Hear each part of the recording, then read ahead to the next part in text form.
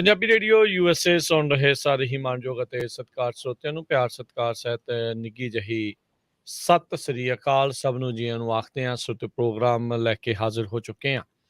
Update America ਅੱਜ 7 ਮਈ ਦਿਨ ਸ਼ਨੀਚਰਵਾਰ ਤੇ ਸ਼ਨੀਚਰਵਾਰ ਨੂੰ ਅਪਡੇਟ ਅਮਰੀਕਾ ਦੇ ਵਿੱਚ ਗੱਲਬਾਤ ਆਪਾਂ ਕਰਦੇ ਹਾਂ US ਇਮੀਗ੍ਰੇਸ਼ਨ ਦੇ ਬਾਬਤ। ਕੀ ਤਬਦੀਲੀਆਂ ਆ, ਕੀ ਕੁਛ ਚੱਲ ਰਿਹਾ, ਕਿਹੜੇ ਕੋਈ ਨਵੇਂ ਕੇਸਾਂ ਦੇ ਫੈਸਲੇ ਆ ਰਹੇ ਆ, USCIS ਕੀ ਕਹਿ ਰਹੀ ਆ, ਉਹ ਸਾਰੀਆਂ ਜਾਣਕਾਰੀਆਂ ਆਪਣੇ ਨਾਲ ਸਾਂਝੀਆਂ ਕਰਦੇ ਨੇ US ਇਮੀਗ੍ਰੇਸ਼ਨ ਦੇ ਬਿਹਤਰੀਨ ਅਟਰਨੀ ਜੇ ਟਿਰਕਿਆਣਾ ਜੀ। ਅਟਰਨੀ ਟਿਰਕਿਆਣਾ ਜੀ, ਸਵਾਗਤ ਹੈ। ਸਤਿ ਸ਼੍ਰੀ ਅਕਾਲ ਜੀ। ਸਤਿ ਸ਼੍ਰੀ ਅਕਾਲ ਜੀ।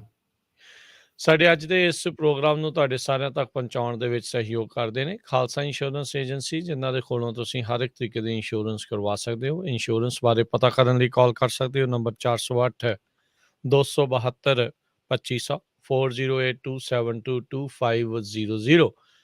Manjeet Singh, Narinder Kaur Kular, Avtar Singh Manjal, Clovis, Amarjit Singh Stockton, Nachhattar Singh Sangha, Clovis, Satnam Singh, Amarjit Singh Dosanjh, Sunny Purewal, university, Paramjit Singh Deol, Fresno, Lakhvir Singh Samra, Texas, Kamaljit Singh Makhan, Daulatpuria, Stockton, Onkar Singh, Fresno, Major Singh Sidhu, Vinder Singh Dhaliwal, Hardial Singh, Inderjit Kaur Dhaliwal, Bakersfield, Jassi Gill, Raminder Basra, Talwinder Gill, Bakersfield, Harjit Singh ਲੈਥਰੋਪ, Karnail Singh Randhawa, Sacramento, Antelope, truck stop, Burns, Wyoming, Zander group, ਜਿੱਥੋਂ ਤੁਸੀਂ ਹੋਮ ਲੋਨਸ, ਘਰ ਖਰੀਦਣ ਅਤੇ ਘਰ ਵੇਚਣ ਦੀਆਂ ਸਰਵਿਸਿਜ਼ ਲੈ ਸਕਦੇ ਹੋ। ਕਾਲ 8559052575 ਤੇ ਟਿਰਕਿਆਣਾ ਇਮੀਗ੍ਰੇਸ਼ਨ ਲਾ ਫਰਮ, ਇਮੀਗ੍ਰੇਸ਼ਨ ਦਾ ਹੋਵੇ ਕਿਸੇ ਵੀ ਤਰੀਕੇ ਦਾ ਕੰਮ, ਕਾਲ ਅਟਰਨੀ ਜੇ ਟਿਰਕਿਆਣਾ 415-909-0503। ਇਹਨਾਂ ਸਾਰਿਆਂ ਦਾ ਧੰਨਵਾਦ। ਜੇਕਰ ਤੁਸੀਂ ਜਾਂ ਕੋਈ ਹੋਰ ਕਾਰੋਬਾਰ ਇਸ ਪ੍ਰੋਗਰਾਮ ਨੂੰ ਸਪਾਂਸਰ ਕਰਨਾ ਚਾਹੁੰਦੇ ਹੋ, ਸੰਪਰਕ ਕਰ ਸਕਦੇ ਹੋ ਨੰਬਰ 408 722 7698 ਦੇ ਉੱਤੇ। ਸੋ ਸਰੋਤਿਓ, ਇਸ ਪ੍ਰੋਗਰਾਮ ਦੇ ਵਿੱਚ ਆਪਾਂ US ਇਮੀਗ੍ਰੇਸ਼ਨ ਦੇ ਬਾਬਤ ਗੱਲਬਾਤ ਕਰਦੇ ਹੁੰਦੇ ਹਾਂ। ਤੇ ਅਟਰਨੀ ਟਿਰਕਿਆਣਾ ਜੀ, ਅੱਜ ਇਸ ਤੋਂ ਪਹਿਲਾਂ ਟੌਪਿਕ ਵੱਲ ਨੂੰ ਵਧੀਏ, ਹਾਊਸਕੀਪਿੰਗ ਰੂਲਸ ਜਾਂ ਹੋਰ ਜਿਹੜੀਆਂ ਜਾਣਕਾਰੀਆਂ ਤੁਸੀਂ ਸਾਂਝੀਆਂ ਕਰਨੀਆਂ ਤਾਂ। ਜੀ ਧੰਨਵਾਦ ਜੀ। ਸੋ ਹਾਊਸਕੀਪਿੰਗ ਰੂਲ ਜੀ ਆਪਣੇ ਜਿਹੜੇ ਐਗਜ਼ਿਸਟਿੰਗ ਕਲਾਇੰਟ ਆ ਉਹਨਾਂ ਵਾਸਤੇ ਆ। ਸੋ ਅਗੇਨ ਪਿਛਲੀ ਵਾਰੀ ਵੀ 2-3 ਵੀਕ ਲਗਾਤਾਰ ਮੈਨੂੰ ਹੋ ਗਏ, ਮਾਫੀ ਚਾਹੁੰਦੇ ਹਾਂ। ਕਾਲਸ ਕਾਫੀ ਜ਼ਿਆਦਾ ਵਾ ਤੇ ਕਾਲ ਦੀ ਵੋਲਿਊਮ ਕਾਫੀ ਜ਼ਿਆਦਾ, ਸਾਰਿਆਂ ਦੀਆਂ ਕਾਲਾਂ ਨਹੀਂ ਲੈ ਪਾ ਰਹੇ ਤੇ ਸਟਾਫਿੰਗ ਥੋੜੀ ਜਿਹੀ ਸ਼ਾਰਟੇਜ ਚੱਲ ਰਹੀ ਆ। ਬੰਦੇ ਹੋਰ ਹਾਇਰ ਕਰਨ ਦੇ ਪ੍ਰੋਸੈਸ 'ਚ ਆ ਤੇ ਮਹੀਨਾ 2 ਮਹੀਨਾ ਲੱਗੂਗਾ ਸਾਨੂੰ ਸੈੱਟ ਕਰਦੇ ਹੋਏ। ਤੇ ਕਈ ਜਿਹੜੇ ਕੈਂਪਾਂ 'ਚੋਂ ਮੁੰਡੇ ਕਾਲ ਕਰਦੇ ਆ, ਜੇਲ੍ਹਾਂ 'ਚੋਂ ਕਾਲ ਕਰ ਰਹੇ ਆ, ਉਹ ਤਾਂ ਉਹਨਾਂ ਨੂੰ ਹੁਣ ਜਿੱਦਾਂ ਮੇਰੇ ਖਿਆਲ ਸਰਕਾਰੀ ਕੋਈ ਫੋਨ ਆ, ਉੱਥੋਂ ਕਾਲ ਕਰਦੇ ਆ ਤੇ ਮੈਂ ਕੋਰਟ ਵਗੈਰਾ 'ਚ ਹੁੰਦਾ। ਸੋ ਉਹ ਕਾਲਾਂ ਆਪਾਂ ਸਾਰੀਆਂ ਚੱਕ ਨਹੀਂ ਸਕਦੇ, ਕਾਫੀ ਜ਼ਿਆਦਾ ਜਿਹੜੀ ਕਾਲ ਵੋਲਿਊਮ ਹੈਗੀ ਆ। ਤੇ ਤੁਹਾਡੇ ਲਈ ਬੈਟਰ ਇਹੀ ਰਹਿਣਾ ਕਿ ਜੇ ਤੁਹਾਡਾ ਕੋਈ ਰਿਲੇਟਿਵ ਇੱਥੇ ਹੈਗਾ US ਦੇ ਵਿੱਚ, ਜਿਹਦਾ ਫੋਨ ਨੰਬਰ ਹੈਗਾ ਜਿਹੜਾ ਸਾਨੂੰ ਮੈਸੇਜ ਛੱਡ ਸਕੇ, ਉਹਨੂੰ ਆਪਾਂ ਕਾਲ ਬੈਕ ਕਰ ਸਕਦੇ ਹਾਂ। ਸੋ ਜਿਹੜੇ ਡਾਇਰੈਕਟ ਜੇਲ੍ਹਾਂ ਵਾਲੇ ਜਿਹੜੇ ਕਾਲ ਆ, ਉਹ ਤਾਂ ਫੋਨ ਕੰਟੀਨਿਊਸਲੀ ਰਿੰਗ ਜਿੱਦਾਂ ਕਰ ਰਿਹਾ ਹੈ ਨਾ, ਉਹ ਚੱਕਣੇ ਮੁਸ਼ਕਿਲ ਆ। ਸੋ ਮਾਫੀ ਚਾਹੁੰਦੇ ਹਾਂ ਤੇ ਆਪਣੇ ਕਿਸੇ ਸੱਜਣ ਮਿੱਤਰ ਨੂੰ, ਰਿਸ਼ਤੇਦਾਰ ਨੂੰ ਕੰਟੈਕਟ ਕਰੋ ਜਿਹੜਾ ਸਾਨੂੰ ਕੰਟੈਕਟ ਕਰੇ। ਹੋਰ ਕੋਈ ਸਾਡੇ ਕੋਲ ਤਰੀਕਾ ਨਹੀਂ ਇਸ ਵੇਲੇ ਲਾਈਵ ਕਾਲਾਂ ਚੱਕਣ ਦਾ। ਤੇ ਜਿਹੜੇ ਐਗਜ਼ਿਸਟਿੰਗ ਕਲਾਇੰਟ ਆ ਜਿਨ੍ਹਾਂ ਨੇ ਸਾਨੂੰ ਆਲਰੇਡੀ ਹਾਇਰ ਕਰ ਰਿਹਾ, ਇੱਕ ਸਾਨੂੰ ਪ੍ਰੋਬਲਮ ਆ ਰਹੀ ਹੈ। ਪ੍ਰੋਬਲਮ ਇਹ ਹੈ ਕਿ ਜਿਹੜਾ ਨਾ 589 ਫਾਰਮ ਹੁੰਦਾ ਅਸਾਈਲਮ ਦਾ, ਉਹ ਭਰਨਾ ਹੁੰਦਾ ਜੀ। ਤਾਂ ਪ੍ਰੋਬਲਮ ਇਹ ਆ ਰਹੀ ਹੈ ਕਿ ਹੁਣ ਮੈਂ ਸਟਾਫ ਨਾਲ ਵੀ ਕਾਫੀ ਮੀਟਿੰਗ ਕਰ ਚੁੱਕਾ ਕਿ ਚੱਕਰ ਕੀ ਹੈਗਾ, ਹੈ ਨਾ। ਸੋ ਜਿਹੜੇ ਲੋਕੀ ਆ ਉਹ ਕੀ ਹੈ ਕਿ ਇਨਫੋਰਮੇਸ਼ਨ ਉਹਨਾਂ ਥੋੜ੍ਹਾ ਜਿਹਾ ਸੀਰੀਅਸ ਨਹੀਂ ਲੈ ਰਹੇ। ਐਡਰੈਸ ਹਿਸਟਰੀ 'ਚ ਬਹੁਤ ਮਾਰ ਖਾ ਰਹੇ ਆ ਤੇ ਵਰਕ ਹਿਸਟਰੀ 'ਚ ਬਹੁਤ ਮਾਰ ਖਾ ਰਹੇ ਆ, ਡੇਟਸ ਦਾ ਨਹੀਂ ਉਹਨਾਂ ਨੂੰ ਪਤਾ ਲੱਗ ਰਿਹਾ। ਸੋ ਹੁਣ ਕੀ ਹੈ ਕਿ ਕਾਫੀ ਲਾਅ ਫਰਮ 'ਚ ਕੀ ਹੈ ਕਿ ਉਹ ਕਹਿੰਦੇ ਇੱਦਾਂ ਹੀ ਚੱਲਣ ਦਿਓ, ਜਿਹੜਾ ਉਹ ਇਨਫੋਰਮੇਸ਼ਨ ਦਿੰਦੇ ਆ 10-15 ਮਿੰਟ ਦੇ ਵਿੱਚ ਫਾਰਮ ਭਰ ਕੇ ਭੇਜ ਦਿਓ। ਹੁਣ ਸਾਨੂੰ ਕੀ ਹੋ ਰਿਹਾ ਕਿ ਔਨ ਐਵਰੇਜ ਉਹ ਇੱਕ ਫਾਰਮ ਕਰਨ ਲਈ 20 ਤੋਂ 25 ਦਿਨ ਲੱਗ ਰਹੇ ਆ। ਕਿਉਂ ਲੱਗ ਰਹੇ ਆ ਕਿ ਕਈ ਵਾਰੀ ਕਲਾਇੰਟਸ ਨੂੰ ਯਾਦ ਨਹੀਂ ਰਹਿੰਦਾ, ਫਿਰ ਜਦੋਂ ਟਾਈਮ ਸਿਰ ਫੋਨ ਕਰੋ ਤੇ ਇਨਫੋਰਮੇਸ਼ਨ ਹੈ ਨਹੀਂ ਉਹੀ ਜਿਹੜੀ 5 ਮਿੰਟ 'ਚ ਉਹਨਾਂ ਨੂੰ ਇਨਫੋਰਮੇਸ਼ਨ ਰੈਡੀ ਕਰਕੇ ਲਾਇਰ ਨੂੰ ਦੇਣੀ ਚਾਹੀਦੀ ਆ। ਉਹ ਜਦੋਂ ਫਿਰ ਲਾਇਰ ਦਾ ਕਾਲ ਆਉਂਦਾ ਉਦੋਂ ਲੱਭਣੀ ਸ਼ੁਰੂ ਕਰਦੇ ਆ ਤੇ ਘੰਟਾ ਕਹਿ ਲਓ ਕਿ ਐਡਰੈਸ ਹਿਸਟਰੀ ਸੋਚੀ ਜਾਊਗੇ ਕਿ ਕੀ ਸੀਗਾ, ਕਿੱਥੇ ਰਹਿੰਦਾ ਸੀਗਾ। ਤਾਂ ਸਾਰਿਆਂ ਨੂੰ ਰਿਕੁਐਸਟ ਹੈ ਕਿ ਜਿਹੜੀ ਚੈੱਕਲਿਸਟ ਤੁਹਾਨੂੰ ਜਾਂਦੀ ਆ ਉਹਨੂੰ ਪਲੀਜ਼ ਪੂਰਾ ਸੀਰੀਅਸਲੀ ਭਰੋ। ਜੇ ਉੱਥੇ ਲਿਖਿਆ ਕਿ ਕਿਹੜੀ ਡੇਟ ਤੋਂ ਕਿਹੜੀ ਡੇਟ ਤੱਕ, ਤੁਸੀਂ ਉਹਨੂੰ ਭਰ ਕੇ ਭੇਜੋ। ਜੇ ਤੁਸੀਂ ਉਹਨੂੰ ਖਾਲੀ ਭੇਜੋਗੇ, ਨਾ ਸਿਰਫ ਤੁਹਾਨੂੰ ਡਿਲੇ ਹੋਊਗਾ, ਜਿਹੜਾ ਸਾਰਾ ਸਿਸਟਮ ਆ ਹਰੇਕ ਕਲਾਇੰਟ ਨੂੰ ਫਿਰ ਉਹ ਡਿਲੇ ਜਾਊਗਾ। ਤੇ ਜਿਹੜੀ ਸਾਡੀ 589 ਦੀ ਪ੍ਰੋਸੈਸਿੰਗ ਟਾਈਮ ਆ ਉਹ 'ਚ ਕਾਫੀ ਪ੍ਰੋਬਲਮ ਆ ਰਹੀ ਆ। ਹੁਣ ਆਪਾਂ ਫੈਸਲਾ ਕੀਤਾ ਹੋਇਆ ਕਿ ਗਲਤ ਇਨਫੋਰਮੇਸ਼ਨ ਆਪਾਂ ਅੱਗੇ ਨਹੀਂ ਭੇਜਣਾ। ਤਾਂ ਹੁਣ ਕੀ ਹੈ ਕਿ ਉਹ ਤਾਂ ਉਹੀ ਗੱਲ ਹੋ ਗਈ ਕਿ ਹੁਣ ਜਦੋਂ ਬਾਕੀ ਵਕੀਲਾਂ ਦੇ ਫਾਈਲਾਂ ਆਉਂਦੀਆਂ, ਪਹਿਲਾਂ ਤਾਂ ਮੈਂ 589 ਜਿਹੜਾ ਅਸਾਈਲਮ ਦੇ ਐਪਲੀਕੇਸ਼ਨ ਉਹਨੂੰ ਹੀ ਕਰੈਕਟ ਕਰੋ ਕਿ ਜਦੋਂ ਬੰਦਾ ਹਮਲਾ ਸੀਗਾ ਉਹ ਕਹਿੰਦਾ ਮੈਂ ਦਿੱਲੀ ਸੀਗਾ, ਐਡਰੈਸ 'ਚ ਲਿਖਿਆ ਉਹ ਜਲੰਧਰ ਰਹਿ ਰਿਹਾ ਹੈ ਨਾ, ਤਾਂ ਕੋਰਟ ਦੇ ਵਿੱਚ ਉਹ ਜਾ ਕੇ ਕਹਿੰਦੇ ਕਿ ਯਾਰ ਤੂੰ ਹਮਲੇ 'ਚ ਤਾਂ ਤੂੰ ਕਿਹਾ ਵਾ ਕਿ ਮੈਂ ਦਿੱਲੀ ਲੁੱਕ ਕੇ ਰਹਿ ਰਿਹਾ ਸੀਗਾ, ਰਿਸ਼ਤੇਦਾਰਾਂ ਦੇ ਰਹਿ ਰਿਹਾ ਸੀਗਾ, ਤੇਰੀ ਐਪਲੀਕੇਸ਼ਨ 'ਚ ਲਿਖਿਆ ਤੂੰ ਇੱਥੇ ਆ, ਤੇਰਾ ਸਕੂਲ ਉੱਥੇ ਆ। ਸੋ ਕੀ ਹੈ ਕਿ ਇਹ ਚੀਜ਼ਾਂ ਤੁਹਾਨੂੰ ਪਹਿਲੇ ਦਿਨ ਤੋਂ ਸੋਚਣੀਆਂ ਚਾਹੀਦੀਆਂ ਜਦੋਂ ਉਹ ਚੈੱਕਲਿਸਟ ਭਰ ਕੇ ਭੇਜਦੇ ਆ। ਸੋ ਤਾਂ ਕਰਕੇ ਸਾਨੂੰ ਕੀ ਹੈ ਕਿ ਜਿਹੜੀ ਅਸਾਈਲਮ ਦੀ, ਤਾਂ ਕਿ ਕੋਰਟ ਦੇ ਵਿੱਚ ਕੋਈ ਪ੍ਰੋਬਲਮ ਨਾ ਆਵੇ, ਉਹਨੂੰ ਫਾਰਮ ਨੂੰ ਬਣਾਉਣ 'ਚ ਬਹੁਤ ਦੇਰ ਲੱਗ ਰਹੀ ਹੈ। ਦੇਰ ਇਸ ਲਈ ਲੱਗ ਰਹੀ ਹੈ ਕਿ ਲੋਕੀ ਇਨਫੋਰਮੇਸ਼ਨ ਨਹੀਂ ਸਹੀ ਤਰ੍ਹਾਂ ਦੇ ਰਹੇ। ਇੱਕ ਕਲਾਇੰਟ ਦੀ ਨਹੀਂ ਗੱਲ ਕਰ ਰਿਹਾ, ਆਲਮੋਸਟ ਮੈਂ ਸਾਰਿਆਂ ਦੀ ਗੱਲ ਕਰ ਰਿਹਾ। ਸੋ ਉਹਨੂੰ ਜੀ। ਪਲੀਜ਼ ਸਹੀ ਤਰੀਕੇ ਨਾਲ ਦਿਓ, ਕਿਉਂਕਿ ਫਿਰ ਭਾਵੇਂ 1 ਮਹੀਨੇ ਲੱਗਣ, ਭਾਵੇਂ 2, ਜਦ ਤੱਕ ਫਾਰਮ ਸਹੀ ਨਹੀਂ ਹੁੰਦਾ, ਮੈਂ ਉਹਨੂੰ ਭੇਜਣਾ ਨਹੀਂ। ਸੋ ਇਹ ਏਦਾਂ ਹੈ ਕਿ ਫਿਰ ਬਾਅਦ 'ਚ ਤੁਸੀਂ ਪੁੱਛੋਗੇ ਕਿ ਕਿਉਂ ਡਿਲੇ ਹੋ ਗਿਆ, ਫਿਰ ਮੈਂ ਤੁਹਾਨੂੰ ਦੱਸੂਗਾ ਕਿ ਬਈ ਆਹ ਤੁਹਾਡੀ ਇਨਫੋਰਮੇਸ਼ਨ ਇੰਨੀ ਦੇਰ ਤੋਂ ਤੁਹਾਡੇ ਕੋਲ ਮੰਗ ਰਹੇ ਹਾਂ, ਫਿਰ ਤੁਹਾਨੂੰ ਵੀ ਮਜ਼ਾ ਨਹੀਂ ਆਉਣਾ, ਸਾਨੂੰ ਵੀ ਮਜ਼ਾ ਨਹੀਂ ਆਉਣਾ। ਸੋ ਇਹ ਹੈ ਕਿ ਆਪਣੀ ਪ੍ਰੋਬਲਮ ਤੁਹਾਨੂੰ ਡਿਫਾਈਨ ਕਰ ਰਿਹਾ ਕਿ ਇਨਫੋਰਮੇਸ਼ਨ ਜਿਹੜੀ ਮੰਗੀ ਜਾਵੇ, ਸਹੀ ਤਰੀਕੇ ਨਾਲ ਭੇਜੋ। ਜਦੋਂ ਕਾਲ ਕਰਦੇ ਆ, ਏਲੀਅਨ ਨੰਬਰ ਲੱਭਣ ਚੱਲ, ਹੁਣ 15 ਮਿੰਟ ਦੀ ਕਾਲ ਆ, ਜੀ। ਬੰਦਾ ਪੁੱਛਿਆ ਕਿ ਏਲੀਅਨ ਨੰਬਰ ਕੀ, ਅੱਛਾ ਮੈਂ ਲੱਭ ਕੇ ਲਿਆਇਆ, ਫਿਰ ਜੋ ਜੀ ਪਿੱਛੇ ਡਾਕੂਮੈਂਟ ਫਰੋਲ ਕੇ 10 ਮਿੰਟ ਵਕੀਲ ਹੋਲਡ ਤੇ ਆ, ਸਟਾਫ ਹੋਲਡ ਤੇ ਆ। ਸੋ ਕੋਈ ਵੀ ਆ, ਭਾਵੇਂ ਮੈਂ ਵਕੀਲ ਆ, ਕੋਈ ਵੀ ਵਕੀਲ ਆ, ਏਲੀਅਨ ਨੰਬਰ ਆਪਣਾ ਜਿਹੜਾ ਤੁਹਾਨੂੰ ਪਤਾ ਹੋਣਾ ਚਾਹੀਦਾ, ਏ ਨੰਬਰ ਉਹਨੂੰ ਕਹਿੰਦੇ ਆ, ਰਾਈਟ ਵੇ ਪਤਾ ਹੋਣਾ ਚਾਹੀਦਾ ਕਿ ਜਦੋਂ ਕਾਲ ਗਈ, ਏ ਨੰਬਰ ਕੀ ਆ, ਮੇਰਾ ਏ ਨੰਬਰ ਆ, ਤੇ ਫਟਾਫਟ ਆਪਾਂ ਫਾਈਲ ਕੱਢ ਲਈ। ਸੋ ਹੁਣ ਤੁਸੀਂ ਦਿਨ ਦੀਆਂ ਦੇਖੋ, ਜੇ 10 ਕਾਲਾਂ ਲਈਆਂ ਹਨਾ, 10 ਕਾਲਾਂ ਹਰੇਕ ਬੰਦੇ ਨੇ 10-10 ਮਿੰਟ ਲਾਤੇ ਕਿ ਮੈਨੂੰ ਆਪਣਾ ਏ ਨੰਬਰ ਨਹੀਂ ਪਤਾ, ਮੈਨੂੰ ਉਹ ਨਹੀਂ ਪਤਾ, ਸੋ ਪ੍ਰੋਬਲਮ ਹੋ ਜਾਂਦੀ ਹੈ। ਸੋ ਇਹ ਹੈ ਕਿ ਜਿਹੜੇ ਡਿਲੇ ਆ ਉਹਦੀ ਮਾਫੀ ਚਾਹੁੰਦੇ ਆ, ਥੋੜੀ ਜਿਹੀ ਤੁਹਾਡੇ ਕੋਲ ਕੰਟਰੀਬਿਊਸ਼ਨ ਹੈਲਪ ਮੰਗ ਰਹੇ ਆ, ਸਾਡੀ ਹੈਲਪ ਕਰੋ ਤਾਂ ਕਿ ਆਪਾਂ ਤੁਹਾਡੀ ਤੇ ਕਮਿਊਨਿਟੀ ਸਾਰੀ ਦੀ ਹੈਲਪ ਕਰ ਸਕੀਏ। ਜੀ। ਇਹ ਹੋ ਗਿਆ ਪਹਿਲੀ ਚੀਜ਼। ਦੂਜੀ ਚੀਜ਼ ਬੁਰੀ ਮੈਨੂੰ ਕਹਿਣੀ ਨਹੀਂ ਚਾਹੀਦੀ, ਪਰ ਕਹਿਣੀ ਪੈ ਰਹੀ ਆ। ਸਟਾਫ 'ਚ ਨਾ ਹੁਣ ਸਾਡੇ ਜਿੱਦਾਂ ਕੁੜੀਆਂ ਕੰਮ ਕਰਦੀਆਂ, ਕਈ ਹਿੰਦੀ ਬੋਲਦੀਆਂ ਕੁਛ, ਤੇ ਪੰਜਾਬੀ ਕਈ ਜਿਹੜੇ ਨਵੇਂ ਬੰਦੇ ਆਉਂਦੇ ਆ, ਕਮੈਂਟ ਮਾਰਦੇ ਆ ਪੁੱਠੇ ਸਿੱਧੇ ਕਿ ਕੌਣ ਆ ਤੁਸੀਂ, ਬੰਗਾਲੀ ਆ ਤੁਸੀਂ, ਕੌਣ ਆ, ਕਿੱਦਾਂ ਤੁਹਾਨੂੰ ਕੱਲ ਹੀ ਰੱਖਿਆ, ਕਿੱਦਾਂ ਰੱਖਿਆ। ਦੇਖੋ ਇਹ ਅਮਰੀਕਾ ਵਾ, ਇਹ ਇੰਡੀਆ ਨਹੀਂ ਹੈਗਾ, ਇੱਥੇ ਹਰੇਕ ਬੰਦਾ ਜਿਹੜਾ ਇਕੁਅਲ ਆ। ਏਦਾਂ ਦੀਆਂ ਗੱਲਾਂ ਕਹਿੰਦਾ ਬੰਦਾ ਚੰਗਾ ਨਹੀਂ ਲੱਗਦਾ। ਤੁਸੀਂ ਵੀ ਆਏ ਹਨਾ, ਤੁਹਾਨੂੰ ਵੀ ਹੈਲਪ ਹੋ ਰਹੀ, ਇਮੀਗ੍ਰੈਂਟ ਆ, ਅੱਗੋਂ ਤੁਹਾਨੂੰ ਵੀ ਕਿਤੇ ਨਾ ਕਿਤੇ ਡਿਸਕ੍ਰਿਮੀਨੇਸ਼ਨ ਕਿਸੇ ਕਿਸਮ ਦਾ ਮਿਲੂਗਾ। ਸੋ ਇਹ ਚੀਜ਼ ਆ ਜਿਹੜੀ ਏਦਾਂ ਨਾ ਪਲੀਜ਼ ਕਰਿਆ ਕਰੋ। ਕਾਫੀ ਜਿਹੜਾ ਨਾਲ ਤੁਸੀਂ ਗੱਲ ਕਰ ਰਹੇ ਹੋ ਨਾ, ਸਾਰੇ ਲਾਅ ਦੇ ਸਟੂਡੈਂਟ ਆ। ਤਾਂ ਹੁਣ ਕੱਲ ਸੀਗਾ, ਉਹ ਕਹਿੰਦਾ ਉਹ ਦੱਸੇ ਸਟਾਫਰ ਮੈਨੂੰ, ਕਹਿੰਦੀ ਮੈਨੂੰ ਪੁੱਛੀ ਜਾਵੇ ਕਿ ਤੁਸੀਂ ਬੰਗਾਲੀ ਆ, ਕਿੱਥੋਂ ਦੇ ਆਏ ਆ ਤੁਸੀਂ, ਤੁਹਾਨੂੰ ਕਿੱਦਾਂ ਰੱਖਿਆ ਵਾ। ਤਾਂ ਹਾਂ, ਸੋ ਏਦਾਂ ਹੈ ਕਿ ਸਿੱਧੀ ਜਿਹੀ ਗੱਲ ਆ, ਇਹ ਵਾਲੇ ਕੇਸ, ਇਹ ਜਿਹੜੀ ਇਨਫੋਰਮੇਸ਼ਨ ਹੈ ਨਾ, ਸਾਰੀ ਮੇਰੇ ਤੱਕ ਵੀ ਪਹੁੰਚਦੀ ਆ। ਬੜੀ ਵਾਰੀ ਮੈਂ ਕਹਿੰਦਾ ਕਿ ਚਲੋ ਕੀ ਕਹਿਣਾ ਵਾ, ਪਰ ਤੁਹਾਡੇ ਜਿਹੜੇ ਨਾਮ ਮੋਰੇ ਨਾ ਨੋਟ ਕਰ ਲਈਦਾ ਕਿ ਇਹ ਬੰਦਾ ਏਦਾਂ ਦਾ ਵਾ, ਗਲਤ ਤਾਂ ਉਹ ਸਾਰੇ ਕੀ ਹੈ ਕਿ ਸਟਾਫ ਵੀ ਆਪਸ 'ਚ ਡਿਸਕਸ਼ਨ ਕਰਦਾ। ਕੱਲ ਨੂੰ ਏਦਾਂ ਪਲੀਜ਼ ਨਾ ਕਰਿਆ ਕਰੋ ਹਨਾ, ਹਰੇਕ ਬੰਦਾ ਇਨਸਾਨ ਹੈ, ਏਦਾਂ ਦੀਆਂ ਚੀਜ਼ਾਂ ਚੰਗੀਆਂ ਨਹੀਂ ਲੱਗਦੀਆਂ। ਜੀ। ਸੋ ਇਹ ਬੜੀ ਮੂਰਖਤਾ ਵਾਲੀ ਗੱਲ ਆ। ਇਹ ਤਾਂ ਵੈਸੇ ਹੀ ਨਹੀਂ ਸ਼ੋਭਦਾ ਹੀ ਨਹੀਂ ਆ। ਤੁਹਾਨੂੰ ਉਹਦੇ ਨਾਲ ਕੀ, ਕਿਸੇ ਨੇ ਕਿੱਦਾਂ ਰੱਖਿਆ, ਕਿਵੇਂ ਰੱਖਿਆ, ਕੌਣ ਆ? ਤੁਹਾਨੂੰ ਆਪਣੇ ਕੰਮ ਦੇ ਨਾਲ ਇੱਥੇ ਮਤਲਬ ਚਾਹੀਦਾ। ਤੁਸੀਂ ਵਕੀਲ ਦੇ ਆਫਿਸ ਦੇ ਵਿੱਚ ਗੱਲਬਾਤ, ਆਪਣੀ ਇਨਫੋਰਮੇਸ਼ਨ ਸ਼ੇਅਰ ਕਰਨ ਦੇ ਲਈ, ਉਹ ਸਾਰੀਆਂ ਚੀਜ਼ਾਂ ਕਰਨ ਦੇ ਲਈ ਕਰ ਰਹੇ ਆ। ਸੋ ਇਹ ਮੂਰਖਤਾ ਭਰੀਆਂ ਹਰਕਤਾਂ ਜਿੱਥੋਂ ਆਏ ਆ ਉੱਥੇ ਛੱਡ ਆਓ, ਇਹ ਚੰਗੀਆਂ ਨਹੀਂ ਲੱਗਦੀਆਂ। ਤੁਸੀਂ ਜੇ ਇਸ ਮੁਲਕ ਦੇ ਵਿੱਚ ਚੰਗੇ ਭਵਿੱਖ ਲਈ ਆਏ ਆ, ਤੇ ਇੱਥੋਂ ਦੀ ਅਕਲ ਵੀ ਜਿਹੜੀ ਉੱਥੋਂ ਦੀ ਨਾਲ-ਨਾਲ ਜਿਹੜੀ ਆ ਰੱਖੋ। ਇਹ ਗੱਲ ਚੰਗੀ ਜਿਹੜੀ ਉਹ ਨਹੀਂ ਹੈਗੀ। ਹੁਣ ਕੀ ਹੈ ਕਿ ਕਾਲਰ ਨੇ ਨਾ, ਕਾਫੀ ਕਾਲਰ ਨੇ, ਜਦੋਂ ਆਪਾਂ ਨਵਾਂ-ਨਵਾਂ ਸ਼ੋਅ ਕੀਤਾ ਸੀਗਾ ਨਾ, ਇੱਕ ਕਾਲਰ ਨੇ ਕਿਹਾ ਸੀਗਾ, ਕਹਿੰਦੇ ਵਕੀਲ ਸਾਹਿਬ ਆਪਣਾ ਨਾ ਜਿਹੜਾ ਤੁਹਾਡਾ ਸੁਭਾਅ ਵਧੀਆ ਵਾ, ਇਹਨੂੰ ਮੇਨਟੇਨ ਕਰਕੇ ਰੱਖਿਓ ਐਂਡ ਤੱਕ, ਜਦ ਤੱਕ ਤੁਸੀਂ ਪ੍ਰੈਕਟਿਸ ਕਰਨੀ ਆ। ਮੈਂ ਕਿਹਾ ਪੂਰੀ ਉਹੀ ਕੋਸ਼ਿਸ਼ ਰਹੂਗੀ, ਨਰਮ ਸੁਭਾਅ ਨਾਲ ਕੰਮ ਚੱਲਣਾ। ਜਿਹੜੀ ਗਰਮੀ ਆਪਾਂ ਕੋਰਟ 'ਚ ਦਿਖਾਣੀ ਆ, ਨਾ ਕਿ ਕਲਾਇੰਟਾਂ ਨੇ ਵਕੀਲ ਨੂੰ ਦਿਖਾਣੀ, ਵਕੀਲ ਨੇ ਕਲਾਇੰਟਾਂ ਨੂੰ ਦਿਖਾਣੀ। ਤਾਂ ਕਾਫੀ ਸਾਰੇ ਕਲਾਇੰਟ ਜਿਹੜੇ ਸਾਡੇ ਕੋਲ ਸਿਰਫ ਇਸ ਗੱਲੋਂ ਆਏ ਸੀਗੇ ਕਿ ਯਾਰ ਬਾਕੀ ਜਿਹੜੇ ਲਾਇਰ ਆ ਸਹੀ ਤਰੀਕੇ ਨਾਲ ਨਹੀਂ ਬੋਲਦੇ, ਤੁਹਾਡਾ ਬੋਲਬਾਣੀ ਦਾ ਸਟਾਈਲ ਵਧੀਆ ਵਾ, ਤਾਂ ਕਰਕੇ ਤੁਹਾਡੇ ਕੋਲ ਆਉਂਦੇ ਆ। ਤੇ ਉਹ ਬੰਦੇ ਨੇ ਜਦੋਂ ਗੱਲ ਕਹੀ ਸੀ, ਇਹ 2 ਸਾਲ ਪੁਰਾਣੀ ਗੱਲ ਆ, ਮੈਂ ਕਿਹਾ ਆਹੋ ਯਾਰ, ਪੂਰੀ ਕੋਸ਼ਿਸ਼ ਰਹੂਗੀ ਆਪਣਾ ਜਿਹੜਾ ਸਾਰਾ ਸਿਸਟਮ ਏਦਾਂ ਦਾ ਹੀ ਚੱਲਦਾ ਰਹੇ ਹਨਾ, ਕਿ ਜਿਹੜਾ ਹੂੰ। ਆਪਾਂ ਆਪਣਾ ਜ਼ੋਰ ਦਿਖਾਣਾ, ਉਹ ਆਪਾਂ ਜੱਜ ਨਾਲ, ਸਿਸਟਮ ਨਾਲ, ਕੋਰਟ ਨਾਲ, ਉਹਨਾਂ ਨਾਲ ਬਹਿਸੀਏ। ਆਪਾਂ ਕੋਈ ਆਪਸ ਜੀ। ਦੇ ਵਿੱਚ ਕੋਈ ਏਦਾਂ ਦੀਆਂ ਚੀਜ਼ਾਂ ਕਰਕੇ ਕੋਈ ਫਾਇਦਾ ਨਹੀਂ ਹਨਾ। ਪਰ ਹੁਣ ਏਦਾਂ ਕਿ ਇਹ ਮਿਊਚੁਅਲ ਹੈ ਹਨਾ, ਕਿ ਦੇਖੋ ਕਿ ਬੰਦੇ ਨੂੰ ਸਟ੍ਰੈਸ ਆਉਣ, ਜਿਹੜੇ ਸਟਾਫਰ ਆ, ਕੋਈ ਕੁੜੀ ਰੋਂਦੀ-ਰੋਂਦੀ ਮੈਨੂੰ ਕਵੇ, ਕਹਿੰਦੀ ਏਦਾਂ ਕਰਕੇ ਕਰਦੇ ਆ। ਅਗਲੇ ਕਿਹੜਾ ਮੇਰੇ ਕੋਈ ਰਿਸ਼ਤੇਦਾਰ, ਉਹਨਾਂ ਨੇ ਜੌਬ ਛੱਡ ਦੇਣੀ, ਉਹਨਾਂ ਨੇ ਕਿਤੇ ਹੋਰ ਚਲ ਜਾਣਾ। ਸੋ ਇਹ ਹੈ ਕਿ ਸਟਾਫਰ ਲੱਭਣੇ ਵੀ ਮੁਸ਼ਕਿਲ ਆ, ਤੇ ਉਹ ਵੀ ਆ। ਸੋ ਕੋਈ ਇਹ ਪਹਿਲਾਂ ਵੀ ਕਈ ਵਾਰੀ ਕਿਹਾ ਕਿ ਇਹ ਜਿਹੜੇ ਤਾਂ ਭਾਜੀ ਆ ਰਹੇ ਆ ਨਾ, ਦੂਜੇ ਵਕੀਲਾਂ ਕੋਲ ਜਾ ਕੇ ਧੱਕੇ ਖਾ ਕੇ ਆ ਰਹੇ ਆ, ਉਹ ਕਲਾਇੰਟਸ ਨੂੰ ਸਾਰਿਆਂ ਨੂੰ ਪਤਾ ਕਿ ਸਿਸਟਮ ਕਿੱਦਾਂ ਚੱਲਦਾ, ਕੋਰਟ ਕੀ ਚੀਜ਼ ਆ। ਅਗੇਨ ਜਿਹੜੇ ਹੁਣ ਨਵੇਂ ਆਉਂਦੇ ਆ, ਸਪੈਸ਼ਲੀ ਟਿਕਟੋਕ ਤੋਂ ਯੰਗਰ ਆਡੀਅנס ਆ, ਉਹਨਾਂ ਨੂੰ ਥੋੜਾ ਜਿਹਾ ਭੁਲੇਖਾ, ਕਿ ਉਹਨਾਂ ਨੂੰ ਲੱਗਦਾ ਕਿ ਇਹ ਜਿੱਦਾਂ ਮੈਕਡੋਨਲਡ ਦੀ ਕਸਟਮਰ ਸਰਵਿਸ ਆ, ਕਿ ਗਏ ਕਿ ਮੇਰਾ 버ਗਰ ਕਿਉਂ ਨਹੀਂ ਆਇਆ 5 ਮਿੰਟ 'ਚ ਬਣ ਕੇ ਹਨਾ।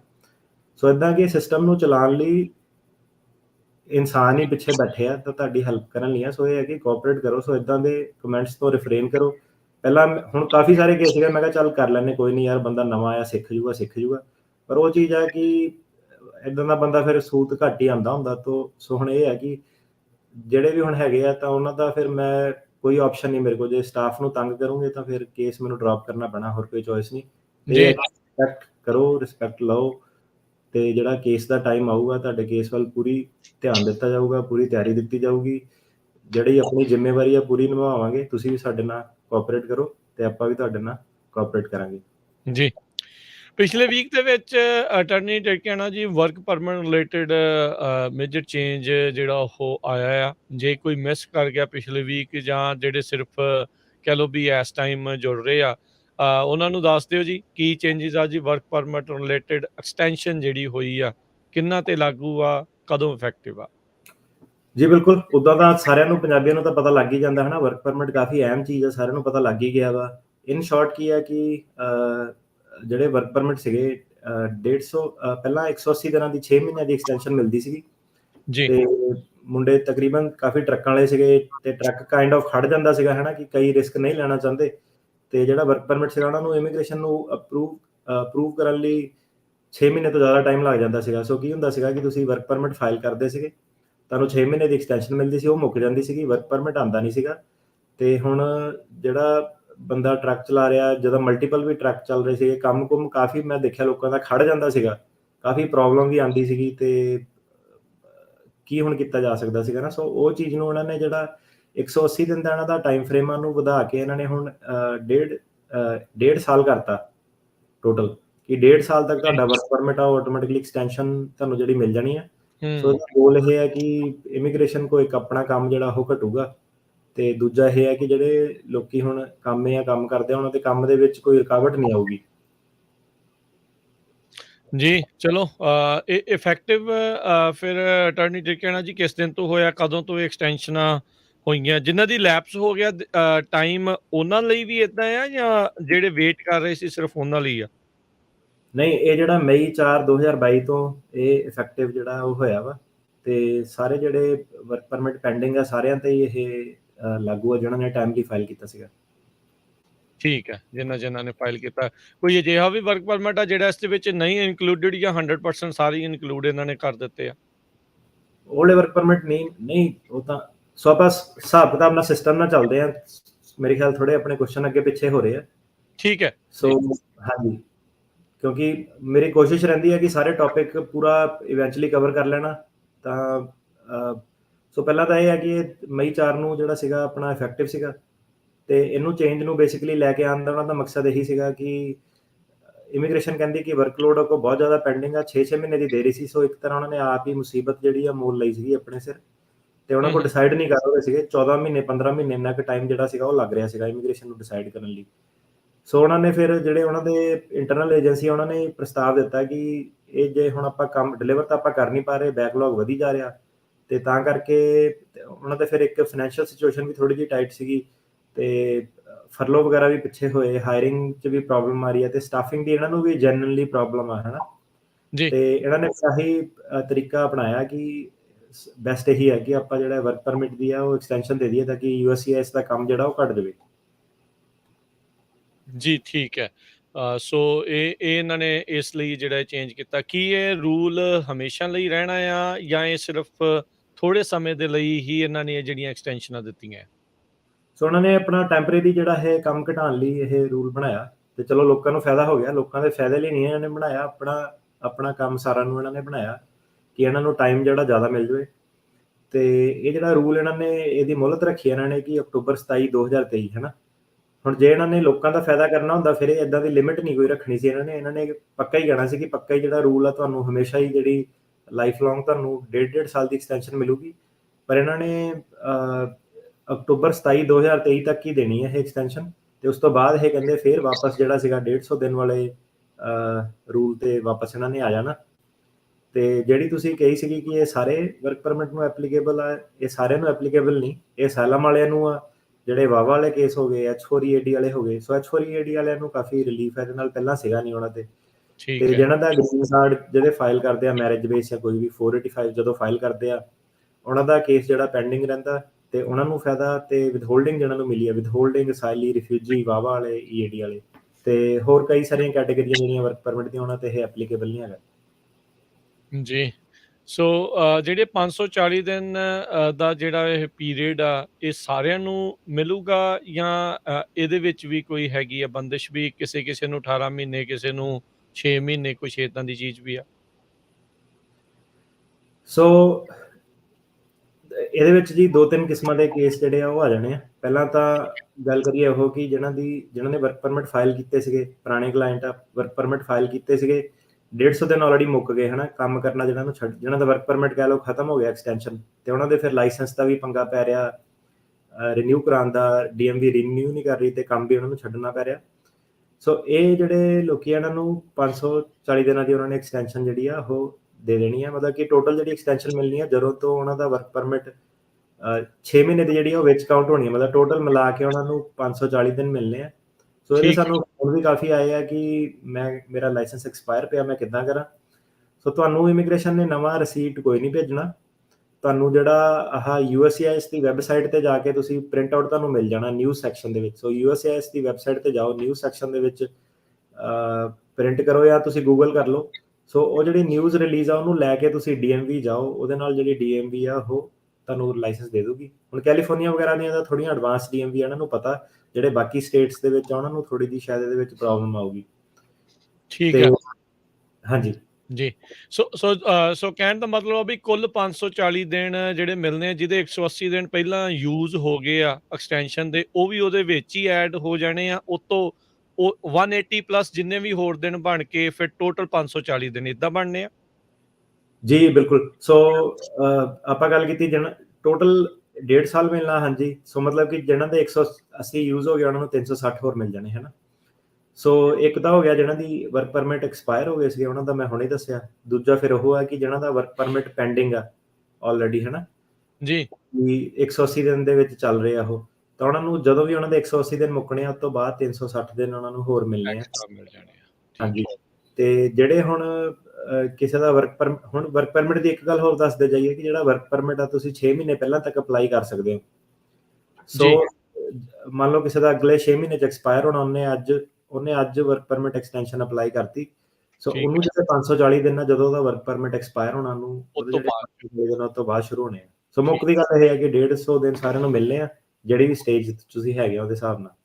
ਜੀ, ਸੋ 1.5 ਸਾਲ ਜਿਹੜਾ ਆ ਉਹਨਾਂ ਨੂੰ ਇਸ ਹਿਸਾਬ ਦੇ ਨਾਲ ਟੋਟਲ ਮਿਲ ਜਾਂਦਾ। ਸੋ 180 ਦਿਨ ਸੋ ਹੋਰ ਐਕਸਪਲੇਨ ਕਰ ਦਈਏ ਵੀ ਜੇ ਤੁਹਾਡੇ 6 ਮਹੀਨੇ ਦੀ ਐਕਸਟੈਂਸ਼ਨ ਲੰਘੇ ਨੂੰ ਵੀ 30 ਦਿਨ ਹੋ ਗਏ ਆ ਉੱਤੇ, ਸੋ 180 ਜਮਾ 30 180 ਜਮਾ ਟੋਟਲ 540 ਬਣਨੇ ਜਮਾ 360, ਤੇ ਉਹਦੇ ਵਿੱਚ 30 ਦਿਨ ਹੋਰ ਜਿਹੜੇ ਸਬਟਰੈਕਟ ਹੋ ਜਾਣੇ ਆ। ਸੋ ਟੋਟਲ ਜਿਸ ਦਿਨ ਤੁਹਾਡਾ ਵਰਕ ਪਰਮਿਟ ਐਕਸਪਾਇਰ ਹੋਇਆ ਆ ਉਸ ਤੋਂ ਬਾਅਦ ਦੇ ਵਿੱਚ 540 ਦਿਨ ਜਿਹੜੇ ਉਹ ਬਣਨੇ ਆ। ਉਹ ਤੁਸੀਂ ਜਿਹੜਾ ਮਰਜ਼ੀ ਹਿਸਾਬ ਕਿਤਾਬ ਲਾ ਕੇ ਉੱਤੇ ਥੱਲੇ ਕਰਕੇ ਜਿਹੜਾ ਆ ਉਹ ਤੁਸੀਂ ਦੇਖ ਲਿਓ ਹੈਗੇ। ਸੋ ਚੀਜ਼ ਇਹਦੇ ਵਿੱਚ ਕਿ ਇਹਦੇ ਲਈ ਜ਼ਰੂਰੀ ਇਹ ਹੈ ਕਿ ਤੁਸੀਂ ਆਪਣਾ work permit time sir file ਕਰਨਾ।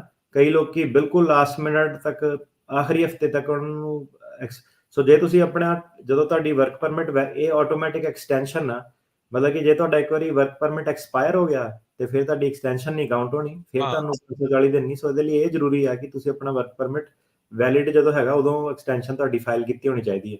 ਠੀਕ ਹੈ। ਸੋ ਤੁਹਾਨੂੰ ਉਹ ਰਿਸਿਪਟ ਜਿਹੜੀ ਉਹ ਮਿਲ ਜਾਵੇ ਉਸ ਦੇ ਦੌਰਾਨ। ਜੀ ਬਿਲਕੁਲ, ਉਹਦੇ ਵਿੱਚ ਫਾਈਲ ਜਿਹੜਾ ਉਹ ਤੁਸੀਂ ਕਰ ਦੇਵੋ। ਤੇ ਪ੍ਰੋਸੈਸਿੰਗ ਟਾਈਮ ਨੂੰ ਲੈ ਕੇ ਜਿਹੜਾ ਹੁਣ ਆਮ ਹੀ ਕੁਐਸਚਨ ਹੁੰਦਾ ਆ ਵੀ ਕਿੰਨਾ ਸਮਾਂ ਲੱਗੂਗਾ, ਕਿੱਦਾਂ ਆ। USCIS ਵਾਲੇ ਕਹਿੰਦੇ ਆ ਵੀ ਸ਼ਾਇਦ ਕੁਝ ਚੇਂਜਸ ਕਰ ਰਹੇ ਆ ਉਹਦੇ ਵਿੱਚ। ਜੀ ਬਿਲਕੁਲ। ਸੋ ਪ੍ਰੋਸੈਸਿੰਗ ਟਾਈਮ ਦਾ ਕਾਫੀ ਜਿਹੜਾ ਰੌਲਾ ਉਹ ਰਿਹਾ ਹੀ ਹੈ ਹਨਾ। ਲੋਕੀ ਵੀ ਪੁੱਛਦੇ ਆ ਕਿ ਕਿੰਨੀ ਦੇਰ ਲੱਗੂਗੀ ਮੇਰੇ ਕੇਸ ਨੂੰ। ਆਨਸਰ ਜਿਹੜਾ ਸਹੀ ਨਹੀਂ ਮਿਲਦਾ ਸੀਗਾ। ਸੋ USCIS ਨੇ ਹੁਣ ਕੀ ਕਿਹਾ ਕਿ ਇਹਨਾਂ ਨੇ ਥੋੜੀ ਜਿਹੀ ਚੇਂਜਸ ਕੀਤੀਆਂ। ਕਹਿੰਦੇ ਆਪਾਂ ਲੋਕਾਂ ਨੂੰ ਕਿੱਦਾਂ ਇਨਫੋਰਮੇਸ਼ਨ ਦੇਣੀ ਆ, ਕਮਿਊਨੀਕੇਸ਼ਨ ਆਪਣਾ ਜਿਹੜਾ ਉਹ ਆ ਕਿੱਦਾਂ ਲੋਕਾਂ ਨਾਲ ਕਰਨਾ, ਉਹਦੇ ਵਿੱਚ ਇਹਨਾਂ ਨੇ ਚੇਂਜਸ ਕੀਤੀਆਂ। ਸੋ ਜਿਹੜਾ ਪ੍ਰੋਸੈਸਿੰਗ ਟਾਈਮ ਦੀ ਜਿਹੜੀ ਫੰਕਸ਼ਨੈਲਿਟੀ ਇਹਨਾਂ ਦੀ ਵੈਬਸਾਈਟ ਤੇ ਅਵੇਲੇਬਲ ਆ, ਉਹਨੂੰ ਇਹਨਾਂ ਨੇ ਚੇਂਜ ਕੀਤਾ। ਸੋ ਚੇਂਜ ਇਹਨਾਂ ਨੇ ਕੀ ਕੀਤਾ ਕਿ ਪਹਿਲਾਂ ਤੁਹਾਨੂੰ ਇੱਕ ਰੇਂਜ ਆਉਂਦੀ ਸੀਗੀ ਟਾਈਮ ਦੀ ਕਿ 10 ਤੋਂ 18 ਮਹੀਨੇ ਲੱਗੂਗੇ। ਸੋ ਉਹਨਾਂ ਲੋਕਾਂ ਦੀ ਕੋਈ ਹੈਲਪ ਨਹੀਂ ਹੁੰਦੀ ਸੀਗੀ। ਕਿਸੇ ਦਾ ਛੇਤੀ ਆ ਗਿਆ, ਕਿਸੇ ਦਾ ਲੇਟ ਆਇਆ, ਕਿਸੇ ਦਾ ਪੈਂਡਿੰਗ ਰਿਹਾ। ਤੇ ਹੁਣ ਇਹਨਾਂ ਨੇ ਆਪਣੀ ਜਿਹੜੀ ਆਹੀ ਅਨਾਊਂਸਮੈਂਟ ਕੀਤੀ ਹੈ ਕਿ ਆਪਣਾ ਵਧੀਆ ਸਿਸਟਮ ਬਣਾਉਣਾ ਇਹਨਾਂ ਨੇ ਪ੍ਰੋਸੈਸਿੰਗ ਟਾਈਮਸ ਦਾ। ਤੇ USCIS ਹੁਣ ਕੀ ਕਹਿੰਦੀ ਹੈ ਕਿ ਆਪਾਂ ਤੁਹਾਨੂੰ ਇਦਾਂ ਦੀ ਇੱਕ ਜਿਹੜੀ ਰੇਂਜ ਨਹੀਂ ਦੇਣੀ। ਸੋ ਪਹਿਲਾਂ ਕੀ ਹੁੰਦਾ ਸੀਗਾ ਕਿ ਜਿਹੜੀ ਪ੍ਰੋਸੈਸਿੰਗ ਟਾਈਮ ਆਉਂਦੀ ਸੀਗੀ ਫਾਰਮ ਨੰਬਰ ਦੇ ਹਿਸਾਬ ਨਾਲ ਆਉਂਦੀ ਸੀਗੀ, ਜਿੱਦਾਂ ਫਾਰਮ 129 ਹੋ ਗਿਆ, ਜਿਹਦੇ ਵਿੱਚ ਕਿ ਕਈ ਪਟੀਸ਼ਨਾਂ H1B, ਈ ਵੀਜ਼ਾ ਇੱਕੋ ਫਾਰਮ ਨਾਲ ਤੁਸੀਂ ਕਈ ਚੀਜ਼ਾਂ ਫਾਈਲ ਕਰ ਸਕਦੇ ਹੋ। ਸੇਮ ਥਿੰਗ ਜਿੱਦਾਂ ਲੋਕਾਂ ਦਾ I-130 ਫਾਰਮ ਹੁੰਦਾ, ਗ੍ਰੀਨ ਕਾਰਡ ਹੋਲਡਰ ਵਾਲੇ ਵੀ ਉਹੀ ਕਰਦੇ ਆ, ਸਪਾਊਸ ਵਾਲੇ ਵੀ ਉਹੀ ਕਰਦੇ ਆ, ਪੇਰੈਂਟਸ ਲਈ ਵੀ ਤੁਸੀਂ ਉਹੀ ਕਰਦੇ ਹੋ। ਸੋ ਉਹ ਜਿਹੜਾ ਪਹਿਲਾਂ ਤਾਂ ਇਹਨਾਂ ਦਾ ਸਿਸਟਮ ਸੀਗਾ, ਉਹ ਤੁਹਾਨੂੰ ਸਿਸਟਮ ਕੀ ਕਰਦਾ ਸੀਗਾ ਕਿ ਪਿਛਲੇ 6 ਮਹੀਨੇ ਨੂੰ ਜਿਹੜਾ ਇਹਨਾਂ ਦਾ ਸੌਫਟਵੇਅਰ ਸੀਗਾ, ਉਹ ਪਿਛਲੇ ਜਿਹੜੇ 6 ਮਹੀਨੇ ਦੀ ਐਵਰੇਜ ਲੈਂਦਾ ਸੀਗਾ ਕਿ ਪਿਛਲੇ 6 ਮਹੀਨੇ ਦੇ ਵਿੱਚ ਇੱਕ ਪਾਰਟਿਕੂਲਰ ਸਰਵਿਸ ਸੈਂਟਰ ਨੇ ਕਿੰਨੀ ਦੇਰ ਲਾਈ ਜਿਹੜੇ ਫਾਰਮ ਨਾਲ ਉਹਨਾਂ ਨੂੰ ਡਿਸਾਈਡ ਕਰਨ ਲਈ। ਠੀਕ ਤੇ ਹੈ। ਉਹ ਇੱਕ ਐਵਰੇਜ ਦੇ ਦਿੰਦਾ ਸੀਗਾ ਕਿ ਇੰਨੀ ਐਵਰੇਜ ਆ, ਤੇ ਉਹਦੇ ਹਿਸਾਬ ਨਾਲ ਤੁਹਾਨੂੰ ਅੰਦਾਜ਼ਾ ਮਿਲ ਜਾਂਦਾ ਸੀਗਾ, ਤੇ ਤਾਂ ਕਰਕੇ ਉਹ ਤੁਹਾਨੂੰ ਇੱਕ ਐਵਰੇਜ ਦੱਸਦਾ ਸੀਗਾ। ਸੋ ਹੁਣ ਇਹਨਾਂ ਨੇ, ਜੇ ਤੁਸੀਂ ਇਹਨਾਂ ਦੀ ਵੈਬਸਾਈਟ ਤੇ ਜਾਓ, ਇਹਨਾਂ ਨੇ ਉਹ ਚੇਂਜ ਕਰਤਾ। ਹੁਣ ਕੀ ਹੈ ਕਿ ਤੁਸੀਂ ਸਿੱਧੇ ਜੇ 130 ਫਾਰਮ ਸਿਲੈਕਟ ਕਰੋਗੇ, ਇਹਨਾਂ ਨੇ ਤੁਹਾਨੂੰ ਡ੍ਰੌਪ ਡਾਊਨ ਮੈਨੂ ਦਿੱਤਾ ਕਿ ਭੈਣ ਲਈ ਆ, ਭਰਾ ਲਈ ਆ, ਮਾਪੇ ਲਈ ਆ, ਸਪਾਊਸ ਲਈ, ਹਨਾ। ਸੋ ਉਹਨਾਂ ਨੇ ਹੁਣ ਤੁਹਾਨੂੰ ਸਪੈਸੀਫਿਕ ਇਨਫੋਰਮੇਸ਼ਨ ਜਿਹੜੀ ਆ ਉਹ USCIS ਦੀ ਵੈਬਸਾਈਟ ਤੇ ਦੇਤੀ ਆ, ਤੇ ਇੰਸਟੈਡ ਆਫ ਜਿਹੜੀ ਰੇਂਜ ਆਊਗੀ 10 ਤੋਂ 12 ਮਹੀਨੇ, ਹੁਣ ਸਿੱਧੇ ਤੁਹਾਨੂੰ 80th ਪਰਸੈਂਟਾਈਲ, ਮਤਲਬ ਕਿ ਇੱਕ ਥੋੜਾ ਜਿਹਾ ਹੋਰ ਐਕੂਰੇਟ ਅੰਦਾਜ਼ਾ ਦਊਗੇ ਕਿ ਇੰਨੇ ਮਹੀਨੇ ਤੁਹਾਨੂੰ ਲੱਗੂਗੇ। ਹੁਣ ਉਹਦੇ ਵਿੱਚ ਇਹ ਹੈ ਕਿ ਤੁਸੀਂ ਇਹ ਸਮਝੋ ਕਿ ਇਹ ਅਜੇ 80th ਪਰਸੈਂਟਾਈਲ ਤੇ ਆ, ਇਹ 100 ਪਰਸੈਂਟਾਈਲ ਤੇ ਨਹੀਂ ਹੈਗੀ। ਮਤਲਬ ਕਿ ਉਹਨਾਂ ਨੇ ਤੁਹਾਨੂੰ ਅੰਦਾਜ਼ਾ ਦੇ ਦਿੱਤਾ ਕਿ ਇਹ ਵਾਲੇ ਮਹੀਨੇ ਦੇ ਆਸੇ-ਪਾਸੇ ਕੇਸ ਤੁਹਾਡਾ ਆ ਰਿਹਾ ਵਾ। ਸੋ ਉਹਨਾਂ ਨੇ ਅੱਗੇ ਕਿਹਾ ਕਿ ਸਾਨੂੰ ਇਹਦਾ ਮਤਲਬ ਇਹ ਨਹੀਂ ਹੈਗਾ ਕਿ ਤੁਸੀਂ ਫੋਨ ਕਰਨ ਲੱਗ ਪੈਣਾ ਕਿ ਮੇਰਾ ਕੇਸ ਕਿਉਂ ਨਹੀਂ ਅਪਰੂਵ ਹੋਇਆ। ਸੋ ਇਸ ਚੀਜ਼ ਨੂੰ ਹਟਾਉਣ ਲਈ ਇਮੀਗ੍ਰੇਸ਼ਨ ਨੇ ਇੱਕ ਹੋਰ ਵਧੀਆ ਚੀਜ਼ ਐਡ ਕੀਤੀ ਹੈ ਇਹਦੇ ਨਾਲ ਹੀ। ਉਹਨਾਂ ਨੇ ਇੱਕ ਟੂਲ ਐਡ ਕੀਤਾ ਕਿ ਤੁਸੀਂ ਆਪਣੀ ਜਿਹੜਾ ਰਿਸੀਟ ਨੰਬਰ ਪਾ ਕੇ ਤੁਸੀਂ ਉੱਥੇ ਉਹਦੇ ਨਾਲ ਹੀ ਚੈੱਕ ਕਰ ਸਕਦੇ ਆ ਕਿ ਤੁਹਾਡੇ ਕੇਸ ਨੂੰ ਹੁਣ ਤੁਸੀਂ ਇਨਕੁਆਇਰੀ ਕਰ ਸਕਦੇ ਆ ਇਮੀਗ੍ਰੇਸ਼ਨ ਕਿ ਨਹੀਂ। ਸੋ ਸਾਰੇ ਪਾਸੇ ਇਨਕੁਆਇਰੀ ਨਹੀਂ ਕਰ ਸਕਦੇ। ਜਿਹਨਾਂ ਨੂੰ ਇਮੀਗ੍ਰੇਸ਼ਨ ਨੇ ਉਹ ਵੈਬਸਾਈਟ ਦੇ ਵਿੱਚ ਆਪਣੀ ਦੱਸਿਆ ਕਿ ਤੁਸੀਂ ਇਨਕੁਆਇਰੀ ਕਰ ਸਕਦੇ ਆ, ਉਹਨਾਂ ਨੇ ਨੰਬਰ ਦੇਣਾ, ਇਨਕੁਆਇਰੀ ਕਰਨੀ। ਸੋ ਉੱਥੋਂ ਉਹ ਆਨਲਾਈਨ ਟੂਲ ਦੇ ਨਾਲ ਹੀ ਜਿਹੜੀ ਕੇਸ ਦੀ ਆ ਇਨਕੁਆਇਰੀ ਉਹ ਕਰ ਸਕਦੇ ਆ। ਸੋ ਇਹ ਜਿਹੜੀ ਚੀਜ਼ ਆ, ਇਹ ਕਲਾਇੰਟਸ ਲਈ ਵੀ ਬਹੁਤ ਵੱਡੀ ਖੁਸ਼ੀ ਆ, ਤੇ ਵਕੀਲਾਂ ਨੂੰ ਵੀ ਇੰਨਾ ਕੰਮ ਬਹੁਤ ਸੌਖਾ ਹੋਣਾ, ਕਿਉਂਕਿ ਪ੍ਰੋਬਲਮ ਇਹ ਆਉਂਦੀ ਸੀਗੀ ਕਿ ਕਲਾਇੰਟ ਜਿੱਦਾਂ ਹੁਣ ਲਾਇਰ ਨੂੰ ਕਾਲ ਕਰਦਾ ਸੀ ਕਿ ਮੇਰੇ ਕੇਸ ਦਾ ਕੀ ਬਣੂਗਾ। ਲਾਇਰ ਅੱਗੇ ਆਪਣੇ ਸਟਾਫ ਨੂੰ ਕਹਿੰਦਾ ਸੀਗਾ ਕਿ ਤੁਸੀਂ ਇਮੀਗ੍ਰੇਸ਼ਨ ਨੂੰ ਕਾਲ ਕਰੋ, ਇਮੀਗ੍ਰੇਸ਼ਨ ਫੋਨ ਨਹੀਂ ਚੱਕਦੀ ਸੀ ਵਕੀਲਾਂ ਦੇ, ਹਨਾ। ਸੋ ਜਿਹੜੇ ਆ ਉਹ ਪੈਂਡਿੰਗ ਰਹਿੰਦੇ ਸੀਗੇ, ਤੇ ਕਈ ਕਹਿ ਲਓ ਹਫ਼ਤੇ ਜਿੱਦਾਂ ਲਾਈਨ ਤੇ ਘੰਟੇ ਬੱਧੀ ਲੋਕਾਂ ਨੂੰ ਹੋਲਡ ਤੇ ਰਹਿਣਾ ਪੈਂਦਾ ਸੀਗਾ। ਸੋ ਹੁਣ ਕੀ ਹੈ ਕਿ ਇਮੀਗ੍ਰੇਸ਼ਨ ਨੇ ਸਿੱਧੇ ਉੱਥੇ ਦੱਸ ਦੇਣਾ ਕਿ ਕਿਹੜਾ ਬੰਦਾ, ਕਿਹੜਾ ਕਲਾਇੰਟ ਕੰਟੈਕਟ ਕਰ ਸਕਦਾ, ਜਿਹਦਾ ਉੱਥੇ ਨਹੀਂ ਬੋਲਦਾ ਰਿਸੀਟ ਨੰਬਰ ਦੇ ਅੱਗੇ, ਤਾਂ ਉਹਨਾਂ ਨੇ ਕਿਹਾ ਕਿ ਤੁਹਾਨੂੰ ਕੋਈ ਇਨਫੋਰਮੇਸ਼ਨ ਜਿਹੜੀ ਆਪਾਂ ਉਹ ਨਹੀਂ ਦੇਣੀ ਹੈ। ਸੋ ਉਹਨਾਂ ਨੇ ਕਹ ਲਓ ਕਿ ਇੱਕ ਨੈਰੋ ਡਾਊਨ ਕਰਤਾ। ਸੋ ਲਾਇਰਾਂ ਦੀ ਵੀ ਹੈਲਪ ਹੋ ਜੂਗੀ ਕਿ ਕਿਉਂਕਿ ਹੁਣ ਸਿਸਟਮ ਦੱਸ ਦੂਗਾ ਕਿ ਇਹ ਬੰਦੇ ਦੇ ਰਿਲੇਟਡ ਤੁਸੀਂ ਕੰਟੈਕਟ ਕਰ ਸਕਦੇ ਹੋ। ਜੀ, ਉਹਦੇ ਵਿੱਚ ਉਹਨਾਂ ਨੇ ਥੱਲੇ ਉਹ ਵੀ ਲਿਖ ਦਿੱਤਾ ਵੀ ਜੇ ਅਜੇ ਤੁਹਾਡਾ ਨਾਰਮਲ ਪ੍ਰੋਸੈਸਿੰਗ ਟਾਈਮ 'ਚ ਚੱਲ ਰਿਹਾ, ਤੇ ਤੁਸੀਂ ਕਿਹੜੇ ਸੰਨ 'ਚ ਕਿਹੜੀ ਤਰੀਕ ਨੂੰ ਜਾ ਕੇ ਜਿਹੜਾ ਆਪਣਾ ਇਨਕੁਆਇਰੀ ਆ ਉਹ ਘੱਲ ਸਕਦੇ ਹੈਗੇ ਆ, ਮੌਜੂਦਾ ਜਿਹੜੇ ਟਾਈਮ ਫਰੇਮ ਆ ਉਸ ਦੇ ਹਿਸਾਬ ਦੇ ਨਾਲ। ਸੋ ਬਿਲਕੁਲ, ਸੋ ਇਹਨਾਂ ਨੇ ਜਿਹੜਾ ਪ੍ਰੋਸੈਸਿੰਗ ਟਾਈਮ ਦੇ ਵਿੱਚ ਕਾਫੀ ਚੇਂਜਿਸ ਜਿਹੜੀਆਂ ਉਹ ਲਿਆਂਦੀਆਂ ਆ। ਸੋ ਇਹ ਡਿਫਰੈਂਸ਼ੀਏਟ ਜਿਹੜਾ ਇਹਨਾਂ ਨੇ ਕਰਤਾ, ਉਹਦੇ ਨਾਲ ਲੋਕਾਂ ਨੂੰ ਵੀ, ਤੇ ਜਿੱਦਾਂ ਤੁਸੀਂ ਕਿਹਾ ਵੀ ਵਕੀਲਾਂ ਨੂੰ, ਸਾਰਿਆਂ ਨੂੰ ਫਾਇਦਾ ਜਿਹੜਾ ਉਹ ਹੋਵੇਗਾ। ਸੋ ਅਗਲੀ ਜਿਹੜੀ ਆਪਣੀ ਅਗਲੀ ਗੱਲਬਾਤ ਕਰਦੇ ਜਾਈਏ ਅਟਾਰਨੀ ਟਿਰਕਿਆਣਾ ਜੀ। ਸੋ ਇਸ ਟਾਈਮ ਇੱਕ ਵੱਡਾ ਅੱਜ ਦਾ ਬਿਗ ਟੌਪਿਕ ਇਹ ਆ ਵੀ ਮਾਈਗ੍ਰੈਂਟ ਜਿਹੜੇ ਚਿਲਡਰਨ ਨੇ, ਉਹਨਾਂ ਦੀ ਸਕੂਲਿੰਗ ਨੂੰ ਲੈ ਕੇ ਜਿਹੜੇ ਟੈਕਸਸ ਦੇ ਗਵਰਨਰ ਆ, ਉਹ ਚੈਲੰਜ ਜਿਹੜੇ ਉਹ ਕਰਨ ਜਾ ਰਹੇ ਹੈਗੇ ਆ। ਸੋ ਕੀ ਹੈਗਾ ਆ ਇਸ ਮਾਈਗ੍ਰੈਂਟ ਚਿਲਡਰਨ ਦੀ ਜਿਹੜੀ ਸਕੂਲਿੰਗ ਦੇ ਇਸ ਚੈਲੰਜ ਨੂੰ ਲੈ ਕੇ? ਜੀ, ਸੋ ਪਹਿਲਾਂ ਤਾਂ ਹੁਣ ਇਹ ਹੈ ਕਿ ਕਾਫੀ ਚਿਰ ਤੋਂ ਆਪਾਂ ਅਸਾਈਲਮ ਦਾ ਬਹੁਤ ਜ਼ਿਆਦਾ ਕਵਰ ਕਰ ਲਿਆ, ਹਨਾ। ਸਾਡੀ ਆਡੀਅנס ਉੱਧਰ ਸੀ, ਤੇ ਬੈਕ ਟੂ ਆਪਾਂ ਜਿੱਦਾਂ ਸ਼ੋਅ ਦੇ ਵਿੱਚ ਆਪਾਂ ਪਹਿਲਾਂ ਡਿਸਕਸ ਕਰਦੇ ਹੁੰਦੇ ਸੀਗੇ ਕਿ ਇੰਪੋਰਟੈਂਟ ਕੇਸ ਲਾਅ ਕੀ ਹੈ, ਕਿ ਹੋਰ ਜਿਹੜੇ ਮਜ਼ੇਦਾਰ ਜਿਹੜੇ ਟੌਪਿਕ ਸੀਗੇ। ਸੋ ਇਹਨੂੰ ਹੁਣ ਮਜ਼ੇਦਾਰ ਕਹਿਣਾ ਹੈ, ਜਿੱਦਾਂ ਵੀ ਕਹਿਣਾ, ਇਹ ਟੌਪਿਕ ਜਿਹੜਾ ਹੈਗਾ ਕਾਫੀ ਇਮੀਗ੍ਰੈਂਟ ਜਿਹੜੇ ਲੋਕੀ ਆ ਉਹਨਾਂ ਨੂੰ ਅਫੈਕਟ ਕਰਨਾ ਇਹ, ਕਿਉਂਕਿ ਕਾਫੀ ਜਿਹੜੇ ਲੋਕੀ ਆ ਆਪਣੀ ਫੈਮਿਲੀ ਦੇ ਨਾਲ ਵੀ ਇੱਥੇ ਆਉਂਦੇ ਆ, ਤੇ ਸਭ ਤੋਂ ਮੇਨ ਉਹਨਾਂ ਦਾ ਸਵਾਲ ਹੁੰਦਾ ਕਿ ਬੱਚਿਆਂ ਦੀ ਪੜ੍ਹਾਈ ਦਾ ਕੀ ਬਣੂਗਾ। ਕਈ ਲੋਕੀ ਬੱਚਿਆਂ ਦੇ ਖਾਤਰ ਹੀ ਅਮਰੀਕਾ ਜਿਹੜੇ ਆਉਂਦੇ ਆ, ਆਪਣੀ ਲਾਈਫ ਤਾਂ ਉਹਨਾਂ ਨੇ ਕੱਢ ਲਈ ਹੁੰਦੀ ਹੈ। ਇਹ ਬੜਾ ਵੱਡਾ ਟੌਪਿਕ ਆ ਕਿ ਜਿਹੜੇ ਕੱਚੇ ਲੋਕ ਆ, ਉਹਨਾਂ ਦੇ ਬੱਚਿਆਂ ਦੀ ਸਕੂਲਿੰਗ ਦੇ ਰਿਲੇਟਿਡ ਕੀ ਬਣੂਗਾ, ਹਨਾ। ਤੇ ਆਹ ਜਿਹੜਾ ਟੌਪਿਕ ਆ, ਇਹ ਜਿਹੜਾ ਕੋਈ ਹੋਰ ਵੀ ਫਿਊਚਰ ਲਾਅ ਸਟੂਡੈਂਟ ਜੇ ਸਾਡੇ ਸ਼ੋਅ ਨੂੰ ਲਿਸਨ ਕਰਦਾ, ਸੋ ਕੀ ਹੈ ਕਿ ਲਾਅ ਕਈ ਵਾਰੀ ਬਹੁਤ ਜ਼ਿਆਦਾ ਬੋਰਿੰਗ ਹੋ ਜਾਂਦਾ। ਆਪਾਂ ਵੀ ਜਦੋਂ ਗਏ ਸੀਗੇ ਕਿ ਉਹਨਾਂ ਨੇ ਸਾਰੀ ਕਲਾਸ ਬਿਠਾ ਦੇਣੀ 100 ਸਟੂਡੈਂਟ ਕਿ ਕੌਂਸਟੀਟਿਊਸ਼ਨ ਦਾ ਪੜ੍ਹੋ, first amendment, second amendment, 10th amendment. ਬੰਦਾ ਵਕੀਲ ਵੀ ਬਣ ਜਾਂਦਾ, ਕਲਾਸ 'ਚ ਵੀ ਨਹੀਂ ਪਹਿਲਾਂ ਪਤਾ ਲੱਗਦਾ, ਉੱਥੇ ਵੀ ਦੇਖਣਾ ਪੈਂਦਾ ਕਿ ਯਾਰ ਕੀ ਪੜ੍ਹਾਉਣ ਨੂੰ ਲਾਤਾ ਇਹਨਾਂ ਨੇ, ਕਿ ਛੋਟੀਆਂ-ਛੋਟੀਆਂ ਜਿਹੀਆਂ ਲਾਈਨਾਂ ਲਿਖੀਆਂ, ਇਹਦਾ ਮਤਲਬ ਕੀ ਹੋਊਗਾ, ਇਹ ਕਿਉਂ ਮੈਟਰ ਕਰਦੀ ਹੈ ਇੰਨੀ। ਸੋ ਇਹ ਜਿਹੜੇ ਕਾਫੀ ਚਿਰ ਲੱਗ ਜਾਂਦਾ ਪ੍ਰੋਫੈਸ਼ਨ ਦੇ ਵਿੱਚ ਜਾ ਕੇ ਸਮਝਣ ਦਾ ਕਿ ਇੱਕ ਜੇ ਛੋਟੀ ਜਿਹੀ ਗੱਲ ਆ ਕਿ ਫੰਡਾਮੈਂਟਲ ਰਾਈਟ ਆ ਉਹ ਕਿਸ ਤਰੀਕੇ ਨਾਲ ਅਫੈਕਟ ਕਰ ਸਕਦਾ, ਸੁਪਰੀਮ ਕੋਰਟ ਹੈ ਕੀ ਚੀਜ਼ ਆ। ਸੋ ਅੱਜ ਦਾ ਜਿਹੜਾ ਇਹ ਟੌਪਿਕ ਆ, ਇਹ ਜਿਹੜਾ ਹੈਗਾ ਤੁਹਾਨੂੰ ਪਿੱਛੋਂ ਦੀ ਲੈ ਕੇ 1982 ਤੋਂ ਲੈ ਕੇ 2022 ਆ ਗਿਆ ਤੇ ਤੁਸੀਂ ਦੇਖੋ ਕਿ ਕਿੱਦਾਂ ਕੜਿੱਕੀ ਦੇ ਵਿੱਚ ਇੱਕ ਚੀਜ਼ ਜਿਹੜੀ ਫਸੀ ਹੋਈ ਆ ਦੁਬਾਰਾ ਰੀਸਰਫੇਸ ਜਿਹੜੀ ਉਹ ਹੋ ਜਾਂਦੀ ਆ ਤੇ ਸੁਪਰੀਮ ਕੋਰਟ ਦਾ ਕੀ ਰੋਲ ਆ, ਲਾਇਰਸ ਦਾ ਕੀ ਰੋਲ ਆ। ਸੋ ਕੀ ਸੀਗਾ ਕਿ ਜਿਹੜਾ ਟੈਕਸ ਹੁਣ ਕੀ ਸੀਗਾ ਕਿ ਟਰੰਪ ਦੇ ਆਉਣ ਤੋਂ ਬਾਅਦ ਜਦੋਂ ਟਰੰਪ ਸੀਗਾ ਉਹਨੇ ਪਹਿਲਾਂ ਓਬਾਮੇ ਦਾ ਬਰਥ ਸਰਟੀਫਿਕੇਟ ਦਾ ਇਸ਼ੂ ਬਣਾਇਆ ਸੀਗਾ ਕਿ ਇਮੀਗ੍ਰੇਸ਼ਨ ਦਾ ਛੋਟਾ ਜਿਹਾ ਮੁੱਦਾ ਸੀਗਾ। ਉਹਨੂੰ ਉੱਥੋਂ ਦੀ ਬਹੁਤ ਜ਼ਿਆਦਾ ਰਿਸਪਾਂਸ ਮਿਲੀ ਤੇ ਸੋਸ਼ਲ ਮੀਡੀਆ ਪਰਸਨੈਲਿਟੀ ਸੀਗਾ, ਕਾਫੀ ਜ਼ਿਆਦਾ ਨੋਟਿਸ 'ਚ ਆ ਗਿਆ। ਉਹਨੇ ਜਿਹੜਾ ਆਪਣਾ ਪੋਲੀਟੀਕਲ ਕੈਰੀਅਰ ਸੀਗਾ ਉਹ ਓਬਾਮੇ ਨੂੰ ਪਹਿਲਾਂ ਜਿਹੜਾ ਟਾਰਗੇਟ ਕੀਤਾ, ਉਦੋਂ ਤਾਂ ਪਹਿਲਾਂ ਸਾਨੂੰ ਲੱਗਦਾ ਸੀ ਕਿ ਯਾਰ ਇਹ ਮਜ਼ਾਕ ਕਰਨ ਦਿਆ ਬੰਦਾ, ਕਿ ਬੰਦਾ ਇਲੀਗਲ ਹੈ, ਪ੍ਰੈਜ਼ੀਡੈਂਟ ਨਹੀਂ ਬਣ ਸਕਦਾ। ਉੱਥੋਂ ਦੀ ਉਹਨੇ ਇਮੀਗ੍ਰੇਸ਼ਨ ਦੀ ਸ਼ੁਰੂ ਕੀਤੀ। ਕੋਈ ਉਹਦੇ ਪਿੱਛੇ ਪਾਰਟੀ ਦੀ ਬੈਕਿੰਗ ਨਹੀਂ ਸੀਗੀ, ਫੈਮਿਲੀ ਉਹਦੀ ਕੋਈ ਪੋਲਿਟਿਕਸ ਦੇ ਵਿੱਚ ਨਹੀਂ ਸੀਗੀ, ਬਿਜ਼ਨਸਮੈਨ ਸੀਗਾ। ਉਹਨੇ ਜਦੋਂ ਪ੍ਰਾਇਮਰੀ ਇਲੈਕਸ਼ਨ ਦੇ ਵਿੱਚ ਲੜਿਆ, ਉਦੋਂ ਤੁਸੀਂ ਦੇਖੋ ਕਿ ਬੁਸ਼ ਦਾ ਭਰਾ ਵੀ ਨਾਲ ਕੰਟੈਸਟੈਂਟ ਸੀਗਾ ਤੇ ਟਰੰਪ ਨੇ ਆ ਕੇ ਜਿਹੜੇ ਵੱਡੇ ਪੁਰਾਣੇ ਐਸਟੈਬਲਿਸ਼ ਜਿਹੜੇ ਰਿਪਬਲਿਕਨ ਸੀਗੇ, ਉਹਨਾਂ ਨੂੰ ਸਿਰਫ ਇਮੀਗ੍ਰੇਸ਼ਨ ਦੇ ਟੌਪਿਕ ਤੇ ਹੀ ਸਾਰਿਆਂ ਨੂੰ ਹਰਾਇਆ ਉਹਨੇ ਕਿ ਨਹੀਂ, ਇਮੀਗ੍ਰੇਸ਼ਨ ਦਾ ਮੁੱਦਾ ਜਿਹੜਾ ਉਹ ਬਣਾਇਆ। ਬੁਸ਼ ਦੇ ਟਾਈਮ ਤੇ ਜਿੱਦਾਂ ਲੜਾਈਆਂ ਦੇ ਮੁੱਦੇ ਸੀਗੇ ਹਰੇਕ, ਤੇ ਕੋਈ ਮੁੱਦਾ ਨਹੀਂ ਸੀਗਾ, ਇਮੀਗ੍ਰੇਸ਼ਨ ਦਾ ਮੁੱਦਾ ਚੱਕਿਆ, ਉਹਨੂੰ ਐਂਡ ਤੱਕ ਲੈ ਕੇ ਗਿਆ। ਤੇ ਜਿਹੜੀ ਟੈਕਸਸ ਸਟੇਟ ਆ ਹਮੇਸ਼ਾ ਜਿਹੜੀ ਰਿਪਬਲਿਕਨ ਲੀਨਿੰਗ ਰਹਿੰਦੀ ਹੈ। ਟੈਕਸਸ ਬਾਰਡਰ ਵੀ ਲੱਗਦਾ ਤੇ ਉਹਨਾਂ ਨੂੰ ਪ੍ਰੋਬਲਮਸ ਵੀ ਕਾਫੀ ਜ਼ਿਆਦਾ ਲੋਕੀ ਜਿਹੜੇ ਕ੍ਰਾਸ ਕਰਦੇ ਆ।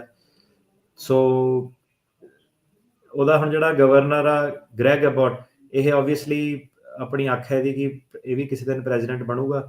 ਸੋ ਇਹਨੇ ਵੀ ਜਿਹੜਾ ਟਰੰਪ ਵਾਲਾ ਚੈਪਟਰ ਉਹ ਫੜ ਲਿਆ ਕਿ ਟੈਕਸਸ ਦੇ ਵਿੱਚ ਪਹਿਲਾਂ ਮੈਂ ਕਿੱਦਾਂ ਜਿੱਤਣਾ, ਕਿਸ ਤਰੀਕੇ ਨਾਲ ਮੈਂ ਜਿਹੜੇ ਪ੍ਰਾਇਮਰੀ ਇਲੈਕਸ਼ਨਸ ਦਾ ਕਿੱਦਾਂ ਲੋਕਾਂ ਨੂੰ ਬਾਕੀਆਂ ਨੂੰ ਹਟਾਉਣਾ। ਸੋ ਉਹਨੇ ਜਿਹੜਾ 1982 ਦਾ ਇੱਕ ਸੁਪਰੀਮ ਕੋਰਟ ਦਾ ਡਿਸੀਜਨ ਸੀਗਾ ਜਿਹੜਾ ਕਿ ਇਹ ਰਿਕੁਆਇਰ ਕਰਦਾ ਕਿ ਜਿਹੜੇ ਸਕੂਲ ਆ ਉਹਨਾਂ ਨੂੰ ਅਨਐਜੂਕੇਟਿਡ ਜਿਹੜੇ ਬੱਚਿਆਂ ਨੂੰ, ਅਨਡਾਕੂਮੈਂਟਡ ਜਿਹੜੇ ਬੱਚੇ ਆ ਉਹਨਾਂ ਨੂੰ ਐਜੂਕੇਸ਼ਨ ਦੇਣੀ ਆ।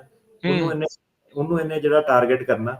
ਜਿਹੜੇ ਵੀ ਕੰਜ਼ਰਵੇਟਿਵ ਆ ਰਿਪਬਲਿਕਨਸ ਹੈਗੇ ਆ ਉਹਨਾਂ ਨੂੰ ਇੱਕ ਕਹਿ ਲਓ ਇਹ ਨਵੀਂ ਓਪਨਿੰਗ ਜਿਹੜੀ ਮਿਲ ਗਈ ਹੈ ਕਿ ਜਿੰਨੇ ਵੀ ਪੁਰਾਣੇ ਇਤਿਹਾਸਿਕ ਜਿਹੜੇ ਡਿਸੀਜਨ ਆ ਉਹਨੂੰ ਉਹਨਾਂ ਨੂੰ ਲੱਗਦਾ ਸੁਪਰੀਮ ਕੋਰਟ ਹੁਣ ਕੰਜ਼ਰਵੇਟਿਵ, ਉਹਨਾਂ ਨੂੰ ਲੱਗਦਾ ਕਿ ਇਹ ਜਿਹੜੇ ਸਾਰੇ ਡਿਸੀਜਨ ਆ ਇਹਨਾਂ ਨੂੰ ਇਹ ਹਟਾ ਸਕਦੇ ਆ। ਸੋ ਜਿਹੜਾ ਗ੍ਰੈਗ ਅਬੋਟ ਆ ਗਵਰਨਰ ਆ, ਇਹਨੇ ਵੀ ਕਾਫੀ ਜ਼ਿਆਦਾ ਹਾਰਡ ਸਟੈਂਸ ਲਿਆ ਇਮੀਗ੍ਰੇਸ਼ਨ ਤੇ ਇਹਦੇ ਨਾਲ ਇਹ ਜਿਹੜੀ ਰਿਪਬਲਿਕਨ ਪਾਰਟੀ ਦੇ ਸਾਰੇ ਜਿਹੜੇ ਬਾਕੀ ਦੇ ਚੈਲੰਜਰ ਆ ਇਹਦੇ ਨਾਲ ਖੜੇ ਆ, ਕੰਪੀਟ ਕਰ ਰਹੇ ਆ, ਉਹਨਾਂ ਨੂੰ ਇਹ ਕਾਫੀ ਪਿੱਛੇ ਛੱਡ ਰਿਹਾ। ਸੋ ਸੁਪਰੀਮ ਕੋਰਟ ਨੇ ਇੱਕ ਜਿਹੜਾ ਸੁਪਰੀਮ ਕੋਰਟ ਆ ਉਹਦਾ ਇੱਕ ਐਕਚੁਅਲੀ ਡਾਕੂਮੈਂਟ ਲੀਕ ਹੋ ਗਿਆ। ਉਹਦੇ ਵਿੱਚ ਜਿਹੜੇ ਕੰਜ਼ਰਵੇਟਿਵ ਸੁਪਰੀਮ ਕੋਰਟ ਆ, ਮਈ ਦੇ ਵਿੱਚ ਹੀ ਲੀਕ ਹੋਇਆ। ਉਹਦੇ ਵਿੱਚ ਸੁਪਰੀਮ ਕੋਰਟ ਨੇ ਆਪਣਾ ਇੱਕ ਓਪੀਨੀਅਨ ਦਿੱਤਾ ਕਿ ਆਪਾਂ ਜਿਹੜੇ ਪੁਰਾਣੇ ਦਹਾਕੇ ਪੁਰਾਣੇ ਜਿਹੜੇ ਜਿੰਨੇ ਵੀ ਜਿਹੜੇ ਆ ਡਿਸੀਜਨ ਸੀਗੇ 1982 ਤੋਂ ਲੈ ਕੇ ਜਿਹੜੇ ਬਾਅਦ 'ਚ ਹੋਏ ਆ, ਸਪੈਸ਼ਲੀ ਇੱਕ ਜਿਹੜਾ ਬਹੁਤ ਇਤਿਹਾਸਿਕ ਡਿਸੀਜਨ ਹੈਗਾ ਰੋ ਵਰਸਸ ਵੇਡ। ਜਿਹੜਾ ਵੀ ਬੰਦਾ ਲਾਅ ਸਕੂਲ ਜਾਂਦਾ ਹਰੇਕ ਬੰਦੇ ਦਾ ਪਹਿਲਾ ਹੀ ਹੈ ਕਿ ਰੋ ਵਰਸਸ ਵੇਡ, ਜਿੱਦਾਂ ਕਨਸਟੀਟਿਊਸ਼ਨ ਲਾਅ ਦਾ ਜਿਹੜਾ। ਤੇ ਆਮ ਸ਼ੋਰ ਕਿ ਤੁਹਾਨੂੰ ਵੀ ਬਰਾਊਨ ਵਰਸਸ ਐਜੂਕੇਸ਼ਨ, ਕਾਫੀ ਜਿਹੜੇ ਇਤਿਹਾਸਿਕ ਜਿਹੜੇ ਡਿਸੀਜਨ ਸੀਗੇ ਜਿਹਨਾਂ ਨੇ ਡਿਸਕ੍ਰਿਮੀਨੇਸ਼ਨ ਐਂਡ ਕੀਤੀ, ਕਈ ਚੀਜ਼ਾਂ ਬੜੇ ਇਤਿਹਾਸਿਕ ਜਿਹੜੇ ਫੈਸਲੇ ਲਾਅ ਚੇਂਜ ਕੀਤਾ। ਸੋ ਇਹ ਹੁਣ ਜਿਹੜਾ ਸੁਪਰੀਮ ਕੋਰਟ ਹੈਗਾ ਇਹਨਾਂ ਨੇ ਇੱਕ ਇੰਡੀਕੇਸ਼ਨ ਦੇ ਦਿੱਤੀ ਕਿ ਜਿਹੜਾ ਰੋ ਵਰਸਸ ਵੇਡ ਨੂੰ ਰੋ ਵੀ ਵੇਡ ਕਹਿੰਦੇ ਆ, ਜਿਹੜਾ ਰੋ ਵੀ ਵੇਡ ਹੈਗਾ ਇਹਨੂੰ ਆਪਾਂ ਓਵਰਟਰਨ ਕਰਨ 'ਚ ਇੰਟਰਸਟਿਡ ਹੈਗੇ ਆ ਆਪਾਂ। ਸੋ ਇਹਦੇ ਕਰਕੇ ਕਿਉਂਕਿ ਇਹ ਡਾਕੂਮੈਂਟ ਜਦੋਂ ਲੀਕ ਹੋਇਆ ਤੇ ਗ੍ਰੈਗ ਅਬੋਟ ਨੂੰ ਲੱਗਦਾ ਕਿ ਹੁਣ ਜਿਹੜੇ ਇਮੀਗ੍ਰੇਸ਼ਨ ਦਾ ਮੁੱਦਾ ਹੈਗਾ ਉਹਨੂੰ ਇਹ ਚੱਕ ਸਕਦਾ ਵਾ। 1982 ਦਾ ਜਿਹੜਾ ਬੱਚਿਆਂ ਦੇ ਰਿਲੇਟਡ ਜਿਹੜਾ ਡਿਸੀਜਨ ਆ ਉਹਨੂੰ ਇਹ ਅਨਡਾਕੂਮੈਂਟਡ ਬੱਚਿਆਂ ਦੇ ਉਹਨੂੰ ਇਹ ਸੁਪਰੀਮ ਕੋਰਟ ਤੱਕ ਲੈ ਕੇ ਜਾਣਾ ਚਾਹੁੰਦਾ ਤਾਂ ਕਿ ਜਿਹੜੇ ਇਮੀਗ੍ਰੈਂਟਸ ਦੇ ਜਿਹੜੇ ਬੱਚੇ ਆ ਉਹਨਾਂ ਨੂੰ ਕੋਈ ਵੀ ਫੰਡਿੰਗ ਨਾ ਮਿਲੇ, ਉਹ ਸਕੂਲ ਸਿਸਟਮ 'ਚ ਨਾ ਜਾ ਸਕਣ। ਜੀ ਦੇਖੋ ਇੱਕ ਪਾਸੇ ਕਹਿੰਦੇ ਜੀ ਅਸੀਂ ਜ਼ਿੰਦਗੀ ਦੇ ਹੱਕ 'ਚ ਆ, ਪਰ ਕਹਿੰਦੇ ਵੀ ਪੜ੍ਹਨ ਵੀ ਨਹੀਂ ਦੇਣਾ ਅਸੀਂ। ਸੋ ਬਾਕੀ ਜਿਹੜਾ ਮਾਈਗ੍ਰੈਂਟ ਆਉਂਦਾ ਉਹਦੀ ਜ਼ਿੰਦਗੀ ਇਹ ਕਹਿੰਦੇ ਆ ਵੀ ਚਲੋ ਦੈਟਸ ਓਕੇ, ਬਾਹਰੋਂ ਆਏ, ਇਹਨਾਂ ਦੀ ਜਾਨ ਸਾਨੂੰ ਕੋਈ ਬਹੁਤੀ ਪਿਆਰੀ ਨਹੀਂ ਆ, ਇਹਨਾਂ ਨੂੰ ਬਾਹਰ ਹੀ ਧੱਕੀ ਰੱਖੋ। ਸੋ ਹੁਣ ਜਿਹੜਾ ਰੋ ਵਰਸਸ ਵੇਡ, ਇੱਕ ਮੈਂ ਚੀਜ਼ ਇੱਥੇ ਪਹਿਲਾਂ ਐਡ ਕਰ ਦਵਾਂ। ਸੋ ਕੀ ਹੈਗਾ ਕਿ ਹੁਣ ਏਦਾਂ ਹੈ ਕਿ ਆਪਣੀ ਨਾ ਵੀਡੀਓ ਤੋਂ ਬਹੁਤ ਵੀਡੀਓ ਛੋਟੀਆਂ ਬਣਾ ਕੇ ਟਿਕਟੌਕ ਤੇ ਪਾ ਦਿੰਦੇ ਆ ਲੋਕੀ, ਪੈਰਾਲੀਗਲ ਦੂਜੇ। ਸੋ ਤੁਹਾਨੂੰ ਇਹ ਨਹੀਂ ਕਿਹਾ ਜਾ ਰਿਹਾ ਕਿ ਪੈਨਿਕ ਕ੍ਰੀਏਟ ਕਰ ਦਿਓ ਹੁਣ ਤੁਸੀਂ ਵੀਡੀਓ ਸੁਣ ਕੇ ਕਿ ਬਈ ਮਾਈਗ੍ਰੇਸ਼ਨ ਇਹਨਾਂ ਦੇ ਸਕੂਲਾਂ ਤੇ ਬੱਚੇ ਕੱਢਦੇ ਨੇ, ਏਦਾਂ ਕਰਦੇ ਨੇ ਨਾ, ਸਨਸਨੀ ਜੀ ਫੈਲਾ ਦਿਓ। ਸੋ ਕੀ ਹੋਣ ਜਾ ਰਿਹਾ, ਡਿਸਕਸ਼ਨ ਹੋਣ ਜਾ ਰਹੀ ਹੈ ਕਿ ਸੁਪਰੀਮ ਕੋਰਟ ਦੇ ਵਿੱਚ ਇੱਕ ਫਾਈਟ ਹੋਇਆ ਨਹੀਂ ਅਜੇ। ਸੋ ਕੋਈ ਤੁਹਾਨੂੰ ਏਦਾਂ ਨਹੀਂ ਕਿਹਾ ਜਾ ਰਿਹਾ ਕਿ ਅੱਜ ਹੀ ਉਹਨਾਂ ਨੇ ਕਹਿਤਾ ਕਿ ਜਿਹੜੇ ਬੱਚੇ ਉਹਨਾਂ ਨੂੰ ਸਕੂਲ 'ਚ ਪੜ੍ਹਨ ਨਹੀਂ ਦੇਣਾ। ਸੋ ਜਿਹੜੇ ਏਦਾਂ ਦੀ ਇਹ ਵੀਡੀਓ ਤੋਂ ਬਾਅਦ ਉਹ ਜਿਹੜੀਆਂ ਛੋਟੀਆਂ ਵੀਡੀਓ ਬਣਦੀਆਂ ਉਹਨਾਂ ਨੂੰ ਥੋੜਾ ਜਿਹਾ ਧਿਆਨ ਨਾਲ ਸੁਣਿਆ ਕਰੋ। ਹਰੇਕ ਚੀਜ਼ ਜਿਹੜੀ ਉਹ ਸੱਚ ਨਹੀਂ ਹੁੰਦੀ, ਜਿਹੜੀ ਚੀਜ਼ ਹੋਣੀ ਆ ਤੇ ਹੋ ਗਈ ਆ, ਉਹ ਦੋਨਾਂ ਚੀਜ਼ਾਂ 'ਚ ਬਹੁਤ ਵੱਡਾ ਫਰਕ ਹੈ। ਜੀ। ਸੋ ਇਹ ਜਿਹੜਾ ਰੋਵੀ ਵੇਡ ਦਾ ਇਸ ਸਕੂਲਿੰਗ ਦੇ ਨਾਲ ਫਿਰ ਕਿੱਦਾਂ ਜਿਹੜਾ ਇਸ ਹਿਸਾਬ ਦੇ ਨਾਲ ਜਿਹੜਾ ਜੁੜੂਗਾ? ਡਰਾਫਟ ਜਿਹੜਾ ਮੈਜੋਰਟੀ ਓਪੀਨੀਅਨ ਵਾਲਾ ਲੀਕ ਹੋਣ ਤੋਂ ਬਾਅਦ ਦੇ ਵਿੱਚ ਆਪਾਂ ਦੇਖਿਆ ਵੀ ਇਸ ਟਾਈਮ ਪੂਰਾ ਵਿਵਾਦ ਜਿਹੜਾ ਅਬੋਰਸ਼ਨ ਦੇ ਮੁੱਦੇ ਨੂੰ ਲੈ ਕੇ ਭਖਿਆ ਪਿਆ ਆ, ਤੇ ਮਾਈਗ੍ਰੈਂਟ ਚਿਲਡਰਨ ਦੀ ਜਿਹੜੀ ਸਕੂਲਿੰਗ ਦੇ ਨਾਲ ਉਹ ਫਿਰ ਇਹ ਕਿੱਦਾਂ ਕਨੈਕਟ ਹੋ ਰਿਹਾ ਹੈ? ਜੀ, ਸੋ ਪਹਿਲਾਂ ਤਾਂ ਰੋ ਵੀ ਵੇਡ ਦੱਸੀਏ ਕਿ ਹੈ ਕੀ ਆ। ਇਹ 1973 ਦਾ ਇੱਕ ਕੇਸ ਆ। ਸੋ ਇੱਕ ਕਾਫੀ ਲੈਂਡਮਾਰਕ ਜਿਹੜਾ ਕਹਿ ਲਓ ਸੁਪਰੀਮ ਕੋਰਟ ਦੇ ਬਹੁਤ ਇਤਿਹਾਸਿਕ ਕੇਸ ਆ। ਇਹਦੇ ਵਿੱਚ ਜਿਹੜਾ ਸੁਪਰੀਮ ਕੋਰਟ ਨੇ ਇਹ ਡਿਸਾਈਡ ਕੀਤਾ ਸੀ, ਇਹ ਫੈਸਲਾ ਦਿੱਤਾ ਸੀਗਾ ਕਿ ਜਿਹੜਾ ਯੂਐਸ ਕਨਸਟੀਟਿਊਸ਼ਨ ਹੈਗਾ, ਇਹ ਪ੍ਰੈਗਨੈਂਟ ਵੂਮਨ ਜਿਹੜੀ ਹੈਗੀ ਆ ਉਹਦੇ ਹੱਕਾਂ ਦੀ ਪ੍ਰੋਟੈਕਸ਼ਨ ਕਰਦਾ, ਕਿ ਉਹਨੂੰ ਹੱਕ ਹੈਗਾ ਕਿ ਉਹ ਅਬੋਰਸ਼ਨ ਨੂੰ ਚੂਜ਼ ਕਰ ਸਕਦੀ ਆ ਬਿਨਾਂ ਗਵਰਨਮੈਂਟ ਦੀ ਰਿਸਟ੍ਰਿਕਸ਼ਨ ਦੇ। ਸੋ ਅਬੋਰਸ਼ਨ ਦੇ ਰਿਲੇਟਡ ਜਿਹੜਾ ਇਹ ਕੇਸ ਸੀਗਾ। ਸੋ ਜਿਹੜਾ ਡਿਸੀਜਨ ਸੀਗਾ ਜਦੋਂ ਇਹ ਰੋ ਵੀ ਵੇਡ ਪਾਸ ਹੋਇਆ, ਤੇ ਸਾਨੂੰ ਵੀ ਪਤਾ ਕਿ ਜਿਹੜਾ ਯੂਐਸ ਵੀ ਸੀਗਾ, ਹਰੇਕ ਕੰਟਰੀ ਵਾਂਗ ਇਹਦਾ ਵੀ ਆਪਣਾ ਇੱਕ ਦੌਰ ਆਇਆ, ਬੜਾ ਸਟ੍ਰਿਕਟ ਕਾਨੂੰਨ ਹੁੰਦੇ ਸੀਗੇ, ਰਿਲੀਜਨ ਦਾ ਬਹੁਤ ਜ਼ਿਆਦਾ ਬੋਲਬਾਲਾ ਸੀਗਾ, ਤੇ ਇੱਕ ਜਿਹੜੀ ਫਾਈਟ ਸੀਗੀ ਕਿ ਲਿਬਰਲਸ ਦੇ ਵਿੱਚ ਤੇ ਕੰਜ਼ਰਵੇਟਿਵ ਦੇ ਵਿੱਚ ਕੀ ਚੀਜ਼ ਸਹੀ ਆ ਕਿੱਦਾਂ ਹੈਗੀ, ਉਹ ਗੈਪ ਬਹੁਤ ਜ਼ਿਆਦਾ ਵੱਡਾ ਸੀਗਾ। ਸੋ ਜਿਹੜਾ ਰੋ ਵੀ ਵੇਡ ਹੈਗਾ, ਇਹਨੇ ਜਦੋਂ ਇਹ ਰੋ ਵੀ ਵੇਡ ਜਿਹੜਾ ਪਾਸ ਹੋਇਆ ਸੁਪਰੀਮ ਕੋਰਟ ਨੇ, ਤੇ ਕਾਫੀ ਜ਼ਿਆਦਾ ਜਿਹੜੇ ਯੂਐਸ ਫੈਡਰਲ ਤੇ ਸਟੇਟ ਅਬੋਰਸ਼ਨ ਦੇ ਲਾਅ ਸੀਗੇ ਉਹ ਕਾਫੀ ਜ਼ਿਆਦਾ ਜਿਹੜੇ ਉਹਦੇ ਕਰਕੇ ਜਿਹੜੇ ਸਿੱਧੇ ਕੈਂਸਲ ਹੋ ਗਏ, ਕਿਉਂਕਿ ਹੁਣ ਜੇ ਸੁਪਰੀਮ ਕੋਰਟ ਨੇ ਕਹਿਤਾ ਤਾਂ ਉਹਨਾਂ ਦਾ ਕੋਈ ਮਾਇਨਾ ਨਹੀਂ ਰਖਾਂਦਾ, ਹਨਾ। ਸੋ ਇਹ ਕਾਫੀ ਉਦੋਂ ਦੇ ਟਾਈਮ ਤੇ ਗੇਮ ਚੇਂਜਰ ਸੀਗਾ। ਤੇ ਜਿਹੜਾ ਇਹ ਰੋ ਵੀ ਵਰਸਸ ਵੇਡ ਸੀਗਾ, ਇਹਨੇ ਹੁਣ ਤੱਕ ਜਿਹੜਾ ਕਹਿ ਲਓ ਆਨਗੋਇੰਗ ਅਬੋਰਸ਼ਨ ਦਾ ਜਿਹੜਾ ਡਿਬੇਟ ਆ, ਸੜਕਾਂ ਤੇ ਵੀ ਆਪਾਂ ਦੇਖਦੇ ਹਾਂ ਕਿ ਦੋਨੋਂ ਸਾਈਡਾਂ ਤੋਂ ਕਿ ਕਈ ਲੋਕੀ ਕਹਿੰਦੇ ਆ ਕਿ ਸਾਡੇ ਵੂਮਨ ਦੇ ਰਾਈਟ ਆ, ਤੇ ਦੂਜੇ ਬੰਨੇ ਉਹ ਖੜੇ ਹੁੰਦੇ ਆ ਕਿ ਨਹੀਂ, ਜਿਹੜਾ ਇਹ ਇੱਕ ਲਾਈਫ ਆ। ਸੋ ਮੇਰਾ ਇਹਦੇ ਉੱਤੇ ਕੋਈ ਓਪੀਨੀਅਨ ਨਹੀਂ ਹੈਗਾ, ਮੈਂ ਵੂਮਨ ਨਹੀਂ ਹੈਗਾ, ਮੇਰਾ ਕੋਈ ਹੱਕ ਨਹੀਂ ਬਣਦਾ ਦੱਸਣਾ, ਮੇਰੀ ਫਾਈਟ ਨਹੀਂ ਹੈਗੀ ਇਹ। ਤੇ ਦੋ ਦੀਆਂ ਧਿਰਾਂ, ਜਿਹੜੀ ਧਿਰ 'ਚ ਤੁਸੀਂ ਪੈਂਦੇ ਹੋ ਠੀਕ ਹੈ, ਹਨਾ, ਜੋ ਦੋਨੋਂ ਧਿਰਾਂ ਕਹਿੰਦੀਆਂ ਆਪਣਾ ਆਪਣਾ ਤੁਹਾਡਾ ਓਪੀਨੀਅਨ ਆ। ਸੋ ਇਹ ਜਿਹੜਾ ਰੋ ਵੀ ਵੇਡ ਕੀ ਸੀਗਾ ਕਿ ਹੁਣ ਇੱਕ ਮੋਰਲ ਤੇ ਧਾਰਮਿਕ ਇੱਕ ਆਰਗੂਮੈਂਟ ਆ ਕਿ ਮੋਰੈਲਿਟੀ ਕਿੱਦਾਂ ਦੀ ਹੋਣੀ ਚਾਹੀਦੀ ਹੈ, ਕਿ ਅਬੋਰਸ਼ਨ ਲੀਗਲ ਹੋਣਾ ਚਾਹੀਦਾ, ਅਬੋਰਸ਼ਨ ਨਹੀਂ ਲੀਗਲ ਹੋਣਾ ਚਾਹੀਦਾ, ਉਹਦੇ ਬਾਰੇ ਸੀਗਾ। ਇਹ ਡਿਬੇਟ ਹੈਗਾ, ਇਹ ਅਨਐਂਡਿੰਗ ਹੈਗਾ, ਇਹ ਸਦੀਆਂ ਅੱਗੇ ਵੀ ਚੱਲਦਾ ਰਹੂਗਾ। ਇਹਦੇ ਵਿੱਚ ਮੈਨੂੰ ਨਹੀਂ ਲੱਗਦਾ ਕਿ ਇਹ ਡਿਬੇਟ ਦੇ ਵਿੱਚ ਕੋਈ ਜਿੱਤ ਸਕਦਾ ਵਾ। ਸੋ ਗੱਲ ਉਹੀ ਹੁੰਦੀ ਹੈ ਕਿ ਐਂਡ ਆਫ ਦਾ ਡੇ ਜਿਹੜਾ ਸੁਪਰੀਮ ਕੋਰਟ ਆ, ਉਹ ਇੱਕ ਸੁਪਰੀਮ ਕੋਰਟ ਇਸ ਲਈ ਹੈ ਕਿ ਜਦੋਂ ਸੁਪਰੀਮ ਕੋਰਟ ਨੇ ਹਥੌੜਾ ਮਾਰਤਾ ਤਾਂ ਸਾਰੇ ਲੋਕਾਂ ਨੂੰ ਉਹ ਜਿਹੜੀ ਗੱਲ ਉਹ ਮੰਨਣੀ ਪੈਂਦੀ ਆ। ਡੈਮੋਕ੍ਰੇਸੀ ਮੈਜੋਰਟੀ ਲੋਕਾਂ ਨਾਲ ਚੱਲਦੀ ਆ। ਜਦੋਂ ਮੈਜੋਰਟੀ ਲੋਕੀ ਇੱਕ ਲਾਅ ਬਣਾ ਦਿੰਦੇ ਆ, ਭਾਵੇਂ ਫਿਰ ਉਹ ਲਾਅ ਵਧੀਆ ਵਾ ਭਾਵੇਂ ਨਹੀਂ ਵਧੀਆ, ਤੁਹਾਨੂੰ ਜਿੱਦਾਂ ਵੀ ਲੱਗਦਾ ਤੁਹਾਨੂੰ ਸਾਰਾ ਉਹ ਮੰਨਣਾ ਪੈਂਦਾ। ਸੋ ਜਿਹੜੀ ਸਾਰੀ ਫਾਈਟ ਹੈਗੀ ਆ 1982 ਤੋਂ ਲੈ ਕੇ 2022 ਤੱਕ, ਉਹਨਾਂ ਨੂੰ ਲੱਗ ਰਿਹਾ ਕਿ ਸ਼ਾਇਦ ਉਹ ਹੁਣ ਜਿਹੜੀ ਜਿੱਤ ਸਕਦੇ ਆ। ਸੋ ਜੇ ਦੱਸਦੇ ਜਾਈਏ, ਸੋ ਕੀ ਸੀਗਾ ਇਹ ਕੇਸ ਦੇ ਵਿੱਚ ਸੀਗੀ ਇੱਕ ਲੇਡੀ ਨੋਰਮਾ ਮੈਕਗਾਵੀ। ਉਹਨੂੰ ਉਹਦੀ ਆਇਡੈਂਟੀਟੀ ਪ੍ਰੋਟੈਕਟ ਕਰਨ ਲਈ ਉਹਨਾਂ ਨੇ ਉਹਨੂੰ ਇੱਕ ਨਾਮ ਦਿੱਤਾ ਜੇਨ ਰੋ। ਜੇਨ ਜਾਂ ਜੌਨ, ਆਪਾਂ ਇੱਕ ਜਿਹੜਾ ਲੀਗਲ ਟਰਮੀਨੋਲੋਜੀ ਦੇ ਵਿੱਚ ਇੱਕ ਜੇਨ ਡੋ, ਜੌਨ ਡੋ ਆਪਾਂ ਨਾਮ ਤਾਂ ਦਿੰਦੇ ਆ ਕਿ ਬੰਦੇ ਦੀ ਆਇਡੈਂਟੀਟੀ ਪਛਾਣੀ ਨਾ ਜਾਵੇ। ਜੇਨ ਜਾਂ ਜੌਨ ਉਹਨੂੰ ਕਹਿੰਦੇ। ਸੋ ਇਹਨੇ ਜੇਨ ਰੋ ਇਹਦਾ ਨਾਮ ਦਿੱਤਾ, ਤਾਂ ਕਰਕੇ ਰੋ ਵਰਸਸ ਵੇਡ ਜਿਹੜਾ ਸੀਗਾ ਉਦੋਂ ਦਾ ਉੱਥੇ ਦਾ ਡਿਸਟ੍ਰਿਕਟ ਅਟਾਰਨੀ ਸੀਗਾ ਹੈਨਰੀ ਵੇਡ। ਸੋ ਜਿਹੜਾ ਕੇਸ ਬਣਿਆ ਰੋ ਵੀ ਵੇਡ। ਸੋ 1969 ਦੇ ਵਿੱਚ ਇਹ ਪ੍ਰੈਗਨੈਂਟ ਹੋ ਗਈ, ਤੀਜਾ ਬੱਚਾ ਇਹਦਾ ਸੀਗਾ। ਇਹ ਟੈਕਸਸ 'ਚ ਰਹਿੰਦੀ ਸੀਗੀ। ਸੋ ਉੱਥੇ ਟੈਕਸਸ ਦੇ ਵਿੱਚ ਅਬੋਰਸ਼ਨ ਇਲੀਗਲ ਸੀਗਾ। ਇੱਕੋ ਐਕਸੈਪਸ਼ਨ ਸੀਗੀ ਕਿ ਜਿੱਥੇ ਮਾਂ ਦੀ ਜਾਨ ਬਚਾਉਣੀ ਪਵੇ ਉੱਥੇ ਅਬੋਰਸ਼ਨ ਤੁਸੀਂ ਕਰਾ ਸਕਦੇ ਹੋ, ਬਾਕੀ ਸਾਰੀ ਜਗ੍ਹਾ ਇਲੀਗਲ ਸੀਗਾ। ਸੋ ਇਹਨੇ ਟੈਕਸਸ ਨੂੰ, ਇਹਦੇ ਜਿਹੜੇ ਲਾਇਰ ਸੀਗੀ ਸਾਰਾ ਵੈਡਿੰਗਟਨ ਤੇ ਲਿੰਡਾ ਕਾਫੀ ਮਸ਼ਹੂਰ ਇਤਿਹਾਸਿਕ ਲਾਇਰ ਰਹੇ ਆ। ਉਹਨਾਂ ਨੇ ਲਾਅਸੂਟ ਫਾਈਲ ਕੀਤਾ ਉਹਦੇ ਬਿਹਾਫ ਤੇ ਫੈਡਰਲ ਕੋਰਟ ਦੇ ਵਿੱਚ, ਤੇ ਉਹਨਾਂ ਨੇ ਜਿਹੜਾ ਡਿਸਟ੍ਰਿਕਟ ਅਟਾਰਨੀ ਸੀਗਾ ਹੈਨਰੀ ਵੇਡ, ਉਹਨੂੰ ਚੈਲੰਜ ਕੀਤਾ ਕਿ ਜਿਹੜਾ ਟੈਕਸਸ ਦਾ ਅਬੋਰਸ਼ਨ ਲਾਅ ਹੈਗਾ ਉਹ ਅਨਕਨਸਟੀਟਿਊਸ਼ਨਲ ਆ। ਸੋ 3 ਜੱਜਾਂ ਦੇ ਪੈਨਲ ਨੇ ਯੂਐਸ ਡਿਸਟ੍ਰਿਕਟ ਕੋਰਟ ਦੇ ਨਾਰਦਰਨ ਡਿਸਟ੍ਰਿਕਟ ਆਫ ਟੈਕਸਸ ਦੇ ਨੇ ਉਹਦੇ ਫੇਵਰ ਦੇ ਵਿੱਚ ਰੂਲਿੰਗ ਦੇ ਦਿੱਤੀ। ਫਿਰ ਜਿਹੜੀ ਸਟੇਟ ਆਫ ਟੈਕਸਸ ਸੀਗੀ, ਸਟੇਟ ਆਫ ਟੈਕਸਸ ਨੇ ਸੁਪਰੀਮ ਕੋਰਟ ਨੂੰ ਅਪੀਲ ਕੀਤੀ। 1973 ਜਨਵਰੀ ਦੇ ਵਿੱਚ ਸੁਪਰੀਮ ਕੋਰਟ ਨੇ 7:2 ਮਤਲਬ 7 ਦੀ ਵੋਟ ਦੇ ਨਾਲ, ਤੇ ਦੋ ਜਸਟਿਸ ਜਿਹੜੇ ਡਿਸੈਂਟਿੰਗ ਸੀਗੇ, ਉਹਨੇ ਇਹ ਲੇਡੀ ਦੇ ਫੇਵਰ 'ਚ ਰੂਲਿੰਗ ਕਰਤੀ। ਤੇ ਰੂਲਿੰਗ ਕਾਫੀ ਇੰਟਰਸਟਿੰਗ ਸੀ ਕਿ ਜਿਹੜੀ ਡਿਊ ਪ੍ਰੋਸੈਸ ਕਲੌਜ਼ ਹੈਗੀ ਆ 14th ਅਮੈਂਡਮੈਂਟ ਦੀ, ਉਹ ਇੱਕ ਰਾਈਟ ਟੂ ਪ੍ਰਾਈਵੇਸੀ ਪ੍ਰੋਵਾਈਡ ਕਰਦੀ ਆ।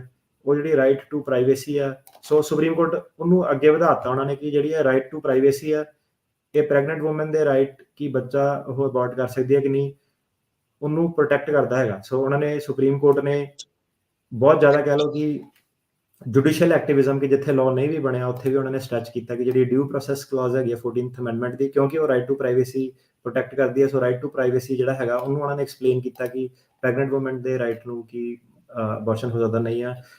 ਉਹਨੂੰ ਉਹ ਪ੍ਰੋਟੈਕਸ਼ਨ ਦਿੰਦੇ ਆ। ਸੋ ਇਹਨਾਂ ਨੇ ਪਰ ਇੱਕ ਰੂਲ ਰੱਖਿਆ ਕਿ ਇਹ ਜਿਹੜਾ ਰਾਈਟ ਹੈਗਾ ਇਹ ਐਬਸੋਲੂਟ ਨਹੀਂ ਹੈਗਾ। ਇਹਦਾ ਮਤਲਬ ਇਹ ਨਹੀਂ ਹੈਗਾ ਕਿ ਤੁਸੀਂ ਜੋ ਮਰਜ਼ੀ ਕਰ ਸਕਦੇ ਆ। ਇਹਦਾ ਮਤਲਬ ਇਹ ਹੈਗਾ ਕਿ ਜੇ ਐਬਸੋਲੂਟ ਰਾਈਟ ਨਹੀਂ ਹੈਗਾ, ਮਤਲਬ ਕਿ ਤੁਸੀਂ ਗਵਰਨਮੈਂਟ ਦਾ ਜਿਹੜਾ ਇੰਟਰਸਟ ਹੈਗਾ ਉਹਨੂੰ ਤੁਸੀਂ ਬੈਲੈਂਸ ਕਰਨਾ। ਤੇ ਗਵਰਨਮੈਂਟ ਦਾ ਇੰਟਰਸਟ ਕੀ ਹੈਗਾ? ਗਵਰਨਮੈਂਟ ਦੇ ਦੋ ਇੰਟਰਸਟ ਹੈ ਕਿ ਵੂਮਨ ਦੀ ਹੈਲਥ ਨੂੰ ਪ੍ਰੋਟੈਕਟ ਕਰਨਾ ਤੇ ਪ੍ਰੀਨੇਟਲ ਲਾਈਫ ਜਿਹੜਾ ਬੱਚਾ ਉਹਨੂੰ ਪ੍ਰੋਟੈਕਟ ਕਰਨਾ। ਸੋ ਇਹਦਾ ਮਤਲਬ ਇਹ ਨਹੀਂ ਹੈ ਕਿ ਰੋ ਵੀ ਵੇਡ ਨੇ ਇਹ ਕਿਹਾ ਕਿ ਕੋਈ ਵੀ ਜਿੱਦਾਂ ਮਰਜ਼ੀ ਹਰ ਕੰਡੀਸ਼ਨ 'ਚ ਅਬੋਰਸ਼ਨ ਕਰਾ ਸਕਦਾ। ਸੋ ਉਹਨਾਂ ਨੇ ਇੱਕ ਬੈਲੈਂਸਿੰਗ ਟੈਸਟ ਦਿੱਤਾ। ਇਹਦੇ ਵਿੱਚ ਉਹਨਾਂ ਨੇ ਤਿੰਨ ਆਪਸ਼ਨਾਂ ਦਿੱਤੀਆਂ ਉਹਨੂੰ ਕਿ 3 ਟ੍ਰਿਮੈਸਟਰ ਹੁੰਦੇ ਆ। ਪਹਿਲਾ ਜਿਹੜਾ ਪ੍ਰੈਗਨੈਂਸੀ ਦਾ ਟ੍ਰਿਮੈਸਟਰ ਆ ਉਹਦੇ ਵਿੱਚ ਗਵਰਨਮੈਂਟ ਨੂੰ ਕੋਈ ਹੱਕ ਨਹੀਂ ਹੈਗਾ ਕਿ ਉਹ ਵੂਮਨ ਦੀ ਬੋਡੀ ਦੇ ਨਾਲ ਇੰਟਰਵੀਨ ਕਰ ਸਕਦੀ ਆ। ਸੋ ਪਹਿਲੇ ਟ੍ਰਿਮੈਸਟਰ ਦੇ ਵਿੱਚ ਉਹ ਪੂਰਾ ਹੱਕ ਆ। ਦੂਜੇ ਟ੍ਰਿਮੈਸਟਰ ਦੇ ਵਿੱਚ ਗਵਰਨਮੈਂਟ ਦੀ ਇੰਟਰਵੈਂਸ਼ਨ ਆ ਸਕਦੀ ਹੈ ਕਿ ਗਵਰਨਮੈਂਟ ਰੀਜ਼ਨੇਬਲ ਹੈਲਥ ਰੈਗੂਲੇਸ਼ਨ ਜਿਹੜੀਆਂ ਉਹ ਇੰਪੋਜ਼ ਕਰ ਸਕਦਾ। ਫਿਰ ਉਹ ਸਟੇਟਸ ਤੇ ਛੱਡ ਦਿੰਦੇ ਆ ਕਿ ਤੁਸੀਂ ਕਿੱਦਾਂ ਦੀ ਹੈਲਥ, ਹਰੇਕ ਸਟੇਟ ਟੂ ਸਟੇਟ ਲਾਅ ਜਿਹੜਾ ਡਿਫਰ ਹੋ ਜਾਂਦਾ। ਸੋ ਗਵਰਨਮੈਂਟ ਨੇ ਕਹਿਤਾ ਕਿ ਦੂਜੇ ਟ੍ਰਿਮੈਸਟਰ ਦੇ ਵਿੱਚ ਸਟੇਟਸ ਨੂੰ ਰੀਜ਼ਨੇਬਲ ਹੈਲਥ ਰੈਗੂਲੇਸ਼ਨ ਜਿਹੜੀਆਂ ਉਹ ਪਲੇਸ ਕਰ ਸਕਦੇ ਆ। ਜਿਹੜਾ ਹੁਣ ਤੀਜਾ ਟ੍ਰਿਮੈਸਟਰ ਆ ਗਿਆ ਉਹਦੇ ਵਿੱਚ ਗਵਰਨਮੈਂਟ ਨੇ ਕਿਹਾ ਕਿ ਜਿਹੜੇ ਅਬੋਰਸ਼ਨ ਆ ਉਹ ਪ੍ਰੋਹਿਬਿਟ ਆ, ਮਤਲਬ ਤੁਸੀਂ ਕਰ ਨਹੀਂ ਸਕਦੇ ਅਨਲੈਸ ਕੋਈ ਸਟੇਟ ਨੇ ਇਦਾਂ ਦਾ ਲਾਅ ਬਣਾਇਆ ਜਿਹਦੇ ਵਿੱਚ ਕਿ ਮਾਂ ਦੀ ਜਾਂ ਬੱਚੇ ਦੀ ਜਾਨ ਬਚਾਉਣ ਦੇ ਕਰਕੇ ਕੋਈ ਬਹੁਤ ਜ਼ਿਆਦਾ ਐਕਸੈਪਸ਼ਨ ਹੈਗੀ ਆ। ਸੋ ਉਹਨਾਂ ਨੇ ਰੋ ਵੀ ਵੇਡ ਨੇ ਇੱਕ ਬੈਲੈਂਸਿੰਗ ਟੈਸਟ ਲਿਆ। ਉਹਨਾਂ ਨੇ ਗਵਰਨਮੈਂਟ ਦਾ ਵੀ ਪੱਖ ਸਾਹਮਣੇ ਰੱਖਿਆ, ਬੱਚੇ ਦਾ ਵੀ ਪੱਖ ਸਾਹਮਣੇ ਰੱਖਿਆ, ਮਾਂ ਦਾ ਵੀ ਪੱਖ ਸਾਹਮਣੇ ਰੱਖਿਆ। ਸੋ ਇਹ ਜਿਹੜਾ ਡਿਸੀਜਨ ਸੀਗਾ ਕੋਰਟ ਨੇ ਜਿਹੜਾ ਅਬੋਰਸ਼ਨ ਦਾ ਰਾਈਟ ਸੀਗਾ ਉਹਨੂੰ ਇੱਕ ਫੰਡਾਮੈਂਟਲ ਰਾਈਟ ਕਲਾਸੀਫਾਈ ਕਰਤਾ। ਸੋ ਯੂਐਸ ਕਨਸਟੀਟਿਊਸ਼ਨ ਦੇ ਵਿੱਚ ਕਈ ਤਰ੍ਹਾਂ ਦੇ ਰਾਈਟ ਹੁੰਦੇ ਆ ਜੀ। ਰਾਈਟਸ ਜਿਹੜੇ ਹੁੰਦੇ ਆ ਫੰਡਾਮੈਂਟਲ ਰਾਈਟਸ ਹੁੰਦੇ ਆ। ਸੋ ਫੰਡਾਮੈਂਟਲ ਰਾਈਟਸ ਜਿਹੜੇ ਹੁੰਦੇ ਆ ਉਹ ਮੋਸਟ ਇੰਪੋਰਟੈਂਟ ਜਿਹੜੇ ਰਾਈਟ ਜਿਹੜੇ ਹੁੰਦੇ ਆ, ਜਿਹੜਾ ਲਾਅ ਸਕੂਲ 'ਚ ਜਾਂਦੇ ਹੋ ਪਹਿਲੇ ਦਿਨ ਤੋਂ ਤੁਹਾਡਾ ਹੋਇਆ ਕਿ ਕਿਹੜੇ ਰਾਈਟਸ ਫੰਡਾਮੈਂਟਲ ਆ, ਕਿਹੜੇ ਨਾਨ ਫੰਡਾਮੈਂਟਲ ਆ। ਜਿਹੜੇ ਫੰਡਾਮੈਂਟਲ ਰਾਈਟ ਆ ਉਹ ਤੁਹਾਨੂੰ ਕੋਰਟ ਮਾਈਕਰੋਸਕੋਪ ਦੇ ਅੰਦਰ ਦੇਖੂਗਾ ਕਿ ਉਹਦੇ ਲਈ ਉਹ ਜਿਹੜਾ ਸਟੈਂਡਰਡ ਹੈਗਾ ਉਹ ਹੈਗਾ ਸਟ੍ਰਿਕਟ ਸਕ੍ਰੂਟਨੀ ਸਟੈਂਡਰਡ ਕਿ ਮਤਲਬ ਇੱਕ ਬਹੁਤ ਜ਼ਿਆਦਾ ਹਾਈ ਲੈਵਲ ਜੇ ਸਰਕਾਰ ਨੂੰ ਜਾਂ ਕਿਸੇ ਵੀ ਬੰਦਾ ਕੋਈ ਵੀ ਫੰਡਾਮੈਂਟਲ ਰਾਈਟ ਤੁਹਾਡੇ ਕੋਲ ਵਾਪਸ ਲੈਂਦਾ ਉਹਨੂੰ ਇੱਕ ਬਹੁਤ ਜ਼ਿਆਦਾ ਸਟ੍ਰਿਕਟ ਸਕ੍ਰੂਟਨੀ ਜਿਹੜੀ ਹੈਗੀ ਆ ਹਾਈ ਲੈਵਲ ਜੁਡੀਸ਼ੀਅਲ ਰਿਵਿਊ ਉਹ ਮੀਟ ਕਰਨਾ ਪੈਣਾ। ਮਤਲਬ ਕਿ ਫੰਡਾਮੈਂਟਲ ਰਾਈਟ ਜਿਹੜੇ ਹੈਗੇ ਸਿਟੀਜ਼ਨ ਦੇ ਉਹ ਵਾਪਸ ਲੈਣੇ ਸਿਟੀਜ਼ਨ ਤੋਂ ਇੰਨੇ ਸੌਖੇ ਨਹੀਂ ਹੈਗੇ। ਸੋ ਰੋ ਵੀ ਵੇਡ ਨੇ ਕੀ ਕੀਤਾ ਕਿ ਜਿਹੜਾ ਅਬੋਰਸ਼ਨ ਦਾ ਰਾਈਟ ਸੀਗਾ ਇਹਨੂੰ fundamental right to privacy fundamental rights ਦੇ ਅੰਡਰ ਪਾਤਾ। ਇਹਦੇ ਨਾਲ ਕੀ ਹੋਇਆ ਕਿ ਇਹ ਸਟੇਟਸ ਦੇ ਲਈ ਬਹੁਤ ਜ਼ਿਆਦਾ ਮੁਸ਼ਕਿਲ ਹੋ ਗਿਆ। ਤੁਸੀਂ ਇਹਨੂੰ ਵਾਪਸ ਨਹੀਂ ਲੈ ਸਕਦੇ ਕਿਉਂਕਿ ਸੁਪਰੀਮ ਕੋਰਟ ਦੀ ਜਿਹੜੀ ਸਟ੍ਰਿਕਟ ਸਕ੍ਰੂਟਨੀ ਆ ਉਹਦਾ ਸਟੈਂਡਰਡ ਤੁਹਾਨੂੰ ਜਿਹੜਾ ਉਹ ਮੀਟ ਕਰਨਾ ਪਊਗਾ। ਇਹ ਜਿਹੜੀ ਹੁਣ ਰੋ ਵੀ ਵੇਡ ਦੀ ਰੂਲਿੰਗ ਸੀਗੀ ਸੋ ਸਾਨੂੰ ਬੜਾ ਜ਼ਿਆਦਾ ਇਹਦੇ ਵਿੱਚ ਡਿਟੇਲ 'ਚ ਜਾਣ ਦੀ ਲੋੜ ਨਹੀਂ, ਟੌਪਿਕ ਫॉर ਡਿਫਰੈਂਟ ਡੇ। ਸੋ ਰੋ ਵੀ ਵੇਡ ਦੀ ਜਿਹੜੀ ਰੂਲਿੰਗ ਸੀਗੀ ਉਹਨੂੰ ਕਾਫੀ ਜ਼ਿਆਦਾ ਕ੍ਰਿਟਿਸਿਜ਼ਮ ਮਿਲਿਆ। ਉਹਨਾਂ ਨੇ ਕਿਹਾ ਕਿ ਜਿਹੜਾ ਸੁਪਰੀਮ ਕੋਰਟ ਆ ਉਹ ਆਪਣਾ ਰੋਲ ਜਿਹੜਾ ਹੈਗਾ ਫੈਸਲੇ ਲੈਣ ਦਾ ਉਹ ਨਹੀਂ ਕਰ ਰਿਹਾ, ਉਹ ਇੱਕ ਲਾਅ ਬਣਾ ਰਿਹਾ। ਜਿਹੜਾ ਲਾਅ ਆ ਇਹ ਸਿਰਫ ਕਾਂਗਰਸ ਬਣਾ ਸਕਦੀ ਹੈ, ਸਿਰਫ ਪੋਲੀਟੀਸ਼ੀਅਨ ਜਿਹੜੇ ਬਣਾ ਸਕਦੇ ਆ। ਪਰ ਸੁਪਰੀਮ ਕੋਰਟ ਨੇ ਜਿਹੜੇ ਜੱਜ ਸੀਗੇ ਜਿਹੜੇ ਉਹਨਾਂ ਦੇ ਜਿਹੜੇ ਵਕੀਲ ਸੀਗੇ ਪਹਿਲਾਂ ਤਾਂ ਹੈ ਨਾ ਉਹਨਾਂ ਨੂੰ ਸ਼ਾਬਾਸ਼ੀ, ਉਹਨਾਂ ਨੇ ਕੰਸਟਰਕਟਿਵ ਆਰਗੂਮੈਂਟ ਕੀਤੇ ਕਿ ਕਨਸਟੀਟਿਊਸ਼ਨ ਦੇ 14th ਅਮੈਂਡਮੈਂਟ ਦੇ ਰਾਈਟ ਟੂ ਪ੍ਰਾਈਵੇਸੀ ਅਬੋਰਸ਼ਨ ਨੂੰ ਐਕਸਟੈਂਡ ਕਰਦੀ ਆ। ਸੋ ਇਸ ਤੋਂ ਬਾਅਦ ਕੀ ਹੋਇਆ ਕਿ ਰੋ ਵੀ ਵੇਡ ਤੋਂ ਬਾਅਦ ਕਾਫੀ ਸਾਰੇ ਜਿਹੜੇ ਸਟੇਟ ਦੇ ਲਾਅ ਸੀਗੇ ਸਾਰੇ ਕੈਂਸਲ ਹੋ ਗਏ। ਕਾਫੀ ਉਤਲ-ਪੁਤਲ ਮੱਚੀ ਪੂਰੇ ਦੇਸ਼ ਦੇ ਵਿੱਚ, ਚਰਚ ਵਾਲੇ ਆਏ ਸੜਕਾਂ ਤੇ। ਹੁਣ ਤੱਕ ਵੀ ਤੁਸੀਂ ਦੇਖੋ ਤੁਹਾਨੂੰ ਕਿਤੇ ਨਾ ਕਿਤੇ ਦਿਖ ਜਾਣਾ ਕਿ ਲੋਕੀ ਅਬੋਰਸ਼ਨ ਦੇ ਬੈਨਰ ਲੈ ਕੇ 1982 ਤੋਂ ਲੈ ਕੇ ਹੁਣ 73 ਤੋਂ ਲੈ ਕੇ ਹੁਣ ਤੱਕ ਖੜੇ ਆ। ਸੋ ਫਿਰ ਇਸ ਤੋਂ ਬਾਅਦ ਹੋਰ ਬੜੇ ਇੰਪੋਰਟੈਂਟ ਕੇਸਿਸ ਆਏ, ਪਲੈਨਡ ਪੇਰੈਂਟਹੁੱਡ ਵਰਸਸ ਕੇਸੀ। ਉਹਦੇ ਵਿੱਚ ਸੋ ਕੀ ਹੈ ਕਿ ਛੋਟੇ-ਮੋਟੇ ਜਿਹੜਾ ਕਹਿ ਲਓ ਟਗ ਆਫ ਵਾਰ ਆ ਕਿ ਕਈ ਵਾਰੀ ਇੱਧਰ ਹੋ ਗਈ ਰੱਸੀ, ਕਈ ਵਾਰੀ ਉੱਧਰ ਹੋ ਗਈ, ਇੱਦਾਂ ਇਹਨਾਂ ਦਾ ਚੱਲਦਾ ਰਿਹਾ। ਸੋ ਜਿਹੜਾ ਪਲੈਨਡ ਪੇਰੈਂਟਹੁੱਡ ਵਰਸਸ ਕੇਸੀ ਜਿਹੜਾ ਕੇਸ ਸੀਗਾ ਉਹਦੇ ਵਿੱਚ ਜਿਹੜਾ ਸੁਪਰੀਮ ਕੋਰਟ ਸੀਗਾ ਫਿਰ ਦੁਬਾਰਾ ਉਹਨੇ ਰੋ ਵੀ ਵੇਡ ਨੂੰ ਅਫਰਮ ਕਰਤਾ ਕਿ ਵੂਮਨ ਦਾ ਰਾਈਟ ਹੈਗਾ। ਪਰ ਉਹਨਾਂ ਨੇ ਜਿਹੜਾ ਉਹ ਟ੍ਰਿਮੈਸਟਰ ਵਾਲੀ ਜਿਹੜੀ ਆਪਸ਼ਨ ਸੀਗੀ ਕਿ 3 ਟ੍ਰਿਮੈਸਟਰ ਦੇ ਅਲੱਗ-ਅਲੱਗ ਰੂਲ ਆ ਉਹਨਾਂ ਨੇ ਉਹਨੂੰ ਚੱਕ ਕੇ ਸਿੱਧੇ ਉਹਨਾਂ ਨੇ ਕਿਹਾ ਕਿ ਜਿਹੜੀ ਫੀਟਲ ਵਾਇਬਿਲਿਟੀ ਦਾ ਰੂਲ ਹੈਗਾ ਸਟੈਂਡਰਡ ਉਹਨਾਂ ਨੇ ਥੋੜਾ ਜਿਹਾ ਚੇਂਜ ਕਰਤਾ।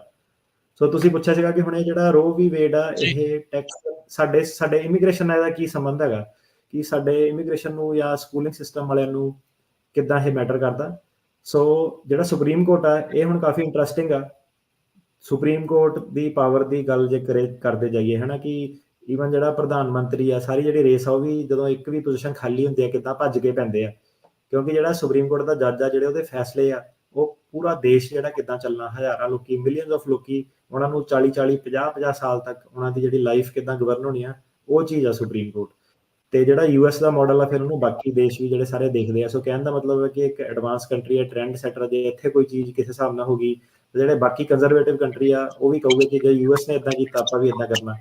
ਸੋ ਇਹਨਾਂ ਦਾ 2022 ਦੇ ਵਿੱਚ ਇੱਕ ਮੈਮੋ ਇਹਨਾਂ ਦਾ ਲੀਕ ਹੋਇਆ, ਇੰਟਰਨਲ ਮੈਮੋ ਸੀਗਾ ਉਹ ਲੀਕ ਹੋ ਗਿਆ। ਜਸਟਿਸ ਸੈਮੂਅਲ ਅਲੀਟੋ ਉਹਨਾਂ ਨੇ ਬੇਸਿਕਲੀ ਕੀ ਕਿਹਾ ਕਿ ਜਿਹੜੇ ਸੁਪਰੀਮ ਕੋਰਟ ਰੈਡੀ ਆ, ਉਹਨਾਂ ਨੇ ਆਪਸ 'ਚ ਜਿੱਦਾਂ ਮੈਮੋ ਕੀਤਾ ਕਿ ਜਿਹੜਾ ਸੁਪਰੀਮ ਕੋਰਟ ਉਹ ਕਹਿੰਦੇ ਰੈਡੀ ਆ ਜਿਹੜਾ ਰੋ ਵੀ ਵੇਡ ਆ ਉਹਨੂੰ ਓਵਰਟਰਨ ਕਰਨ ਲਈ, ਤੇ ਜਿਹੜਾ ਪਲੈਨਡ ਪੇਰੈਂਟਹੁੱਡ ਵਰਸਸ ਕੇਸੀ ਦਾ ਕੇਸ ਆ ਉਹਨੂੰ ਆਪਾਂ ਓਵਰਟਰਨ ਕਰਨ ਲਈ ਰੈਡੀ ਆ। ਇਹਨਾਂ ਨੇ ਆਪਸ 'ਚ ਇੱਕ ਸਲਾਹ ਮਸ਼ਵਰਾ ਜਿਹੜਾ ਸੀਗਾ ਜੱਜਾਂ ਨੇ ਉਹ ਕੀਤਾ। ਸੋ ਹੁਣ ਇਹਨਾਂ ਦਾ ਇੱਕ ਜੂਨ 2022 ਦੇ ਵਿੱਚ ਇੱਕ ਬਹੁਤ ਇਤਿਹਾਸਿਕ ਕੇਸ ਆਣਾ ਵਾ ਸੁਪਰੀਮ ਕੋਰਟ ਦੇ ਵਿੱਚ, ਜਿਹਦਾ ਨਾਮ ਹੈਗਾ Dobbs versus Jackson women's health organisation. So ਹੁਣ ਇਹ ਆ ਰਿਹਾ ਕਿ ਜਿਹੜਾ ਇਹ ਵਾਲਾ ਕੇਸ ਆ ਜੂਨ 2022 ਦੇ ਵਿੱਚ, ਇਹਨੇ ਰੋ ਵੀ ਵੇਡ ਨੂੰ ਤੇ ਪਲੈਨਡ ਪੇਰੈਂਟਹੁੱਡ ਵਰਸਸ ਕੇਸੀ ਦੇ ਕੇਸਾਂ ਨੂੰ ਓਵਰਰੂਲ ਕਰ ਦੇਣਾ। ਸੋ ਜਦੋਂ ਇਹ ਓਵਰਰੂਲ ਹੋ ਗਿਆ ਬਹੁਤ ਜ਼ਿਆਦਾ ਰੌਲਾ ਜਿਹੜਾ ਉਹ ਪਊਗਾ, ਸਪੈਸ਼ਲੀ ਵੂਮਨ ਆਰਗੇਨਾਈਜੇਸ਼ਨ ਵੱਲੋਂ, ਇਕੁਅਲ ਰਾਈਟਸ ਆਰਗੇਨਾਈਜੇਸ਼ਨ ਵੱਲੋਂ। ਸੋ ਕਹਿਣ ਦਾ ਮਤਲਬ ਆ ਕਿ ਜਿਹੜਾ 1973 ਤੋਂ ਲੈ ਕੇ ਜਿਹੜੀ ਉਹਨਾਂ ਨੇ ਫਾਈਟ ਕੀਤੀ ਸੀਗੀ ਆਪਣੇ ਹੱਕਾਂ ਦੀ, ਉਹਨਾਂ ਨੂੰ ਲੱਗਦਾ ਹੈਗਾ ਕਿ ਉਹ ਸਾਰੀ ਰਿਵਰਸ ਹੋ ਜਾਣੀ, ਵਾਪਸ ਲਿਜਾ ਕੇ ਉਹਨਾਂ ਨੂੰ ਕੰਜ਼ਰਵੇਟਿਵ ਸੁਪਰੀਮ ਕੋਰਟ ਦਾ ਮਤਲਬ ਹੈ ਕਿ ਵਾਪਸ ਉਹਨਾਂ ਨੇ 50 ਸਾਲ ਉਹਨਾਂ ਨੂੰ ਉੱਥੇ ਲੈ ਕੇ ਜਾਣਾ। ਤੇ ਜਿਹੜਾ ਹੁਣ ਇਦਾਂ ਹੈ ਕਿ ਜਿੱਦਾਂ ਮੈਂ ਗੱਲ ਕਹੀ ਸੀਗੀ ਕਿ ਇੱਕ ਡੈਮੋਕ੍ਰੇਸੀ ਆ, ਡੈਮੋਕ੍ਰੇਸੀ 'ਚ ਲੋਕੀ ਨੇਤਾ ਚੁਣਦੇ ਆ, ਨੇਤਾ ਜੱਜ ਚੁਣਦੇ ਆ। ਡੈਮੋਕ੍ਰੇਸੀ ਦੇ ਵਿੱਚ ਇਦਾਂ ਕਿ ਸਾਨੂੰ ਜਿਹੜਾ ਜੋ ਵੀ ਸਾਡਾ ਓਪੀਨੀਅਨ ਆ, ਭਾਵੇਂ ਵੂਮਨ ਅਬੋਰਸ਼ਨ ਦੇ ਫੇਵਰ 'ਚ ਨਹੀਂ ਫੇਵਰ 'ਚ, ਡੈਮੋਕ੍ਰੇਸੀ 'ਚ ਸਾਨੂੰ ਉਹ ਗੱਲ ਜਿਹੜੀ ਮੰਨਣੀ ਪੈਂਦੀ ਆ। ਇਹਨਾਂ ਨੇ ਆਪਣੀ ਜਿਹੜੀ ਫਾਈਟ ਆ ਉਹ 50 ਸਾਲ ਲਾ ਕੇ ਇਹਨਾਂ ਨੇ ਆਪਣੀ ਫਾਈਟ ਜਿੱਤੀ ਆ। ਹੁਣ ਜਿਹੜੇ ਫਿਰ ਵੂਮਨ ਰਾਈਟਸ ਆਰਗੇਨਾਈਜੇਸ਼ਨ ਆ ਉਹਨਾਂ ਨੂੰ ਫਿਰ ਅੱਗੇ 50 ਸਾਲ ਕੰਮ ਕਰਨਾ ਪਊਗਾ, ਅੱਗੇ ਜਾ ਕੇ ਫਿਰ 50-60 ਸਾਲ ਲਾ ਕੇ ਉਹ ਫਿਰ ਦੁਬਾਰਾ ਨੂੰ ਰਿਵਰਸ ਕਰ। ਸੋ ਇਹ ਇਦਾਂ ਟਾਈਮ ਹੈਗਾ ਕਿ ਇਹ ਜਿਹੜਾ ਹੈਗਾ ਫਾਈਟ ਚੱਲਦੀ ਰਹਿਣੀ ਆ। ਸੋ ਜਿਹੜੇ ਚੀਫ ਜਸਟਿਸ ਜੌਨ ਰਾਬਰਟਸ ਹੈਗੇ ਸੁਪਰੀਮ ਕੋਰਟ ਦੇ, ਉਹਨਾਂ ਨੇ ਮਈ 3 2022 ਨੂੰ ਕਨਫਰਮ ਕੀਤਾ ਕਿ ਹਾਂ ਜਿਹੜਾ ਇਹ ਡਾਕੂਮੈਂਟ ਹੈਗਾ ਇਹ ਅਥੈਂਟਿਕ ਆ, ਸਾਡੀ ਜਿਹੜੀ ਵਿਚਾਰਧਾਰਾ ਉਹ ਇਸੇ ਪਾਸੇ ਚੱਲ ਰਹੀ ਆ। ਤੇ ਹੁਣ ਗੱਲ ਕਰੀਏ ਟੈਕਸਸ ਦੇ ਜਿਹੜੇ ਬੱਚਿਆਂ ਦੇ ਰਿਲੇਟਡ, ਉਹਨਾਂ ਕਿੱਦਾਂ ਇਹ ਚਿਲਡਰਨ ਨਾਲ ਕਿੱਦਾਂ ਆਉਂਦਾ। ਸੋ 1982 ਤੋਂ ਲੈ ਕੇ 1982 ਦੇ ਵਿੱਚ ਇੱਕ ਕੇਸ ਹੋਇਆ ਸੀਗਾ। 1982 ਤੋਂ ਲੈ ਕੇ ਹੁਣ ਤੱਕ ਕੁਝ ਨਹੀਂ ਬਦਲਿਆ। ਉਦੋਂ ਕੋਰਟ ਨੇ ਇੱਕ ਡਿਸੀਜਨ ਦਿੱਤਾ ਸੀਗਾ, ਕਾਫੀ ਇੰਪੋਰਟੈਂਟ ਕੇਸ ਸੀਗਾ, ਪਲਾਇਰ ਵਰਸਸ ਡੋ। ਸੋ ਜਿਹੜਾ ਪਲਾਇਰ ਵਰਸਸ ਡੋ ਹੈ ਇਹ 1982 ਦੇ ਵਿੱਚ ਮਾਈਗ੍ਰੈਂਟ ਚਿਲਡਰਨ ਦੇ ਰਿਲੇਟਡ ਇੱਕ ਕੇਸ ਸੀਗਾ, ਜਿਹਦੇ ਵਿੱਚ ਕੀ ਸੁਪਰੀਮ ਕੋਰਟ ਨੇ 5:4 ਮਤਲਬ ਕਿ ਬਹੁਤ ਇੱਕ ਨੈਰੋ ਮਾਰਜਨ ਨਾਲ 5 ਜਣਿਆਂ ਨੇ ਫੇਵਰ 'ਚ ਦਿੱਤਾ ਸੀਗਾ, 4 ਜਣਿਆਂ ਨੇ ਅਗੇਂਸਟ ਦਿੱਤਾ ਸੀਗਾ। ਸੋ ਇਹਨਾਂ ਨੇ ਟੈਕਸਸ ਦਾ ਇੱਕ ਲਾਅ ਸੀਗਾ ਜਿਹੜਾ ਕਿ ਸਕੂਲ ਦੇ ਬੱਚਿਆਂ ਨੂੰ ਅਨਆਥੋਰਾਈਜ਼ਡ ਜਿਹੜੇ ਮਾਈਗ੍ਰੈਂਟ ਇਲੀਗਲ ਇਮੀਗ੍ਰੈਂਟਸ ਦੇ ਜਿਹੜੇ ਬੱਚੇ ਆ ਉਹਨਾਂ ਦੇ ਕਾਫੀ ਜਿਹੜੇ ਹੱਕ ਸੀਗੇ ਉਹ ਖੋਂਦਾ ਸੀਗਾ। ਇੱਕ ਟੈਕਸਸ ਲਾਅ ਇਦਾਂ ਦਾ ਸੀਗਾ। ਸੋ ਸੁਪਰੀਮ ਕੋਰਟ ਨੇ ਉਹ ਲਾਅ ਸੀਗਾ ਉਹਨੂੰ ਕੈਂਸਲ ਕਰਤਾ ਸੀਗਾ। ਤੇ ਪਲਾਇਰ ਵਰਸਸ ਡੋ ਤੋਂ ਬਾਅਦ ਕਾਫੀ ਜ਼ਿਆਦਾ ਜਿਹੜੇ ਕੇਸ ਆਲਰੇਡੀ ਹੋਏ ਆ ਕੈਲੀਫੋਰਨੀਆ ਦੇ ਵਿੱਚ, ਅਲਬਾਮਾ ਦੇ ਵਿੱਚ। ਕਾਫੀ ਵਾਰੀ ਕੋਸ਼ਿਸ਼ ਕੀਤੀ ਗਈ ਆ ਕਿ ਕੱਚਿਆਂ ਦੇ ਜਿਹੜੇ ਬੱਚੇ ਆ ਉਹਨਾਂ ਨੂੰ ਸਕਾਲਰਸ਼ਿਪ ਨਾ ਦਿੱਤੀ ਜਾਵੇ, ਹੱਕ ਨਾ ਦਿੱਤੇ ਜਾਵੇ, ਪਰ ਅਜੇ ਤੱਕ ਕੋਈ ਵੀ ਸਕਸੈਸਫੁਲ ਨਹੀਂ ਹੋ ਪਾਇਆ। ਸੋ 1982 ਦਾ ਜਿਹੜਾ ਪਲਾਇਰ ਦਾ ਜਿਹੜਾ ਕੇਸ ਆ ਅਜੇ ਵੀ ਉਹ ਜਿਹੜਾ ਸਟੈਂਡ ਕਰਦਾ।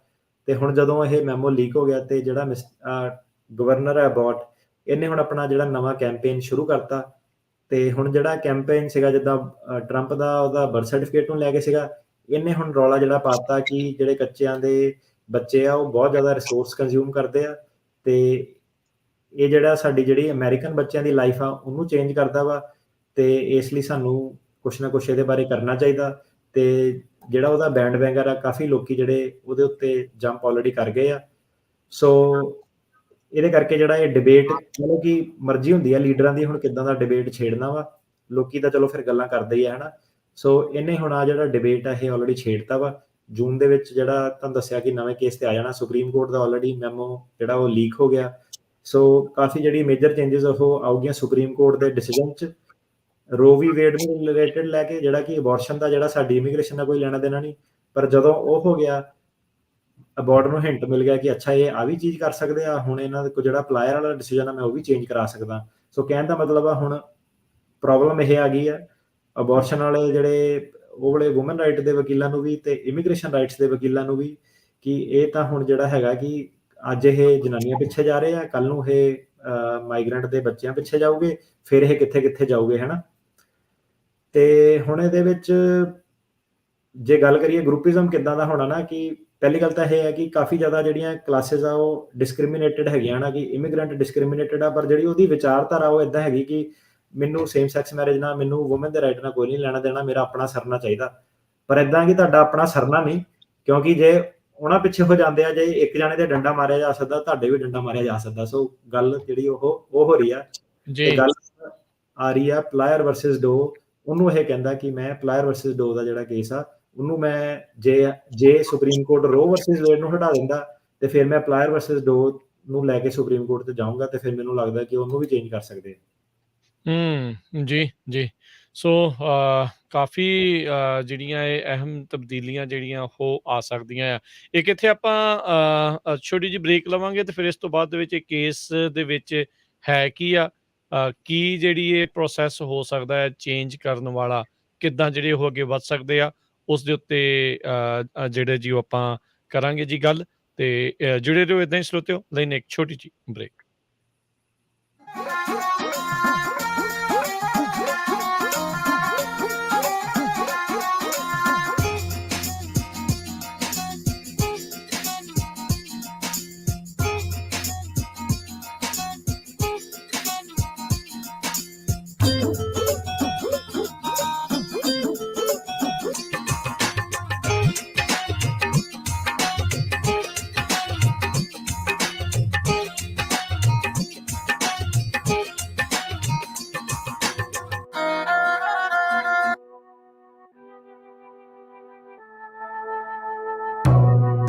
ਤੁਸੀਂ ਸੁਣ ਰਹੇ ਹੋ Punjabi radio USA KWRU Fresno 1300 AM, KLHC Bakersfield 1350 AM, KOBO Yuba City 1450 AM, KIIT Sacramento 1470 AM, KCVR Lodi Stockton 1570 AM।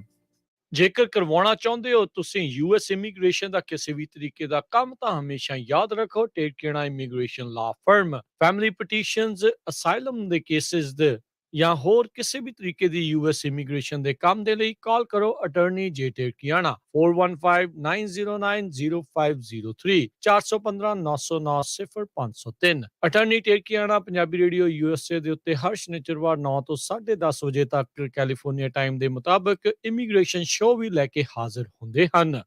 Life insurance, ਪਰਿਵਾਰ ਪ੍ਰਤੀ ਜ਼ਿੰਮੇਵਾਰੀ ਦਾ ਅਹਿਸਾਸ। ਆਪਣੇ ਜਾਣ ਪਿੱਛੋਂ ਪਰਿਵਾਰ ਨੂੰ ਆਰਥਿਕ ਤੌਰ ਤੇ ਮਜ਼ਬੂਤ ਛੱਡ ਕੇ ਜਾਓ। ਬੱਚਿਆਂ ਦੀ ਪੜ੍ਹਾਈ ਦੇ ਖਰਚੇ, ਮਾਰਗੇਜ ਦੇ ਫਿਕਰ ਤੋਂ ਆਪਣੇ ਪਰਿਵਾਰ ਨੂੰ ਬਚਾਉਣ ਲਈ ਅੱਜ ਹੀ ਆਪਣੀ ਲਾਈਫ ਇੰਸ਼ੋਰੈਂਸ ਕਰਵਾਓ। ਖਾਲਸਾ ਇੰਸ਼ੋਰੈਂਸ ਏਜੰਸੀ ਵਾਲੇ ਤੁਹਾਨੂੰ ਸੇਮ ਡੇ ਵਿਦਆਊਟ ਮੈਡੀਕਲ ਤੁਹਾਡੀਆਂ ਜ਼ਰੂਰਤਾਂ ਦੇ ਅਨੁਸਾਰ ਵਧੀਆ ਲਾਈਫ ਇੰਸ਼ੋਰੈਂਸ ਪਾਲਿਸੀ ਲੈ ਕੇ ਦੇਣਗੇ। ਫ੍ਰੀ ਕੋਟ ਦੇ ਲਈ ਹੋਰ ਜਾਣਕਾਰੀ ਦੇ ਲਈ ਅੱਜ ਹੀ ਕਾਲ ਕਰੋ ਖਾਲਸਾ ਇੰਸ਼ੋਰੈਂਸ ਏਜੰਸੀ 4082722500 408-272-2500। ਸ਼ਰਤਾਂ ਲਾਗੂ। California licence number 0F89805।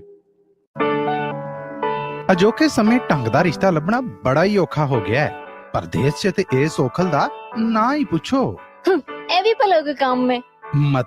ਮਤਲਬ ਇਹ ਕਿ ਇਹ ਮਸਲਾ ਹੁਣ ਪੰਜਾਬੀ ਰੇਡੀਓ USA ਨੇ ਮੁਕਾ ਦਿੱਤਾ ਹੈ ਨਾ। ਉਹ ਕਿਦਾਂ?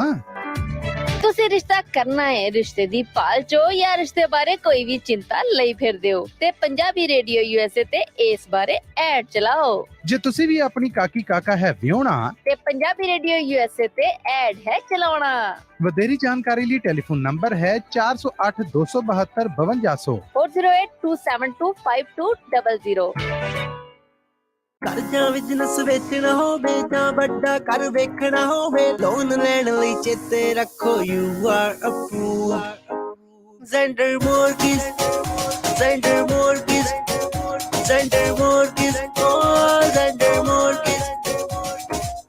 ਜੇ ਤੁਸੀਂ ਆਪਣਾ ਘਰ ਜਾਂ ਬਿਜ਼ਨਸ ਵੇਚਣ ਤੇ ਖਰੀਦਣ ਦੇ ਨਾਲ-ਨਾਲ ਘਰ ਜਾਂ ਬਿਜ਼ਨਸ ਦਾ ਲੋਨ ਕਰਵਾਉਣਾ ਚਾਹੁੰਦੇ ਹੋ ਤਾਂ ਅੱਜ ਹੀ ਕਾਲ ਕਰੋ ਜ਼ੈਂਡਰ ਮੋਰਗੇਜ ਤੇ ਜ਼ੈਂਡਰ ਰੀਅਲ ਸਟੇਟ ਦੇ ਆਫਿਸ ਵਿੱਚ, ਜਿੱਥੇ ਇੱਕ ਹੀ ਛੱਤ ਹੇਠਾਂ ਤੁਹਾਨੂੰ ਮਿਲੇਗੀ ਰੀਅਲ ਸਟੇਟ ਨਾਲ ਜੁੜੀ ਹਰ ਸਰਵਿਸ। ਹਮੇਸ਼ਾ ਯਾਦ ਰੱਖੋ ਭਰੋਸੇਯੋਗ ਨਾਮ ਮੋਹਨ ਸਿੰਘ ਚੀਮਾ, ਜੋ ਕਰਨਗੇ ਤੁਹਾਡੇ ਸੁਪਨਿਆਂ ਦੇ ਘਰ ਦੇ ਸੁਪਨੇ ਨੂੰ ਸਾਕਾਰ। ਉਹਨਾਂ ਦਾ ਨੰਬਰ ਹੈ 559-825-5555, NMLS ID 698952, DRE number 020677197। All loans are subject to credit and underwriting approval. Zender Mortgage, oh Zender Mortgage।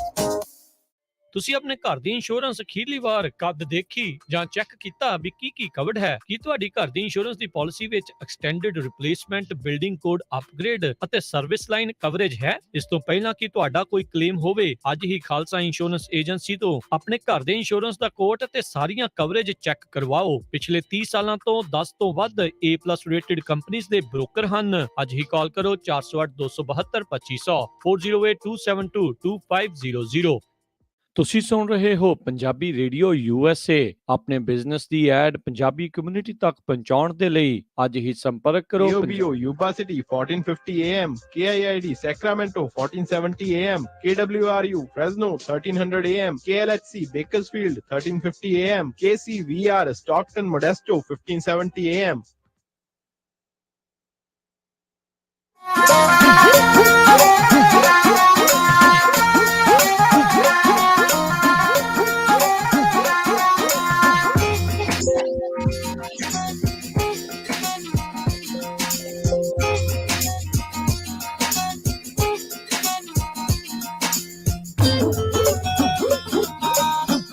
Punjabi radio USA ਸੁਣ ਰਹੇ ਸਾਰੇ ਸਰੋਤਿਆਂ ਨੂੰ ਇੱਕ ਵਾਰੀ ਫੇਰ ਨਿੱਘੀ ਜੀ ਆਇਆਂ ਨੂੰ। ਸਭ ਦਾ ਸਵਾਗਤ ਹੈ। ਅਪਡੇਟ ਅਮਰੀਕਾ ਦੇ ਵਿੱਚ US ਇਮੀਗ੍ਰੇਸ਼ਨ ਦੇ ਗੱਲਬਾਤ ਕਰ ਰਹੇ ਹਾਂ ਤੇ ਆਪਣੇ ਨਾਲ ਇਸ ਟਾਈਮ ਜੁੜੇ ਹੋਏ ਨੇ ਟੋਨੀ ਟਿਰਕੀਆਣਾ ਜੀ। ਸਵਾਗਤ ਹੈ ਜੀ ਇੱਕ ਵਾਰੀ ਫੇਰ। ਸਤਿ ਸ਼੍ਰੀ ਅਕਾਲ ਜੀ। ਸਤਿ ਸ਼੍ਰੀ ਅਕਾਲ ਜੀ। ਜੀ ਸੋ ਆਪਾਂ ਗੱਲਬਾਤ ਕਰ ਰਹੇ ਸੀਗੇ ਵੀ ਕਿਸ ਤਰੀਕੇ ਦੇ ਨਾਲ ਜਿਹੜੇ ਕੁਝ ਕੇਸਿਸ ਹੈਗੇ ਆ ਮਾਈਗ੍ਰੈਂਟ ਚਿਲਡਰਨਸ ਦੀ ਪੜ੍ਹਾਈ ਦੇ ਉੱਤੇ ਅਸਰ ਪਾ ਸਕਦੇ ਆ। ਸੋ ਅਗਲਾ ਜਿਹੜਾ ਫਿਰ ਸਵਾਲ ਇਸ ਦੇ ਵਿੱਚ ਆਉਂਦਾ, ਸੋ ਆਪਾਂ ਸਰੋਤਿਓ ਕਾਲਸ ਤੁਹਾਡੀਆਂ ਲਵਾਂਗੇ। ਟਰਾਈ ਕਰਦੇ ਹਾਂ ਵੀ ਅਸੀਂ ਇਸ ਨੂੰ ਜਲਦੀ ਟੌਪਿਕ ਨੂੰ ਸਮੇਟ ਕੇ ਤੇ ਫਿਰ ਆਪਾਂ ਤੁਹਾਡੀਆਂ ਕਾਲਸ ਵੱਲ ਨੂੰ ਵਧਾਂਗੇ। ਸੋ ਜਦੋਂ ਆਪਾਂ ਅਗਲੀ ਬ੍ਰੇਕ ਲੈਣੀ, ਬ੍ਰੇਕ ਤੋਂ ਬਾਅਦ ਦੇ ਵਿੱਚ ਫਿਰ ਤੁਹਾਡੀਆਂ ਕਾਲਸ ਲਵਾਂਗੇ। ਸੋ ਅਟਰਨੀ ਟਿਰਕੀਆਣਾ ਜੀ, ਪਲਾਇਰ ਵਰਸਸ ਡੋ ਦਾ ਇਹ ਮਸਲਾ ਸੀਗਾ ਕਿ ਜੇ ਤੁਸੀਂ ਬਰੀਫਲੀ ਸਾਨੂੰ ਇਸ ਦੇ ਬਾਰੇ ਦੱਸ ਸਕੋ। ਜੀ ਸੋ ਪਲਾਇਰ ਵਰਸਸ ਡੋ ਜਿਹੜਾ ਸੀਗਾ ਇੱਕ 1982 ਦਾ 1982 ਦਾ ਸੁਪਰੀਮ ਕੋਰਟ ਕੇਸ ਸੀਗਾ ਜਿਹੜਾ ਸੁਪਰੀਮ ਕੋਰਟ ਦੇ ਵਿੱਚ ਗਿਆ, ਜਿਹਦੇ ਵਿੱਚ ਕਿ ਸੁਪਰੀਮ ਕੋਰਟ ਨੇ ਕਾਫੀ ਜ਼ਿਆਦਾ ਜਿਹੜੇ ਟੈਕਸਸ ਦੇ ਸਟੇਟ ਸਟੈਚੂ ਸੀਗੇ ਉਹਨਾਂ ਨੂੰ ਸਟ੍ਰਾਈਕ ਡਾਊਨ ਕੀਤਾ, ਉਹਨਾਂ ਨੂੰ ਕੈਂਸਲ ਕੀਤਾ। ਉਹ ਜਿਹੜੇ ਸਟੇਟ ਸਟੈਚੂ ਸੀਗੇ ਬੇਸਿਕਲੀ ਉਹਦੇ ਵਿੱਚ ਕੀ ਸੀਗਾ ਕਿ ਜਿਹੜਾ ਸਕੂਲ ਡਿਸਟ੍ਰਿਕਟ ਸੀਗਾ ਉਹ ਜਿਹੜੇ ਅਨਡਾਕੂਮੈਂਟ ਜਿਹੜੇ ਚਿਲਡਰਨ ਸੀਗੇ ਉਹਨਾਂ ਕੋਲ $1000 ਸਾਲ ਦੀ ਟਿਊਸ਼ਨ ਫੀ ਲੈਣ ਦੀ ਕੋਸ਼ਿਸ਼ ਜਿਹੜੀ ਕਰ ਰਿਹਾ ਸੀਗਾ, ਕਿਉਂਕਿ ਉਹਨਾਂ ਨੂੰ ਲੱਗਦਾ ਕਿ ਉਹਦੇ ਕਰਕੇ ਉਹਨਾਂ ਦੀ ਜਿਹੜੀ ਸਟੇਟ ਫੰਡਿੰਗ ਆ ਉਹ ਘੱਟ ਰਹੀ ਸੀਗੀ। ਸੋ ਜਿਹੜਾ ਸੁਪਰੀਮ ਕੋਰਟ ਸੀਗਾ ਉਹਨਾਂ ਨੇ ਕਿਹਾ ਕਿ ਇਹ ਜਿਹੜਾ ਬੱਚਿਆਂ ਦੇ ਉੱਤੇ ਜਿਹੜਾ ਇੱਕ ਸਟੇਟ ਰਿਸਟ੍ਰਿਕਸ਼ਨ ਜਿਹੜੀ ਤੁਸੀਂ ਲਗਾ ਰਹੇ ਹੋ ਉਹਨੂੰ ਆਪਾਂ ਇੱਕ ਰੈਸ਼ਨਲ ਬੇਸਿਸ ਸਟੈਂਡਰਡ ਨਾਲ ਐਵੈਲੂਏਟ ਕਰਨਾ, ਜਿੱਦਾਂ ਆਪਾਂ ਪਹਿਲਾਂ ਦੱਸਿਆ ਨਾ ਕਿ ਸਟ੍ਰਿਕਟ ਸਕਰੂਟਨੀ ਕਰਨੀ ਆ। ਸੋ ਉਹਨਾਂ ਨੇ ਕਿਹਾ ਕਿ ਇੱਕ ਰੈਸ਼ਨਲ ਬੇਸਿਸ ਟੈਸਟ ਜਿਹੜਾ ਇੱਕ ਹੁੰਦਾ ਉਹਦੇ ਨਾਲ ਤੁਸੀਂ ਐਵੈਲੂਏਟ ਕਰਨਾ। ਤੁਸੀਂ ਇਹ ਦੇਖਣਾ ਕਿ ਇਹ ਜਿਹੜਾ ਰਿਸਟ੍ਰਿਕਸ਼ਨ ਲਾ ਕੇ ਰੈਸ਼ਨਲ ਬੇਸਿਸ ਟੈਸਟ ਦਾ ਮਤਲਬ ਇਹ ਹੁੰਦਾ ਕਿ ਜੇ ਤੁਸੀਂ ਕੋਈ ਰਿਸਟ੍ਰਿਕਸ਼ਨ ਲਾਉਂਦੇ ਹੋ ਕਿ ਉਹਦੇ ਨਾਲ ਜਿਹੜੀ ਸਰਕਾਰ ਆ ਉਹਨੂੰ ਕੋਈ ਫਾਇਦਾ ਹੋ ਰਿਹਾ ਕਿ ਨਹੀਂ ਹੋ ਰਿਹਾ। ਸੋ ਪਲਾਇਰ ਵਰਸਸ ਜਿਹੜਾ ਡੋਆ ਉਹ ਸਿਰਫ ਜਿਹੜਾ ਕਹਿ ਲਓ K-12 ਸਕੂਲਿੰਗ ਤੱਕ ਹੀ, 12ਵੀਂ ਤੱਕ ਜਿਹੜਾ ਸੀਗਾ ਉੱਥੇ ਤੱਕ K-12 ਐਜੂਕੇਸ਼ਨ ਤੱਕ ਹੀ ਉਹ ਲਿਮਿਟਡ ਸੀਗਾ। ਇਸ ਤੋਂ ਬਾਅਦ ਹੋਰ ਜ਼ਿਆਦਾ ਕਾਫੀ ਜਿਹੜੇ ਕੇਸ ਹੋਏ ਆ, ਟੋਲ ਵਰਸਸ ਮੋਰੈਨੋ ਤੇ ਇੱਕ ਇਲੀਗਲ ਇਮੀਗ੍ਰੇਸ਼ਨ ਰਿਫਾਰਮ ਤੇ ਰਿਸਪੌਂਸਿਬਿਲਟੀ ਐਕਟ ਜਿਹੜਾ 1996 ਦੇ ਵਿੱਚ ਇਮੀਗ੍ਰੇਸ਼ਨ ਰਿਫਾਰਮ ਜਿਹੜਾ ਸੀਗਾ, ਇੱਦਾਂ ਦੇ ਕਾਫੀ ਜਿਹੜੇ ਲਾਅ ਕਾਫੀ ਅਟੈਂਪਟ ਹੋਏ ਆ ਕਿ ਇਹ ਜਿਹੜਾ ਮਾਈਗ੍ਰੈਂਟ ਦੇ ਜਿਹੜੇ ਬੱਚਿਆਂ ਦੀ ਹੈਗੀ ਆ ਇੰਸਟੀਟਿਊਸ਼ਨ ਨੂੰ ਲੈ ਕੇ, ਸਕਾਲਰਸ਼ਿਪ ਨੂੰ ਲੈ ਕੇ, ਪਬਲਿਕ ਕਾਲਜ ਸਕੂਲ ਦੇ ਵਿੱਚ, ਯੂਨੀਵਰਸਿਟੀ ਦੇ ਵਿੱਚ ਐਨਰੋਲਮੈਂਟਸ ਨੂੰ ਲੈ ਕੇ, ਸੋ ਕਾਫੀ ਸਾਰੇ ਜਿਹੜੇ ਲਾਅ ਕੇਸ ਜਿਹੜੇ ਆਉਣ ਦੀ ਕੋਸ਼ਿਸ਼ ਹੋਈ ਆ। ਪਰ ਅਜੇ ਤੱਕ ਵੀ ਜਿਹੜਾ ਇਹ ਪਲਾਇਰ ਦਾ ਜਿਹੜਾ ਹੈਗਾ 1982 ਦਾ ਡਿਸੀਜਨ ਹੈ ਸਟੈਂਡ ਕਰਦਾ। ਸੋ ਇਨ ਸਮਰੀ ਕੀ ਸੀਗਾ ਕਿ 1975 ਦੇ ਵਿੱਚ ਟੈਕਸਸ ਨੇ ਇੱਕ ਲਾਅ ਪਾਸ ਕੀਤਾ, ਜਿਹੜਾ ਲਾਅ ਸੀਗਾ ਉਹ ਜਿਹੜੇ ਸਟੇਟ ਫੰਡ ਹੁੰਦੇ ਆ, ਸਟੇਟ ਦੇ ਜਿਹੜੇ ਵੀ ਫੰਡ ਸੀਗੇ ਉਹਨੂੰ ਕਹਿੰਦਾ ਸੀਗਾ ਕਿ ਜਿਹੜੇ ਇਲੀਗਲ ਬੱਚੇ ਆ ਉਹਨਾਂ ਤੇ ਨਹੀਂ ਤੁਸੀਂ ਉਹਨਾਂ ਨੂੰ ਖਰਚ ਸਕਦੇ ਆ। ਤੇ ਉਹਨਾਂ ਨੇ ਜਿਹੜਾ 1975 ਦਾ ਟੈਕਸਸ ਦਾ ਲਾਅ ਸੀਗਾ ਤੇ ਇਹਨਾਂ ਨੇ ਸਕੂਲਸ ਨੂੰ ਇਹ ਪਾਵਰ ਵੀ ਦਿੱਤੀ ਕਿ ਤੁਸੀਂ ਜਿਹੜੇ ਕੱਚਿਆਂ ਦੇ ਬੱਚੇ ਉਹਨਾਂ ਨੂੰ ਐਨਰੋਲਮੈਂਟ ਲਈ ਡਿਨਾਈ ਕਰ ਸਕਦੇ ਹੋ। ਤੇ 1977 ਦੇ ਵਿੱਚ ਇੱਕ ਟਾਇਲਰ ਇੰਡੀਪੈਂਡੈਂਟ ਸਕੂਲ ਡਿਸਟ੍ਰਿਕਟ ਸੀਗਾ, ਇਹਨੇ ਪਾਲਿਸੀ ਬਣਾਈ ਕਿ ਜਿਹੜਾ ਫੋਰਨ ਬੱਚੇ ਜਿਹੜੇ ਆਉਂਦੇ ਆ ਉਹ ਲੀਗਲੀ ਐਡਮਿਟ ਨਹੀਂ ਆਪਾਂ ਉਹਨਾਂ ਨੂੰ ਕੰਸੀਡਰ ਕਰ ਸਕਦੇ ਤੇ ਉਹਨਾਂ ਨੂੰ ਜਿਹੜੀ ਪੂਰੀ ਟਿਊਸ਼ਨ ਹੈਗੀ ਆ, ਫੀਸ ਆ, ਉਹ ਦੇਣੀ ਪਊਗੀ। ਸੋ ਇਹ ਜਿਹੜਾ ਸਕੂਲ ਡਿਸਟ੍ਰਿਕਟ ਸੀਗਾ ਇਹਦੀ ਪਾਲਿਸੀ ਇਹ ਸੀਗੀ ਕਿ ਸਿਰਫ ਉਹਨਾਂ ਨੂੰ ਆਪਾਂ ਲੀਗਲੀ ਐਡਮਿਟਡ ਮੰਨਦੇ ਆ ਜਿਹਨਾਂ ਕੋਲ ਜਾਂ ਤਾਂ ਕੋਈ ਡਾਕੂਮੈਂਟ ਹੈਗਾ, ਪੱਕੇ ਹੁੰਦੇ ਪੇਪਰ ਆ, ਤੇ ਜਾਂ ਫਿਰ ਉਹ ਇੱਕ USCIS ਤੋਂ ਚਿੱਠੀ, ਫੈਡਰਲ ਇਮੀਗ੍ਰੇਸ਼ਨ ਅਥਾਰਟੀਜ਼ ਤੋਂ ਲੈਟਰ ਲੈ ਕੇ ਆਉਣ ਕਿ ਉਹਨਾਂ ਨੇ ਇੱਦਾਂ ਦੀ ਡਾਕੂਮੈਂਟੇਸ਼ਨ ਜਿਹੜੀ ਉਹ ਸਿਕਿਉਰ ਕਰ ਰਹੇ ਆ। ਸੋ ਉਹਨਾਂ ਨੇ ਕਿਹਾ ਬੇਸਿਕਲੀ ਜਿਹੜਾ 1975 ਦਾ ਲਾਸ 1977 ਦਾ ਜਿਹੜਾ ਸਕੂਲ ਸੀਗਾ ਇਹ ਟਾਇਲਰ ਇੰਡੀਪੈਂਡੈਂਟ ਸਕੂਲ ਡਿਸਟ੍ਰਿਕਟ, ਇਹਨਾਂ ਨੇ ਆਪਣਾ ਜਿਹੜਾ ਪਾਲਿਸੀ ਬਣਾ ਲਈ 1975 ਟੈਕਸਸ ਲਾਅ ਦੇ ਥੱਲੇ। ਤਾਂ ਕਰਕੇ ਜਿਹੜਾ ਇਹ ਸੀਗਾ ਜਿਹੜਾ ਕੇਸ ਸੀਗਾ ਪਲਾਇਰ ਵਾਲਾ, ਪਲਾਇਰ ਵਰਸਸ ਡੋ, ਇਹ ਸੁਪਰੀਮ ਕੋਰਟ ਤੱਕ ਪਹੁੰਚ ਗਿਆ। ਸੋ ਇਹ ਜਿਹੜੀ ਪਾਲਿਸੀ ਸੀਗੀ ਇਹ ਤੋਂ ਬਾਅਦ ਕਾਫੀ, ਜਿੱਦਾਂ ਆਪਾਂ ਦੱਸਿਆ ਕਿ ਪੰਜ ਜਿਹੜੇ ਜੱਜ ਸੀਗੇ ਉਹਨਾਂ ਨੇ ਫੇਵਰ 'ਚ ਦਿੱਤੀ, 4 ਨੇ ਅਗੇਂਸਟ ਦਿੱਤੀ। ਸੋ ਇਹਨਾਂ ਨੇ ਕੀ ਕਿਹਾ ਉਦੋਂ ਕਿ ਜਿਹੜਾ ਇਹ ਸੁਪਰੀਮ ਕੋਰਟ ਦੀ ਪਾਲਿਸੀ ਹੈ 14th ਅਮੈਂਡਮੈਂਟ ਜਿਹੜੀ ਹੈਗੀ ਆ ਉਹਨੂੰ ਵਾਇਲੇਟ ਕਰਦੀ ਆ। ਉਹ ਕਹਿੰਦੇ ਆ ਕਿ ਜਿਹੜੇ ਇਲੀਗਲ ਬੱਚੇ ਆ ਉਹ ਇੱਕ ਹਿਊਮਨ ਬੀਇੰਗ ਆ ਇਨ ਆਰਡੀਨਰੀ ਸੈਂਸ, ਭਾਵੇਂ ਉਹ ਪੱਕੇ ਨਹੀਂ ਵੀ ਹੈਗੇ ਪਰ ਉਹ ਇੱਕ ਇਨਸਾਨ ਆ। 14th ਅਮੈਂਡਮੈਂਟ ਦੀ ਵਾਇਓਲੇਸ਼ਨ ਹੁੰਦੀ ਆ। ਇਹ ਜਿਹੜੀ ਰਾਈਟਸ ਹੈਗੇ ਆ ਤੁਸੀਂ ਤਾਂ ਹੀ ਉਹ ਵਾਪਸ ਲੈ ਸਕਦੇ ਹੋ, ਤਾਂ ਹੀ ਤੁਸੀਂ ਇਹਨੂੰ ਰਿਸਟ੍ਰਿਕਟ ਕਰ ਸਕਦੇ ਹੋ ਜੇ ਤੁਸੀਂ ਇਹ ਸ਼ੋਅ ਕਰ ਸਕੋ ਕਿ ਇਹਦੇ ਵਿੱਚ ਸਰਕਾਰ ਦਾ ਕੋਈ ਬਹੁਤ ਵੱਡਾ ਫਾਇਦਾ ਹੁੰਦਾ ਵਾ। ਸੋ ਜਿਹੜੀ ਮੈਜੋਰਟੀ ਸੁਪਰੀਮ ਕੋਰਟ ਡਿਸੀਜਨ ਸੀਗਾ, ਉਹਨਾਂ ਨੇ ਬੇਸਿਕਲੀ ਇਹੀ ਕਿਹਾ ਕਿ ਤੁਸੀਂ ਜਦੋਂ ਸਕੂਲ ਦੇ ਜਿਹੜੇ ਆ ਬੱਚੇ ਆ, ਜੇ ਤੁਸੀਂ ਉਹਨਾਂ ਨੂੰ ਡਿਸਕ੍ਰਿਮੀਨੇਟ ਕਰਦੇ ਹੋ ਤੇ ਉਹਨਾਂ ਤੇ ਬਹੁਤ ਜ਼ਿਆਦਾ ਇੱਕ ਬਰਡਨ ਪਲੇਸ ਹੋ ਜਾਂਦਾ। ਬੱਚਿਆਂ ਦੀ ਕੋਈ ਗਲਤੀ ਨਹੀਂ, ਉਹਨਾਂ ਦੇ ਘਰ ਦੇ ਉਹਨਾਂ ਨੂੰ ਲੈ ਕੇ ਆਉਂਦੇ ਆ, ਬੱਚਿਆਂ ਨੂੰ ਨਾਲ ਜਾਣਾ ਪੈਂਦਾ। ਸੋ ਕਿਉਂਕਿ ਉਹਨਾਂ ਦੇ ਘਰਦਿਆਂ ਨੇ ਕੋਈ ਐਕਸ਼ਨ ਲਿਆ ਸੀਗਾ, ਉਹਦੇ ਕਰਕੇ ਬੱਚਿਆਂ ਤੇ ਬਹੁਤ ਜ਼ਿਆਦਾ ਬਰਡਨ ਜਿਹੜਾ ਹੋ ਜਾਂਦਾ। ਤੇ ਤੁਸੀਂ ਇੱਕ ਤਰ੍ਹਾਂ ਬੱਚਿਆਂ ਨੂੰ ਫੋਰਸ ਕਰ ਰਹੇ ਹੋ ਕਿ ਉਹਨਾਂ ਦਾ ਉਹ ਵਧੀਆ ਪੜ੍ਹੇ ਲਿਖੇ ਪੀੜ੍ਹੀ ਨਾ ਤਿਆਰ ਹੋਵੇ ਤੇ ਬਾਅਦ 'ਚ ਉਹ ਡਿਪੈਂਡੈਂਟ ਰਹਿ ਜਾਣ, ਅਨਐਮਪਲੋਇਮੈਂਟ, ਵੈਲਫੇਅਰ ਜਿਹੜੇ ਇੱਦਾਂ ਦੇ ਰਾਸਤੇ ਤੇ ਹੋ ਜਾਣ। ਤੇ ਜਿਹੜਾ ਮੈਜੋਰਟੀ ਸੀਗੀ, ਉਹਨਾਂ ਨੇ ਕਿਹਾ ਕਿ ਇਹਦੇ ਵਿੱਚ ਜਿਹੜੀ ਟੈਕਸਸ ਦਾ ਸਟੇਟ ਇੰਟਰਸਟ ਹੈਗਾ ਹੈ, ਕੋਈ ਵੀ ਜਿਹੜਾ ਹੈਗਾ ਐਡਵਾਂਸ ਨਹੀਂ ਹੁੰਦਾ। ਸਾਨੂੰ ਲੱਗਦਾ ਕਿ ਜਦੋਂ ਲੋਕੀ ਪੜ੍ਹ ਨਾ ਸਕਣ ਤੇ ਉਹ ਹੋਰ ਪ੍ਰੋਬਲਮਾਂ ਕ੍ਰੀਏਟ ਕਰੂਗਾ। ਤੇ ਜਿਹੜਾ ਉਹਨਾਂ ਨੇ ਜਿਹੜਾ ਇਹ ਡਿਸੀਜਨ ਸੀਗਾ, ਜਦੋਂ ਹੁਣ ਸੁਪਰੀਮ ਕੋਰਟ ਤੱਕ ਜਾਂਦੇ, ਉਹਦਾ ਮਤਲਬ ਇਹ ਨਹੀਂ ਹੈਗਾ ਕਿ ਸਿੱਧਾ ਹੀ ਤੁਹਾਡੀ ਮਨਮਰਜ਼ੀ ਹੋ ਗਈ ਤੇ ਕੋਰਟ ਨੇ ਡਿਨਾਈ ਕਰਤਾ। ਸੋ ਸੁਪਰੀਮ ਕੋਰਟ ਨੇ ਇਹਦੇ ਵਿੱਚ ਵੀ ਬੜੀ ਕ੍ਰੀਏਟਿਵਲੀ ਆਰਗੂਮੈਂਟ ਦਿੱਤੀ ਕਿ ਜਿਹੜਾ ਰੈਸ਼ਨਲ ਬੇਸ, ਜਿੱਦਾਂ ਪਹਿਲਾਂ ਆਪਾਂ ਦੱਸਿਆ ਕਿ ਅਬੋਰਸ਼ਨ ਦੇ ਵਿੱਚ ਸੀਗਾ ਸਟ੍ਰਿਕਟ ਸਕਰੂਟਨੀ, ਉਹਦਾ ਟੈਸਟ ਸੀਗਾ। ਸੋ ਉਤੋਂ ਇੱਕ ਹਲਕਾ ਲੈਵਲ ਹੁੰਦਾ ਰੈਸ਼ਨਲ ਬੇਸਿਸ ਟੈਸਟ। ਉਹਨੇ ਕਿਹਾ ਕਿ ਇੱਥੇ ਰੈਸ਼ਨਲ ਬੇਸਿਸ ਟੈਸਟ ਲਾਓ। ਰੈਸ਼ਨਲ ਬੇਸਿਸ ਟੈਸਟ ਦਾ ਮਤਲਬ ਇਹ ਹੈ ਕਿ ਜਿਹੜੀ ਸਟੇਟ ਹੈਗੀ ਆ, ਉਹਨੂੰ ਕੋਈ ਨਾ ਕੋਈ ਫਾਇਦਾ ਜਿਹੜਾ ਹੋਣਾ ਚਾਹੀਦਾ। ਸੋ ਉਹਨਾਂ ਨੇ ਇਹ ਕਿਹਾ ਕਿ ਇਹ ਤੁਹਾਡਾ ਟੈਸਟ ਜਿਹੜਾ ਹੈਗਾ, ਸਾਡਾ ਟੈਸਟ ਪਾਸ ਨਹੀਂ ਹੁੰਦਾ ਰੈਸ਼ਨਲ ਬੇਸਿਸ ਤੇ, ਇਹਦੇ ਵਿੱਚ ਸਟੇਟ ਨੂੰ ਕੋਈ ਫਾਇਦਾ ਜਿਹੜਾ ਨਹੀਂ ਹੁੰਦਾ। ਤੇ ਟੈਕਸਸ ਅਫੀਸ਼ੀਅਲ ਸੀਗੇ, ਉਹਨਾਂ ਨੇ ਆਰਗਿਊ ਕੀਤਾ ਕਿ ਜਿਹੜੇ ਆ ਇਲੀਗਲ ਬੱਚੇ ਆ, ਇਹ ਸਾਡੀ ਸਟੇਟ ਦੇ ਜੁਰਿਸਡਿਕਸ਼ਨ ਦੇ ਵਿੱਚ ਨਹੀਂ ਹੈਗੇ, ਸਾਡੇ ਉੱਤੇ ਇਹਨਾਂ ਦਾ ਕੋਈ ਜੁਰਿਸਡਿਕਸ਼ਨ ਨਹੀਂ ਬਣਦਾ। ਤਾਂ ਕਰਕੇ ਇਹ ਜਿਹੜੀ 14th ਅਮੈਂਡਮੈਂਟ ਹੈਗੀ ਆ, ਕਿਉਂਕਿ ਇਹ ਸਿਟੀਜ਼ਨ ਨਹੀਂ ਹੈਗੇ, ਸਾਡੇ ਜੁਰਿਸਡਿਕਸ਼ਨ 'ਚ ਨਹੀਂ ਹੈਗੇ, ਇਹ 14th ਅਮੈਂਡਮੈਂਟ ਕਲੇਮ ਨਹੀਂ ਕਰ ਸਕਦੇ ਕਿਉਂਕਿ ਇਹ ਸਾਡੇ ਜੁਰਿਸਡਿਕਸ਼ਨ 'ਚ ਨਹੀਂ ਹੈਗੇ। ਜਿਹੜੀ ਮੈਜੋਰਟੀ ਸੀਗੀ, ਉਹਨਾਂ ਨੇ ਇਹ ਡਿਨਾਈ ਕਰਤਾ। ਉਹ ਕਹਿੰਦੇ ਕਿ ਸਿਰਫ ਇਹ ਸਿਟੀਜ਼ਨ ਨੂੰ ਨਹੀਂ ਮਿਲਦੀ 14th ਅਮੈਂਡਮੈਂਟ, ਤੇ ਨਾ ਹੀ ਸਿਰਫ ਇਹ ਉਹਨਾਂ ਨੂੰ ਮਿਲਦੀ ਜਿਹੜੇ ਤੁਹਾਡੇ ਜੁਰਿਸਡਿਕਸ਼ਨ 'ਚ ਹੈਗੇ ਕਿ ਨਹੀਂ ਹੈਗੇ। ਉਹ ਇਹ ਕਹਿੰਦੇ ਕਿ ਜਿਹੜੇ ਬੱਚੇ ਆ, ਉਹਨਾਂ ਨੂੰ ਆਪਾਂ ਇਹ ਕੰਸੀਡਰ ਕਰਨਾ ਕਿ ਇਹ ਹਿਊਮਨ ਬੀਇੰਗ ਆ, ਕਿਉਂਕਿ ਇਹ ਹਿਊਮਨ ਬੀਇੰਗ ਆ, ਤੁਹਾਡੇ ਜੁਰਿਸਡਿਕਸ਼ਨ ਦੇ ਵਿੱਚ ਇਹ ਆਉਂਦੇ ਆ ਤੇ ਇਹਨਾਂ ਤੇ ਜਿਹੜੀ 14th ਅਮੈਂਡਮੈਂਟ ਦੀ ਪ੍ਰੋਟੈਕਸ਼ਨ ਆ, ਇਹ ਇਹਨਾਂ ਤੇ ਲਾਗੂ ਜਿਹੜੀ ਹੁੰਦੀ ਹੈ। ਜੀ, ਸੋ 14th ਅਮੈਂਡਮੈਂਟ ਦੇ ਤਹਿਤ ਲਾਗੂ ਤਾਂ ਇਸ ਦੇ ਉੱਤੇ ਜਿਹੜੀ ਉਹ ਹੋ ਗਈ ਆ। ਸੋ ਹੁਣ ਜਦੋਂ ਇੱਕ ਕੋਈ ਸੈਟਲਡ ਲਾ ਜਾਂ ਸੁਪਰੀਮ ਕੋਰਟ ਦਾ ਫੈਸਲਾ ਆ ਜਾਂਦਾ ਹੈ ਕਿਸੇ ਕੇਸ ਦੇ ਉੱਤੇ, ਤੇ ਸੁਪਰੀਮ ਕੋਰਟ ਦੇ ਵਿੱਚ ਹੀ ਦੁਬਾਰਾ ਉਸ ਦੇ ਉੱਤੇ ਚੈਲੰਜ ਕਿੱਦਾਂ ਹੋ ਜਾਂਦਾ ਆ, ਦੁਬਾਰਾ ਹੋ ਜਾਂਦਾ ਕਿਉਂਕਿ ਸੁਪਰੀਮ ਕੋਰਟ ਨੇ ਤਾਂ ਇੱਕ ਵਾਰੀ ਡਿਸਾਈਡ ਕਰ ਰਿਹਾ। ਸੋ ਕੀ ਹਰ ਇੱਕ ਕੇਸ ਨੂੰ ਮੁੜ ਕੇ ਦੁਬਾਰਾ ਚੈਲੰਜ ਕੀਤਾ ਜਾ ਸਕਦਾ ਹੈ ਸੁਪਰੀਮ ਕੋਰਟ ਦੇ ਵਿੱਚ ਉਹਨਾਂ ਦੇ ਦਿੱਤੇ ਹੋਏ ਫੈਸਲੇ ਨੂੰ? ਸੋ ਜਿਹੜਾ ਅਬਾਊਟ ਆ ਉਹ ਕੀ ਹੈ ਕਿ ਹੁਣ ਦੇਖੋ, ਇਹ ਜਿਹੜੇ ਬੰਦੇ ਅਬਾਊਟ ਟਰੰਪ ਆ, ਇਹ ਰੌਲਾ ਜੋ ਮਰਜ਼ੀ ਪਾਣ ਹੈ ਨਾ, ਪਰ ਇਹ ਕੀ ਹੈ ਕਿ end of the day highly smart ਲੋਕੀ ਆ। ਇੱਦਾਂ ਹੀ ਬੰਦਾ ਬਿਲੀਅਨਰ ਨਹੀਂ ਬਣ ਜਾਂਦਾ ਹੈ ਨਾ। ਸੋ ਕੀ ਹੈ ਕਿ ਕਾਫੀ ਸਮਾਰਟ ਬੰਦਾ, ਜੇ ਤੁਸੀਂ ਉਹਦੇ ਟਰੰਪ ਦੇ ਜਵਾਕਾਂ ਵੱਲ ਦੇਖੋ, ਹਾਈਲੀ ਕੰਪਲਿਸ਼ਡ ਆ, ਕੋਈ ਡਰੱਗਾਂ ਦੇ ਵਿੱਚ ਨਹੀਂ ਆਇਆ, ਨੇ ਤਾਂ ਮਾੜੇ ਜਿਹੇ ਬੰਦੇ ਕੋਲ ਪੈਸੇ ਆਉਂਦੇ ਤਾਂ ਤੁਸੀਂ ਦੇਖੋ ਕਿ ਜਵਾਕ ਸਾਹਮਣੇ ਔਖੇ। ਸੋ ਬਿਲੀਅਨਰ ਕਿੱਡੇ, ਉਹਨਾਂ ਨੇ ਵੀ ਕੰਪਨੀਆਂ ਖੜੀਆਂ ਕੀਤੀਆਂ, ਆਪਣੇ ਆਪ ਨੂੰ ਵਧੀਆ ਤਰੀਕੇ ਨਾਲ ਕੈਰੀ ਕਰਦੇ ਆ। ਸੋ ਕੀ ਹੈ ਕਿ end of the day highly smart ਲੋਕੀ ਆ, ਇਹਨਾਂ ਨੂੰ ਜੋ ਵੀ ਬੋਲਣਾ ਪੈਂਦਾ ਆਪਣੀ ਗੱਦੀ ਚਲਾਉਣ ਲਈ ਉਹ ਬੋਲਦੇ ਆ। ਸੋ ਅਬਾਊਟ ਕੀ ਕਹਿੰਦਾ, ਅਬਾਊਟ ਕਹਿੰਦਾ ਕਿ ਉਹ ਹੁਣ ਸੁਪਰੀਮ ਕੋਰਟ ਨਾਲ ਕਿੱਦਾਂ ਖਹਿ ਰਿਹਾ ਵਾ। ਉਹ ਕਹਿੰਦਾ ਕਿ ਜਿਹੜੀ ਉਹ ਦੋ ਚੀਜ਼ਾਂ ਦੇਖ ਰਿਹਾ। ਉਹ ਕਹਿੰਦਾ ਪਹਿਲਾਂ ਕਿ ਹੁਣ ਕਹਿੰਦਾ ਕੀ ਚੇਂਜ ਹੋ ਗਿਆ, ਕਹਿੰਦਾ ਸਭ ਤੋਂ ਵੱਡੀ ਚੀਜ਼ ਤਾਂ ਇਹ ਚੇਂਜ ਹੋਈ ਹੈ ਕਿ ਜਿਹੜੀ ਕੰਪੋਜੀਸ਼ਨ ਆਫ ਸੁਪਰੀਮ ਕੋਰਟ ਕੀ, ਹੁਣ ਇਸ ਵੇਲੇ ਸੁਪਰੀਮ ਕੋਰਟ ਉਹ ਕੰਜ਼ਰਵੇਟਿਵ ਆ। ਸਭ ਤੋਂ ਪਹਿਲੀ ਤਾਂ ਉਹ ਚੀਜ਼ ਆ। ਸੋ ਉਹ ਸਹੀ ਸੋਚ ਰਿਹਾ, ਬਿਲਕੁਲ ਬਹੁਤ ਵੱਡੀ ਚੀਜ਼ ਆ, ਕਿਉਂਕਿ ਕੰਜ਼ਰਵੇਟਿਵ ਸੁਪਰੀਮ ਕੋਰਟ ਹੋਊਗਾ, ਉਹਦੇ ਫੇਵਰ 'ਚ ਫੈਸਲਾ ਕਰੂਗਾ। ਤੇ ਦੂਜੀ ਉਹ ਕਹਿੰਦਾ ਚੀਜ਼ ਜਿਹੜੀ ਚੇਂਜ ਹੋ ਗਈ ਹੈ ਕਿ ਮੈਨੂੰ ਕੇਸ ਜਿਹੜਾ ਸਾਹਮਣੇ ਲੈ ਕੇ ਆਉਣ ਲਈ ਇਹ ਆ ਕਿ ਜਿਹੜੇ ਨੰਬਰ ਆਫ ਮਾਈਗ੍ਰੈਂਟ ਚਿਲਡਰਨ ਸੀਗੇ ਜਦੋਂ ਪਹਿਲਾਂ ਜਿੰਨੇ ਆਉਂਦੇ ਸੀਗੇ ਤੇ ਹੁਣ ਜਿਹੜੇ ਆ ਰਹੇ ਆ ਉਹ ਬਹੁਤ ਜ਼ਿਆਦਾ ਆ ਰਹੇ ਆ। ਸੋ ਇੱਕ ਚੈਲੰਜ ਕਹਿ ਲਓ ਕਿ ਨਵਾਂ ਐਕਸਟਰਾਆਰਡਨਰੀ ਬਰਡਨ ਪੈਦਾ ਹੋ ਗਿਆ ਟੈਕਸਸ ਤੇ, ਜਿਹਦੇ ਕਰਕੇ ਕਿ ਸੁਪਰੀਮ ਕੋਰਟ ਨੂੰ ਇਹਦੀ ਗੱਲ ਜਿਹੜੀ ਆ ਉਹ ਸੁਣਨੀ ਪਊਗੀ।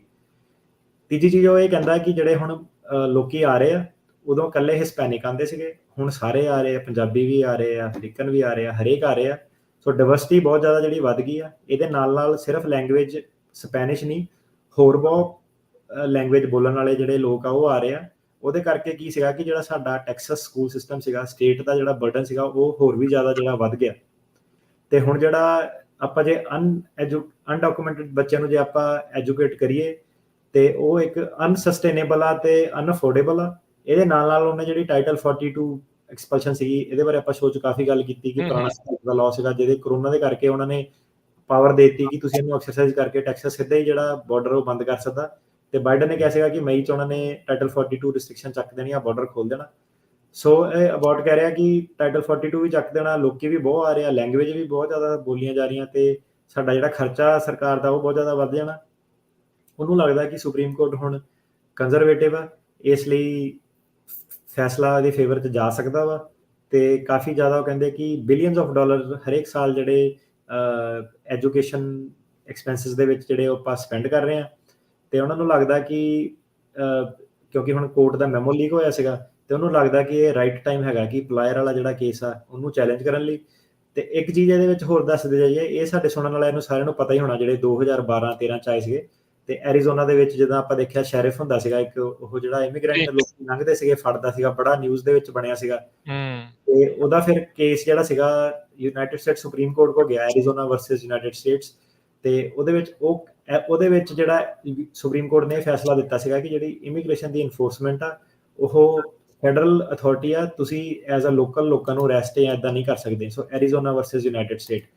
ਸੋ ਹੁਣ ਪਲਾਇਰ ਨੂੰ ਕੀ ਲੱਗਦਾ ਹੈਗਾ ਕਿ ਉਹ ਕਹਿੰਦਾ ਕਿ ਇੱਕ ਪਾਸੇ ਤਾਂ ਤੁਸੀਂ ਕਹਿ ਰਹੇ ਆ ਕਿ ਇਹ ਫੈਡਰਲ ਗਵਰਨਮੈਂਟ ਨੂੰ ਫੈਡਰਲ ਗਵਰਨਮੈਂਟ ਦੀ ਰਿਸਪੌਂਸਿਬਿਲਿਟੀ ਆ ਕਿ ਉਹਨਾਂ ਦੀ ਪਾਵਰ ਆ, ਤੇ ਦੂਜੇ ਪਾਸੇ ਉਹ ਸਟੇਟ ਨੂੰ ਕਹਿੰਦੇ ਆ ਕਿ ਤੁਸੀਂ ਪੈਸੇ ਦਿਓ ਸਕੂਲ ਦੇ ਬੱਚਿਆਂ ਦੇ। ਸੋ ਇਹਨੇ ਖੱਪ ਪਾਤੀ ਪੂਰੀ। ਇਹ ਕਹਿੰਦਾ ਜਾਂ ਤਾਂ ਕਹਿੰਦਾ ਐਰੀਜ਼ੋਨਾ ਵਾਲਾ ਡਿਸੀਜਨ ਵਾਪਸ ਲਓ, ਜਾਂ ਤਾਂ ਉਹ ਵੀ ਪਾਵਰ ਸਾਨੂੰ ਦਿਓ ਕਿ ਆਪਾਂ ਫੜਾਂਗੇ, ਆਪਾਂ ਐਜੂਕੇਸ਼ਨ ਦੇਵਾਂਗੇ, ਜਾਂ ਕਹਿੰਦਾ ਕਿ ਤੁਸੀਂ ਪੈਸੇ ਦਿਓ ਤੇ ਜਿਹੜਾ ਪਲਾਇਰ ਵਾਲਾ ਕੇਸ ਆ ਉਹਨੂੰ ਵਾਪਸ ਲਓ। ਕਹਿੰਦਾ ਦੋਨੋਂ ਧਿਰਾਂ ਚ ਨਹੀਂ ਤੁਸੀਂ ਕਰ ਸਕਦੇ ਕਿ ਸਾਡੇ ਕੋਲ ਉਹਨਾਂ ਨੂੰ ਰੋਕਣ ਦੀ ਪਾਵਰ ਨਹੀਂ, ਇਮੀਗ੍ਰੇਸ਼ਨ ਫੈਡਰਲ ਆ ਤੇ ਦੂਜੇ ਪਾਸੇ ਤੁਸੀਂ ਜਿਹੜਾ ਪਲਾਇਰ ਵਾਲੇ ਕੇਸ ਤੁਸੀਂ ਕਹਿੰਦੇ ਹੋ ਕਿ ਸਟੇਟ ਨੂੰ ਪੈਸੇ ਦੇਣੇ ਚਾਹੀਦੇ ਆ। ਸੋ ਇਹ ਬੇਸਿਕਲੀ ਕੀ ਕਹਿੰਦਾ ਕਿ ਜਾਂ ਤਾਂ ਐਰੀਜ਼ੋਨਾ ਵਾਲਾ ਵਾਪਸ ਲਓ ਜਾਂ ਪਲਾਇਰ ਵਾਲਾ ਵਾਪਸ ਲਓ।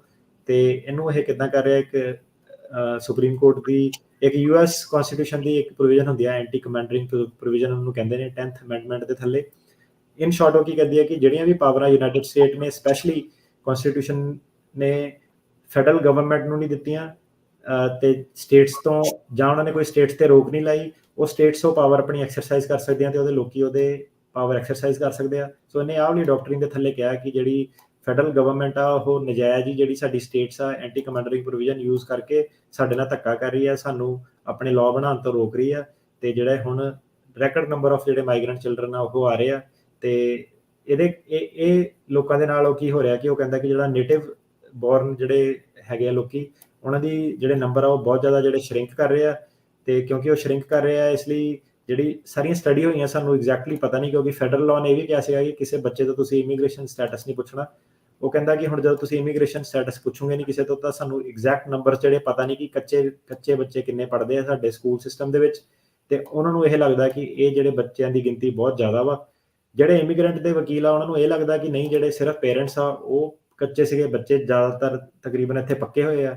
ਸੋ ਇਹ ਜਿਹੜਾ ਵਿਵਾਦ ਆ ਉਹ ਕਹਿੰਦਾ ਕਿ ਜਿਹੜੀ ਫੈਡਰਲ ਲਾਅ ਹੈਗਾ ਕਿ ਤੁਸੀਂ ਬੱਚੇ ਤੋਂ ਉਹਦਾ ਇਮੀਗ੍ਰੇਸ਼ਨ ਸਟੇਟਸ ਨਹੀਂ ਪੁੱਛ ਸਕਦੇ, ਉਹਨੂੰ ਵੀ ਵਾਪਸ ਲਓ, ਸਾਨੂੰ ਪਾਵਰ ਦਿਓ ਕਿ ਆਪਾਂ ਬੱਚੇ ਤੋਂ ਇਮੀਗ੍ਰੇਸ਼ਨ ਸਟੇਟਸ ਪੁੱਛੀਏ ਤੇ ਸਾਨੂੰ ਉਹਦੇ ਨਾਲ ਕੈਲਕੂਲੇਸ਼ਨ ਮਿਲੇ ਤਾਂ ਕਿ ਆਪਾਂ ਜਿਹੜਾ ਲੋਕਲ ਜਿਹੜੇ ਸਾਡੇ ਅਮਰੀਕਨ ਬੱਚੇ ਆ ਇੱਥੇ ਦੇ ਬੋਰਨ ਆ ਉਹਨਾਂ ਵੱਲ ਇਹ ਕਹਿੰਦਾ ਤਾਂ ਕਿ ਆਪਾਂ ਜ਼ਿਆਦਾ ਜਿਹੜਾ ਫੋਕਸ ਕਰ ਸਕੀਏ। ਸੋ ਇਹ ਸਾਰਾ ਮਸਲਾ ਸੋ ਦੇਖਦੇ ਹਾਂ ਹੁਣ ਇਹ ਸੁਪਰੀਮ ਕੋਰਟ ਤੱਕ ਕਿੱਦਾਂ ਜਾਂਦਾ ਤੇ ਕੀ ਫੈਸਲਾ ਹੁੰਦਾ। ਜੇ ਇਹ ਫੈਸਲਾ ਇਹਦੇ ਫੇਵਰ 'ਚ ਚੱਲ ਗਿਆ ਤਾਂ ਜਿਹੜੇ ਫੈਮਲੀਆਂ ਨੂੰ ਲੈ ਕੇ ਲੋਕੀ ਆਉਂਦੇ ਆ, ਪੰਜਾਬ ਤੋਂ ਬਹੁਤ ਜ਼ਿਆਦਾ ਆਉਂਦੇ ਆ।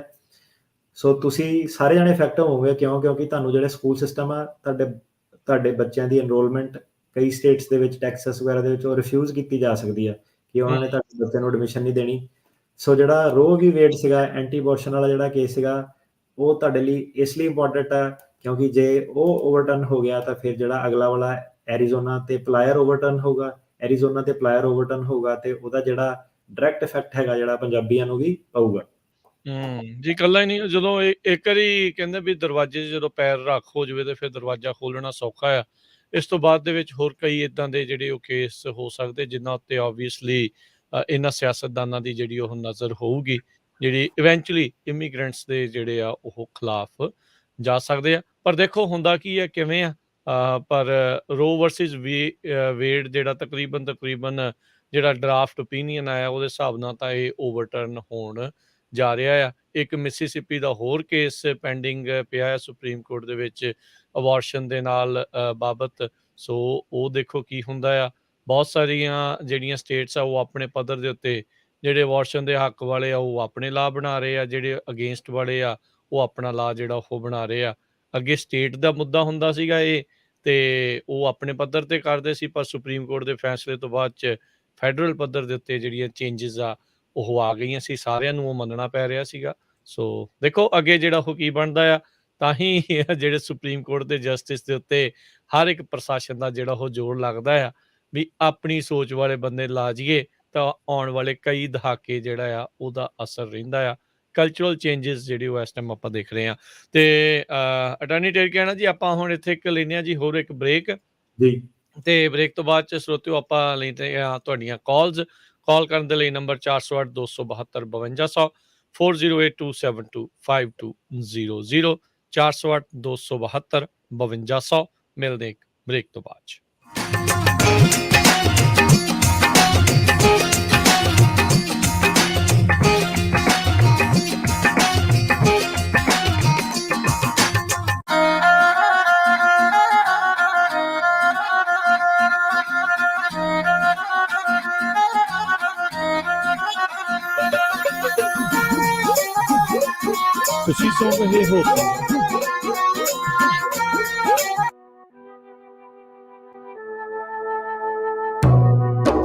ਤੁਸੀਂ ਸੁਣ ਰਹੇ ਹੋ Punjabi radio USA, KWRU Fresno 1300 AM, KLHC Bakersfield 1350 AM, KOBO Yuba City 1450 AM, KIIT Sacramento 1470 AM, KCVR Lodi Stockton 1570 AM। ਜੇਕਰ ਕਰਵਾਉਣਾ ਚਾਹੁੰਦੇ ਹੋ ਤੁਸੀਂ US ਇਮੀਗ੍ਰੇਸ਼ਨ ਦਾ ਕਿਸੇ ਵੀ ਤਰੀਕੇ ਦਾ ਕੰਮ, ਤਾਂ ਹਮੇਸ਼ਾ ਯਾਦ ਰੱਖੋ ਟੇਰਕੀਆਣਾ ਇਮੀਗ੍ਰੇਸ਼ਨ ਲਾ ਫਰਮ। ਫੈਮਿਲੀ ਪਟੀਸ਼ਨਸ, ਅਸਾਈਲਮ ਦੇ ਕੇਸਿਸ ਦੇ ਜਾਂ ਹੋਰ ਕਿਸੇ ਵੀ ਤਰੀਕੇ ਦੀ US ਇਮੀਗ੍ਰੇਸ਼ਨ ਦੇ ਕੰਮ ਦੇ ਲਈ ਕਾਲ ਕਰੋ ਅਟਾਰਨੀ ਜੇ ਟੇਰਕੀਆਣਾ 4159090503 415 909 0503। ਅਟਾਰਨੀ ਟੇਰਕੀਆਣਾ ਪੰਜਾਬੀ ਰੇਡੀਓ USA ਦੇ ਉੱਤੇ ਹਰ ਸ਼ਨੀਚਰਵਾਰ 9 ਤੋਂ 10:30 ਵਜੇ ਤੱਕ ਕੈਲੀਫੋਰਨੀਆ ਟਾਈਮ ਦੇ ਮੁਤਾਬਕ ਇਮੀਗ੍ਰੇਸ਼ਨ ਸ਼ੋਅ ਵੀ ਲੈ ਕੇ ਹਾਜ਼ਰ ਹੁੰਦੇ ਹਨ। ਲਾਈਫ ਇੰਸ਼ੋਰੈਂਸ, ਪਰਿਵਾਰ ਪ੍ਰਤੀ ਜ਼ਿੰਮੇਵਾਰੀ ਦਾ ਅਹਿਸਾਸ। ਆਪਣੇ ਜਾਣ ਪਿੱਛੋਂ ਪਰਿਵਾਰ ਨੂੰ ਆਰਥਿਕ ਤੌਰ ਤੇ ਮਜ਼ਬੂਤ ਛੱਡ ਕੇ ਜਾਓ। ਬੱਚਿਆਂ ਦੀ ਪੜ੍ਹਾਈ ਦੇ ਖਰਚੇ, ਮਾਰਗੇਜ ਦੇ ਫਿਕਰ ਤੋਂ ਆਪਣੇ ਪਰਿਵਾਰ ਨੂੰ ਬਚਾਉਣ ਲਈ ਅੱਜ ਹੀ ਆਪਣੀ ਲਾਈਫ ਇੰਸ਼ੋਰੈਂਸ ਕਰਵਾਓ। ਖਾਲਸਾ ਇੰਸ਼ੋਰੈਂਸ ਏਜੰਸੀ ਵਾਲੇ ਤੁਹਾਨੂੰ ਸੇਮ ਡੇ ਵਿਦਆਊਟ ਮੈਡੀਕਲ ਤੁਹਾਡੀਆਂ ਜ਼ਰੂਰਤਾਂ ਦੇ ਅਨੁਸਾਰ ਵਧੀਆ ਲਾਈਫ ਇੰਸ਼ੋਰੈਂਸ ਪਾਲਿਸੀ ਲੈ ਕੇ ਦੇਣਗੇ। ਫ੍ਰੀ ਕੋਟ ਦੇ ਲਈ ਹੋਰ ਜਾਣਕਾਰੀ ਦੇ ਲਈ ਅੱਜ ਹੀ ਕਾਲ ਕਰੋ ਖਾਲਸਾ ਇੰਸ਼ੋਰੈਂਸ ਏਜੰਸੀ 4082722500 408 272 2500। ਸ਼ਰਤਾਂ ਲਾਗੂ। California licence number 0F89805। ਅਜੋਕੇ ਸਮੇਂ ਢੰਗ ਦਾ ਰਿਸ਼ਤਾ ਲੱਭਣਾ ਬੜਾ ਹੀ ਔਖਾ ਹੋ ਗਿਆ ਹੈ। ਪਰਦੇਸ 'ਚ ਤੇ ਇਸ ਔਖਲ ਦਾ ਨਾ ਹੀ ਪੁੱਛੋ। ਇਹ ਵੀ ਭਲਾ ਕੋਈ ਕੰਮ ਹੈ? ਮਤਲਬ ਇਹ ਕਿ ਇਹ ਮਸਲਾ ਹੁਣ ਪੰਜਾਬੀ ਰੇਡੀਓ USA ਨੇ ਮੁਕਾ ਦਿੱਤਾ ਹੈ। ਨਾ ਉਹ ਕਿਦਾਂ? ਤੁਸੀਂ ਰਿਸ਼ਤਾ ਕਰਨਾ ਹੈ, ਰਿਸ਼ਤੇ ਦੀ ਭਾਲ ਚੋ ਜਾਂ ਰਿਸ਼ਤੇ ਬਾਰੇ ਕੋਈ ਵੀ ਚਿੰਤਾ ਲਈ ਫਿਰਦੇ ਹੋ ਤੇ ਪੰਜਾਬੀ ਰੇਡੀਓ USA ਤੇ ਇਸ ਬਾਰੇ ਐਡ ਚਲਾਓ। ਜੇ ਤੁਸੀਂ ਵੀ ਆਪਣੀ ਕਾਕੀ ਕਾਕਾ ਹੈ ਵਿਆਹੁਣਾ ਤੇ ਪੰਜਾਬੀ ਰੇਡੀਓ USA ਤੇ ਐਡ ਹੈ ਚਲਾਉਣਾ। ਵਧੇਰੀ ਜਾਣਕਾਰੀ ਲਈ ਟੈਲੀਫੋਨ ਨੰਬਰ ਹੈ 408 272 5200 4082725200। ਘਰ ਜਾਂ ਬਿਜ਼ਨਸ ਵੇਚਣਾ ਹੋਵੇ ਜਾਂ ਵੱਡਾ ਘਰ ਵੇਖਣਾ ਹੋਵੇ, ਲੋਨ ਲੈਣ ਲਈ ਚੇਤੇ ਰੱਖੋ you are approved। Zender Mortgage, Zender Mortgage, Zender Mortgage, oh Zender Mortgage। ਜੇ ਤੁਸੀਂ ਆਪਣਾ ਘਰ ਜਾਂ ਬਿਜ਼ਨਸ ਵੇਚਣ ਤੇ ਖਰੀਦਣ ਦੇ ਨਾਲ-ਨਾਲ ਘਰ ਜਾਂ ਬਿਜ਼ਨਸ ਦਾ ਲੋਨ ਕਰਵਾਉਣਾ ਚਾਹੁੰਦੇ ਹੋ ਤਾਂ ਅੱਜ ਹੀ ਕਾਲ ਕਰੋ ਜ਼ੈਂਡਰ ਮੋਰਗੇਜ ਤੇ ਜ਼ੈਂਡਰ ਰੀਅਲ ਸਟੇਟ ਦੇ ਆਫਿਸ ਵਿੱਚ, ਜਿੱਥੇ ਇੱਕ ਹੀ ਛੱਤ ਹੇਠਾਂ ਤੁਹਾਨੂੰ ਮਿਲੇਗੀ ਰੀਅਲ ਸਟੇਟ ਨਾਲ ਜੁੜੀ ਹਰ ਸਰਵਿਸ। ਹਮੇਸ਼ਾ ਯਾਦ ਰੱਖੋ ਭਰੋਸੇਯੋਗ ਨਾਮ ਮੋਹਨ ਸਿੰਘ ਚੀਮਾ, ਜੋ ਕਰਨਗੇ ਤੁਹਾਡੇ ਸੁਪਨਿਆਂ ਦੇ ਘਰ ਦੇ ਸੁਪਨੇ ਨੂੰ ਸਾਕਾਰ। ਉਹਨਾਂ ਦਾ ਨੰਬਰ ਹੈ 559 825 5555, NMLS ID 698952, DRE number 020671197। All loans are subject to credit and underwriting approval. Zender Mortgage, oh Zender Mortgage। ਤੁਸੀਂ ਆਪਣੇ ਘਰ ਦੀ ਇੰਸ਼ੋਰੈਂਸ ਅਖੀਰਲੀ ਵਾਰ ਕਦ ਦੇਖੀ ਜਾਂ ਚੈੱਕ ਕੀਤਾ ਵੀ ਕੀ ਕਵਰਡ ਹੈ? ਕੀ ਤੁਹਾਡੀ ਘਰ ਦੀ ਇੰਸ਼ੋਰੈਂਸ ਦੀ ਪਾਲਿਸੀ ਵਿੱਚ extended replacement, building code upgrade ਅਤੇ ਸਰਵਿਸ ਲਾਈਨ ਕਵਰੇਜ ਹੈ? ਇਸ ਤੋਂ ਪਹਿਲਾਂ ਕਿ ਤੁਹਾਡਾ ਕੋਈ ਕਲੇਮ ਹੋਵੇ, ਅੱਜ ਹੀ ਖਾਲਸਾ ਇੰਸ਼ੋਰੈਂਸ ਏਜੰਸੀ ਤੋਂ ਆਪਣੇ ਘਰ ਦੇ ਇੰਸ਼ੋਰੈਂਸ ਦਾ ਕੋਟ ਅਤੇ ਸਾਰੀਆਂ ਕਵਰੇਜ ਚੈੱਕ ਕਰਵਾਓ। ਪਿਛਲੇ 30 ਸਾਲਾਂ ਤੋਂ 10 ਤੋਂ ਵੱਧ A+ ਰੇਟਡ ਕੰਪਨੀਆਂ ਦੇ ਬ੍ਰੋਕਰ ਹਨ। ਅੱਜ ਹੀ ਕਾਲ ਕਰੋ 408 272 2500 4082722500।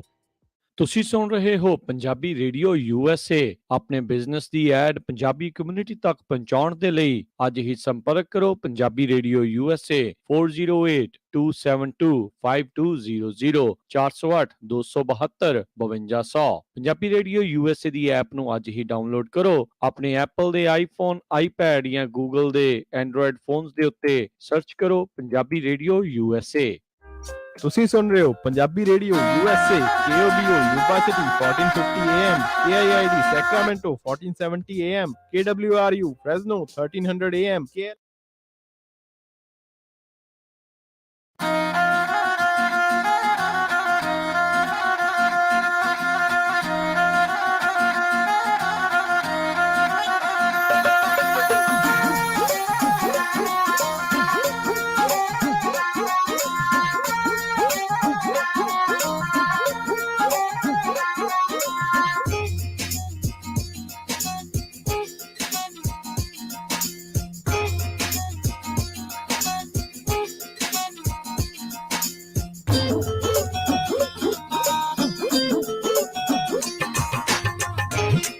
ਪੰਜਾਬੀ ਰੇਡੀਓ USA ਸੁਣ ਰਹੇ ਸਾਰੇ ਸਰੋਤਿਆਂ ਨੂੰ ਸਤਿ ਸ਼੍ਰੀ ਅਕਾਲ ਜੀ। ਸੋ ਗੱਲਬਾਤ ਜਿਹੜੀ ਉਹ ਚੱਲ ਰਹੀ ਹੈ, ਇਮੀਗ੍ਰੇਸ਼ਨ ਦਾ ਪ੍ਰੋਗਰਾਮ ਚੱਲ ਰਿਹਾ ਹੈ, ਨਾਲ ਜੁੜੇ ਨੇ। ਤੇ ਕਹਿਣਾ ਜੀ ਸਵਾਗਤ ਹੈ, ਸਤਿ ਸ਼੍ਰੀ ਅਕਾਲ ਜੀ ਇੱਕ ਵਾਰੀ ਫਿਰ। ਸਤਿ ਸ਼੍ਰੀ ਅਕਾਲ ਜੀ।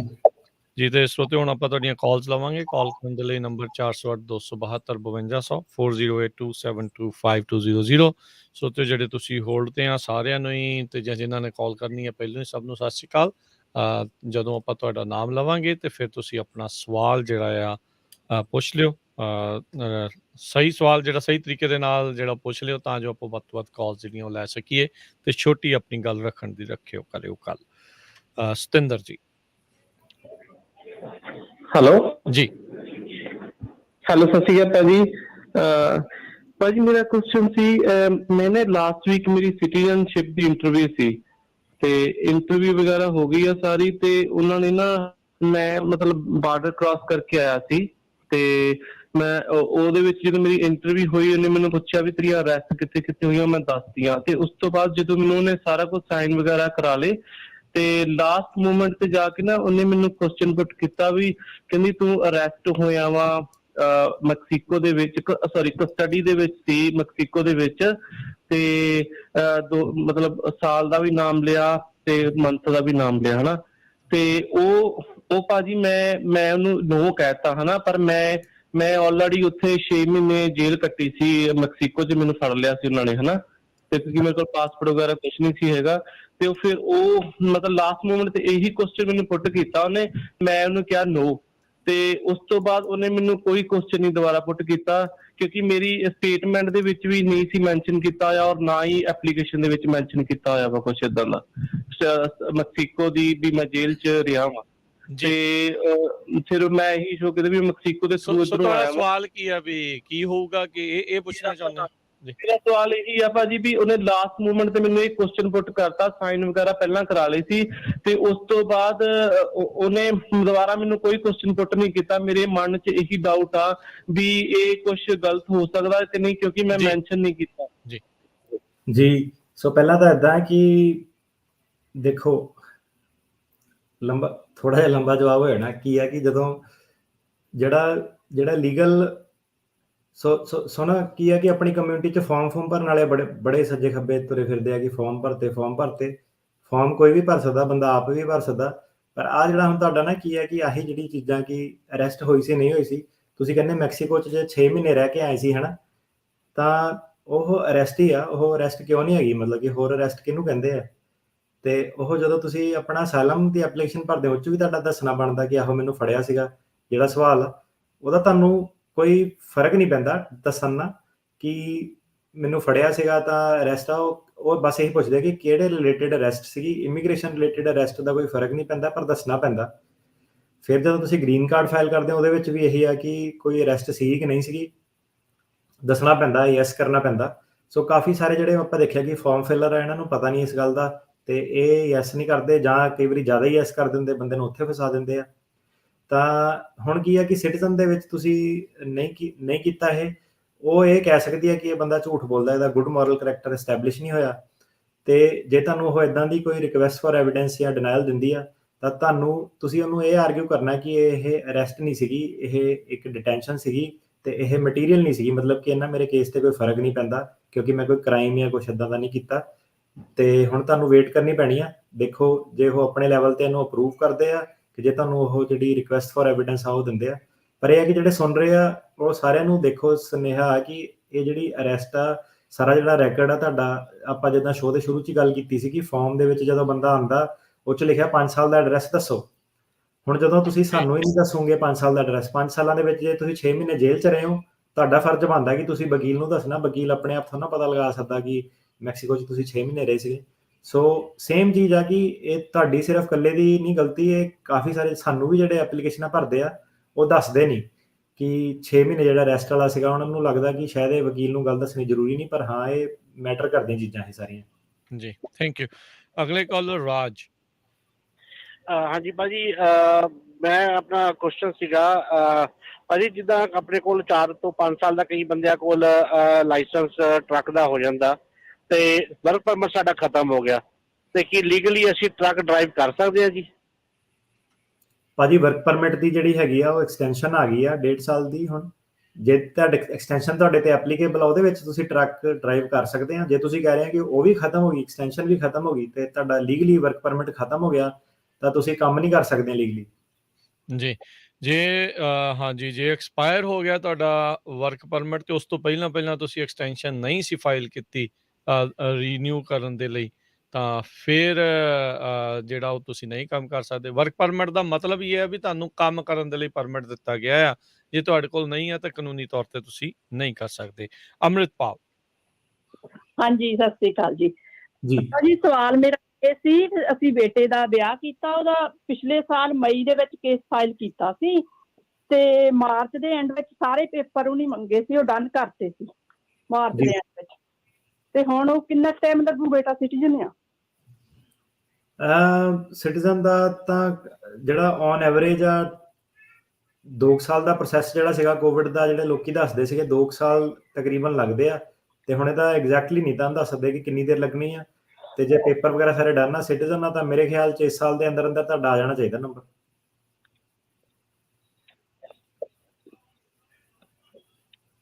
ਜੀ ਆਪਣੇ ਅਗਲੇ ਕਾਲਰ ਨੇ ਬਲਜਿੰਦਰ। ਹਾਂਜੀ ਸਤਿ ਸ਼੍ਰੀ ਅਕਾਲ ਜੀ। ਮੇਰਾ ਜੂਬ ਵੀਜ਼ਾ ਅਪਰੂਵਲ ਹੋਇਆ ਸੀਗਾ ਆਪਣੇ 2020 ਦੇ ਵਿੱਚ, ਅਸੀਂ ਗ੍ਰੀਨ ਕਾਰਡ ਅਪਲਾਈ ਕੀਤਾ ਸੀ ਮੇਰਾ ਤੇ ਮੇਰੀ ਵਾਈਫ ਦਾ। ਮੇਰਾ ਆ ਗਿਆ ਤੇ ਮੇਰੀ ਵਾਈਫ ਦਾ ਜਿਹੜਾ ਉਹ ਵਕੀਲ ਕਹਿੰਦਾ 9/29 ਪਹਿਲਾਂ ਅਪਰੂਵਲ ਲੈਟਰ ਆਊਗਾ ਤਾਂ ਫਿਰ ਉਹ ਕੇਸ ਤੁਹਾਨੂੰ ਗ੍ਰੀਨ ਕਾਰਡ ਮਿਲੂਗਾ। ਉਹ ਹਾਲੇ ਤੱਕ 9/29 ਤਾਂ ਉਹਦੀ ਹਾਲੇ ਅਪਰੂਵਲ ਨਹੀਂ ਆਈ। ਕਿੰਨਾ ਟਾਈਮ ਲੱਗੂਗਾ? ਵਾਈਫ ਤੁਹਾਡੀ ਇੱਥੇ ਹੀ ਆ? ਹਾਂਜੀ ਇੱਥੇ ਹੀ ਆ। ਹਾਂਜੀ ਭਾਜੀ ਉਹ ਨਾ ਵਕੀਲ ਨੂੰ ਜਾ ਕੇ ਪੁੱਛੋ ਕਿ ਜਦ ਵਾਈਫ ਮੇਰੀ ਨਾਲ ਸੀਗੀ ਤੇ ਤੂੰ 918 ਜਿਹੜਾ ਸਪਲੀਮੈਂਟ ਬੀ ਆ ਉਹ ਕਿਉਂ ਨਹੀਂ ਫਾਈਲ ਕੀਤਾ? ਉਹਦਾ ਪਹਿਲਾਂ ਉਹਨੂੰ ਜਾ ਕੇ ਪੁੱਛੋ ਕਿ 918 ਬੀ ਸਪਲੀਮੈਂਟ ਉਹਨੇ ਕਿਉਂ ਨਹੀਂ ਫਾਈਲ ਕੀਤਾ। ਤੇ ਮੇਰੇ ਹਿਸਾਬ ਨਾਲ ਤੁਹਾਡੇ ਵਕੀਲ ਨੇ ਪ੍ਰੋਸੈਸ ਗਲਤ ਫੋਲੋ ਕਰ ਲਿਆ, ਤੁਹਾਨੂੰ ਸ਼ਾਇਦ ਉਹਨੇ ਮੈਨੂੰ ਲੱਗਦਾ ਕੀਤਾ ਨਹੀਂ। ਤੁਸੀਂ ਉਹਨੂੰ ਜਾ ਕੇ ਪੁੱਛੋ ਕਿ 918 ਬੀ ਕਿਉਂ ਨਹੀਂ ਕੀਤਾ, ਤਾਂ ਫਿਰ ਤੁਸੀਂ ਅਗਲੇ ਹਫਤੇ ਸਾਨੂੰ ਕਾਲ ਕਰੋ ਤੇ ਦੱਸਿਓ ਕੀ ਕਹਿੰਦਾ ਵਕੀਲ ਆਪਣਾ। ਥੈਂਕ ਯੂ ਜੀ। ਬਹੁਤ ਮਿਹਰਬਾਨੀ। ਜਤਿੰਦਰ। ਸੌਰੀ ਸਪਲੀਮੈਂਟ 918 ਆ, ਬੀ ਕਹਤਾ। ਹੈਲੋ ਸਤਿ ਸ਼੍ਰੀ ਅਕਾਲ ਭਾਜੀ। ਹਾਂਜੀ ਜਤਿੰਦਰ ਇੱਕ ਮਿੰਟ। ਹਾਂਜੀ ਕੀ ਕਹਿ ਰਹੇ ਸੀ ਅਟਾਰਨੀ ਡਿਕ ਕਹਿਣਾ ਜੀ? 918A ਸਪਲੀਮੈਂਟ ਆ, 918A ਸਪਲੀਮੈਂਟ 918A ਸੁਣ ਲਿਓ ਜੀ ਧਿਆਨ ਨਾਲ। ਜੋ ਕਾਲ ਕਰਨ ਦੇ ਲਈ ਨੰਬਰ ਸਰੋਤੇ 408 272 5200 4082725200। ਹਾਂਜੀ ਜਤਿੰਦਰ।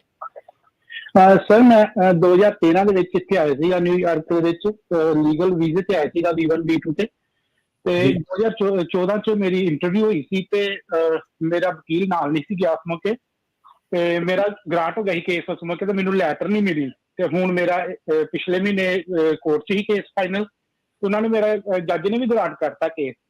ਤੇ ਮੈਂ ਇਹੀ ਪੁੱਛਣਾ ਸੀ ਵਕੀਲ ਸਾਹਿਬ ਤੋਂ ਕਿ ਮੈਂ ਉਸ ਬੇਸ ਦੇ ਉੱਤੇ 2014 ਵਾਲੇ ਬੇਸ ਦੇ ਉੱਤੇ ਗ੍ਰੀਨ ਕਾਰਡ ਅਪਲਾਈ ਕਰ ਸਕਦਾ ਕਿ ਨਹੀਂ ਕਰ ਸਕਦਾ? ਤੁਹਾਡਾ ਜੇ ਗ੍ਰਾਂਟ ਕਰਨਾ ਸੀਗਾ ਤਾਂ ਰੈਫਰ ਕਿਸ ਗੱਲੋਂ ਕੀਤਾ ਸੀਗਾ ਕੋਰਟ ਦੇ ਵਿੱਚ ਕੇਸ? ਉਹਨਾਂ ਨੇ ਰੈਫਰ ਇਸ ਕਰਕੇ ਕੀਤਾ ਸੀਗਾ ਕਿ ਉਹ ਕਹਿੰਦੇ ਕਿ ਤੈਨੂੰ ਲੈਟਰ ਪਾਈ ਸੀ, ਤੂੰ ਵਾਪਸ ਨਹੀਂ ਆਇਆ। ਓਰਲ ਟੈਸਟੀਮੋਨੀ ਦੀ ਕੋਈ ਲੈਟਰ ਪਾਈ ਸੀ ਉਹਨਾਂ ਨੇ, ਪਰ ਉਸ ਮਹੀਨੇ ਦੇ ਵਿੱਚ ਨਾ ਸਾਡਾ ਜਿਹੜਾ ਪੋਸਟ ਮਾਸਟਰ ਸੀ ਨਾ, ਉਹਨੇ ਬਹੁਤ ਸਾਰੀਆਂ ਲੈਟਰਾਂ ਡੰਪ ਕਰ ਦਿੱਤੀਆਂ ਸੀਗੀਆਂ ਰਿਚਮੰਡ ਹਿੱਲ ਦੇ ਵਿੱਚ ਨਾ, ਤੇ ਲੈਟਰ ਮਿਲੀ ਨਹੀਂ। ਤੇ ਇਹ ਤਾਂ ਹੁਣ ਦੇਖੋ ਮੇਰੇ ਕੋਲ ਕਟਿੰਗ ਸੀਗੀ। ਅੱਛਾ ਠੀਕ ਹੈ, ਸਮਝ ਗਿਆ ਮੈਂ ਤੁਹਾਡੀ ਗੱਲ। ਸੋ ਜਿਹੜੀ ਆਹ ਚੀਜ਼ ਸੀਗੀ ਨਾ, ਇੱਕ ਚੀਜ਼ ਕਹਿੰਦੇ ਆ ਰੈਟਰੋਐਕਟਿਵ ਨਾ, ਜੇ ਆਹ ਚੀਜ਼ ਹੈ ਨਾ, ਜਿੱਦਾਂ ਆਹ ਚੀਜ਼ ਤੁਹਾਨੂੰ ਆਪਣੇ ਵਕੀਲ ਦੇ ਕੋਲ ਇਮੀਗ੍ਰੇਸ਼ਨ ਕੋਰਟ 'ਚ ਪਹਿਲਾਂ ਲੈ ਕੇ ਆਉਣੀ ਚਾਹੀਦੀ ਸੀ। ਸੋ ਜਿਹੜਾ ਤੁਹਾਡਾ ਵਕੀਲ ਦਾ ਕੋਰਟ ਆ, ਉਹਨੂੰ ਜਿਹੜਾ ਤੁਹਾਡਾ ਵਕੀਲ ਸੀਗਾ ਉਹਨੂੰ ਜੱਜ ਕੋਲ, ਜਿਹੜਾ ਜੱਜ ਦਾ ਡਿਸੀਜਨ ਆ ਉਹਦੇ ਵਿੱਚ ਜੱਜ ਕੋਲੋਂ ਲਾਈਨ ਲਿਖਾਣੀ ਚਾਹੀਦੀ ਸੀ ਕਿ ਇਹਨੂੰ ਮੰਗਣਾ ਪੈਂਦਾ, ਤਾਂ ਹੀ ਜੱਜ ਦਿੰਦਾ ਕਿ ਇਹਨੂੰ ਰੈਟਰੋਐਕਟਿਵ ਕਰੋ, ਮਤਲਬ ਕਿ ਜਿਹੜਾ ਇਹਦਾ ਅਸਾਈਲਮ ਦੀ ਗ੍ਰਾਂਟ ਆ ਉਹ 2014 ਤੱਕ ਕਰੋ ਇਹਨੂੰ। ਸੋ ਹੁਣ ਮੈਨੂੰ ਪਤਾ ਨਹੀਂ ਕਿ ਉਹਨੇ ਰੈਟਰੋਐਕਟਿਵ ਡਿਸੀਜਨ ਲਿਆ ਕਿ ਜੱਜ ਨੇ ਹੁਣ ਤੁਹਾਨੂੰ ਅਸਾਈਲਮ ਗ੍ਰਾਂਟ ਕੀਤੀ ਆ। ਤੁਹਾਡਾ ਡਿਸੀਜਨ ਪੜ੍ਹ ਕੇ ਪਤਾ ਚੱਲਣਾ ਕਿ ਕਿੱਦਾਂ ਵਾ। ਜੇ ਤਾਂ ਉਹਨੇ ਆਹੀ ਕਿਹਾ ਕਿ ਮੈਂ ਇਹਦਾ ਹੁਣ ਅਸਾਈਲਮ ਗ੍ਰਾਂਟ ਕਰਦਾ, ਤੇ ਫਿਰ ਤਾਂ ਤੁਹਾਡਾ ਹੁਣ ਤੋਂ ਕਲੌਕ ਸ਼ੁਰੂ ਹੋਣੀ ਹੈ। ਜੇ ਜੱਜ ਇਹ ਕਹਿੰਦਾ ਕਿ ਨਹੀਂ, ਇਹਦਾ ਪੁਰਾਣੇ ਵਾਲਾ ਹੀ ਜਿਹੜਾ ਡਿਸੀਜਨ ਉਹ ਰੀਇਨਸਟੇਟ ਹੋਇਆ, ਫਿਰ ਤੁਸੀਂ ਅੱਜ ਹੀ ਗ੍ਰੀਨ ਕਾਰਡ ਫਾਈਲ ਕਰ ਸਕਦੇ ਆ ਅਸਾਈਲਮ ਦੇ ਬੇਸ ਤੇ, ਤੁਹਾਨੂੰ ਵੇਟ ਕਰਨ ਦੀ ਲੋੜ ਨਹੀਂ ਸਾਲ। ਸੋ ਇਹ ਵਕੀਲ ਨਾਲ ਆਪਣੇ ਜਾ ਕੇ ਕੰਸਲਟੇਸ਼ਨ ਕਰੋ ਜੀ। ਥੈਂਕ ਯੂ ਜੀ। ਜਗਜੀਤ। ਹਾਂਜੀ ਵੀਰ ਜੀ, ਮੇਰਾ ਕੁਐਸਚਨ ਇਹ ਆ, ਮੈਂ ਇੰਡੀਆ ਗਵਰਨਮੈਂਟ ਨੂੰ ਮੋਸਟ ਵਾਂਟਡ ਹਾਂ ਤੇ ਮੈਂ ਕੈਨੇਡਾ ਜਾਣਾ ਚਾਹੁੰਦਾ, ਮੈਂ ਬਾਈ ਰੋਡ ਜਾਂ ਬਾਈ 에ਅਰ ਕੈਨੇਡਾ ਜਾ ਸਕਦਾ ਕਿ ਨਹੀਂ ਜਾ ਸਕਦਾ?